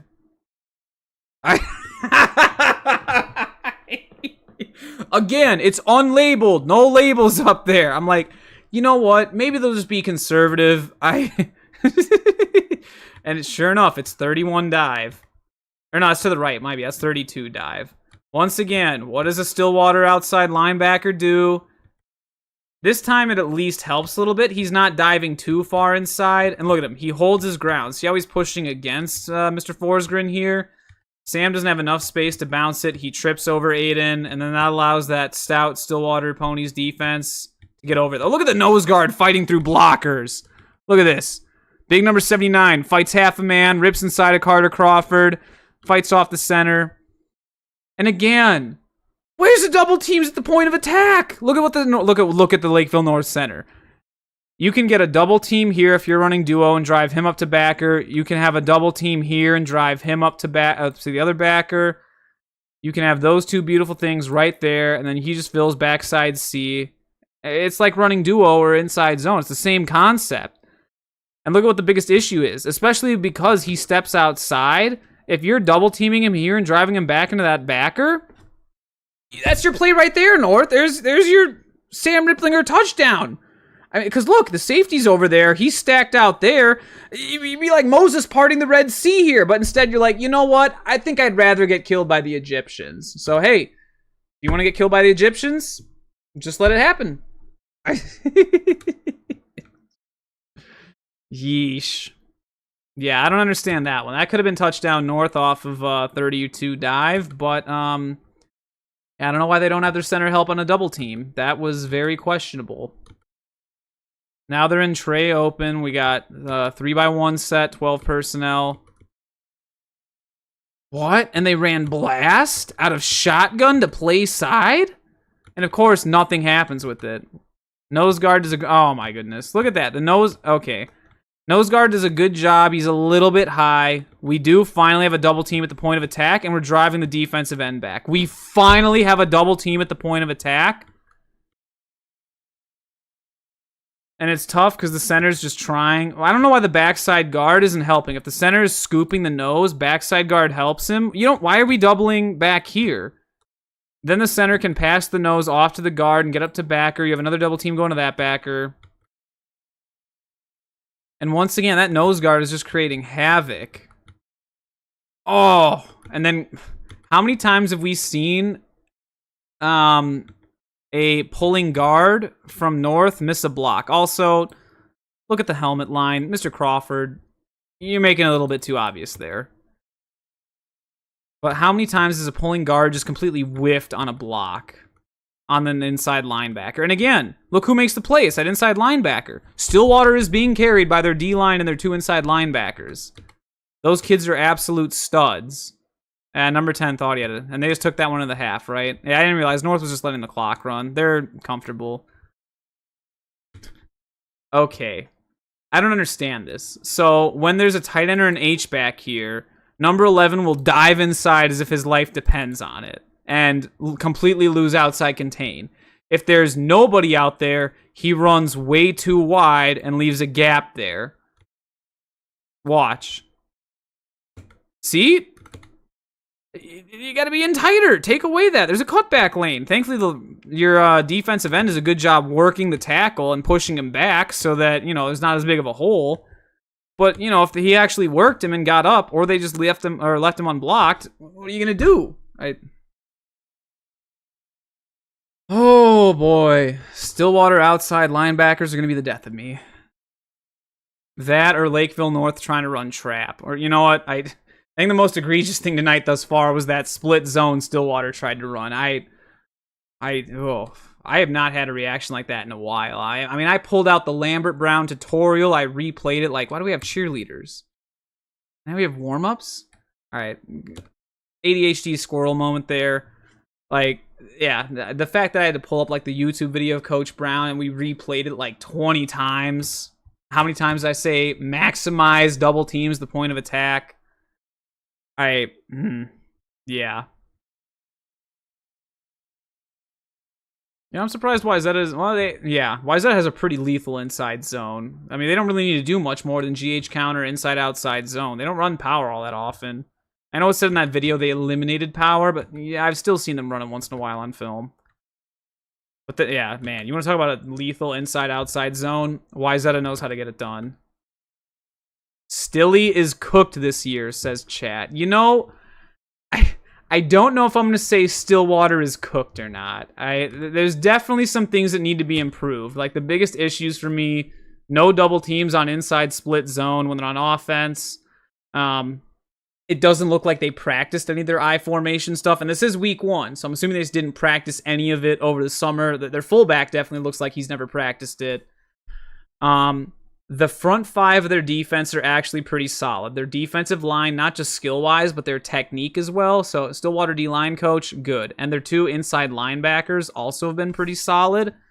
Like, to me, that is the bread and butter, or like the heartbeat of Stillwater's defense, or those inside 5 guys. The outside linebackers are kind of a mess. I don't know if it's coaching, if it's the personnel, or what's going on.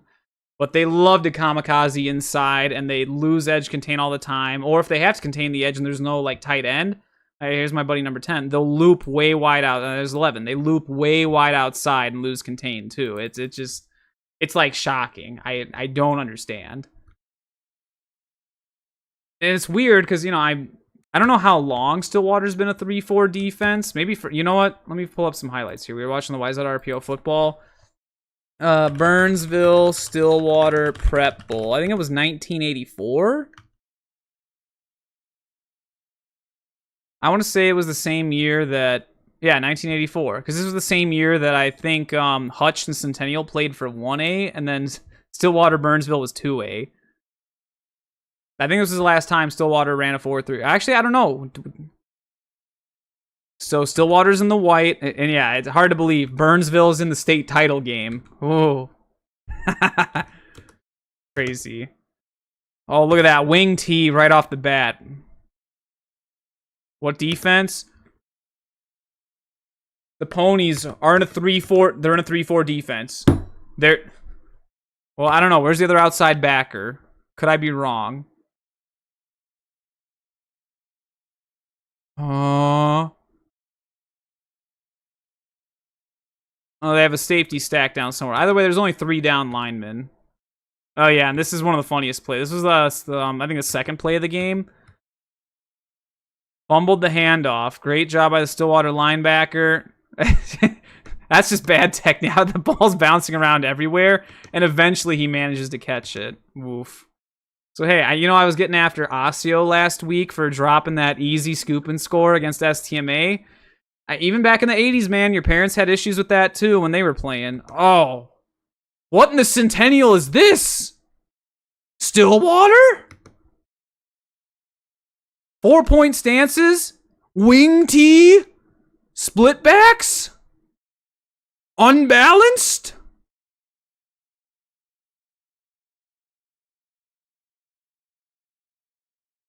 Running inside veer?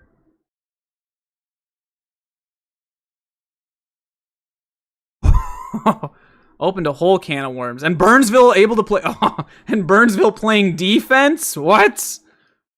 Man, this is like some sorcery right here. I don't think Burnsville got the ball, did they? I guess they must have. Alright.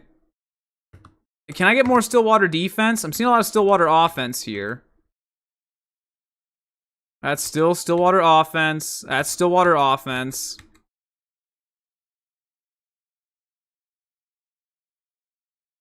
What? Am I missing something? Wait, is this still... What? No, dude, I want to see Stillwater's defense. Okay, here we... No, it's still Burnsville! That's still Burnsville. That's still Burnsville. Dude. Alright, here we go. Burnsville's finally going to get back on offense. What is Stillwater's defense? Oh, it's zoomed in so I can't see. Okay. What in the world was that? Dude, oh, man. You know, I thought we made some weird decisions in football nowadays. Now that I'm watching this, what in the world am I looking at? Stillwater scores again. No. Stillwater defense. Okay, here's Stillwater defense. For like a fraction of a second. Boom. 3 down linemen. Okay, so Stilly's always been a 3-4 defense.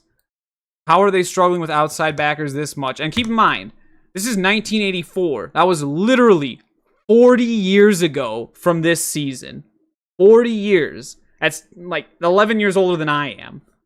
That's mind-boggling to me. And they've been playing that defense for that long. Woo. Yeah. You think after 40 years you would know how to use your outside linebackers. I don't know. Okay, how many warm-ups? I don't need... Oh my goodness. You know what? At the very nice part, there's fewer plays left in the second half. Here we go. Now we're at the kickoff. People, it's just like the Anoka Blaine game when someone recorded all the cheerleaders. It's like, what are we doing? Touchback. Let's go. There's another non-existent play. Okay, Stillwater's coming back with the I formation. Maybe we drew up some stuff. We're a little more ironed out. Maybe they took the kids to one of the North practice fields back there. Ran a few plays. Ooh, excuse me. Gross burp. Ran a few plays to figure some things out. First play is power to the weak side. And they actually do a decent job opening the hole. Again, give North some credit. They do a solid job running Prowl here. And then Reese Hunt, you know, he's just a good kid. That's a backside backer. Comes all the way across and makes the play. Stillwater blocked everybody they were supposed to there. That was pretty solid. Sticking with the I formation. It's unbalanced.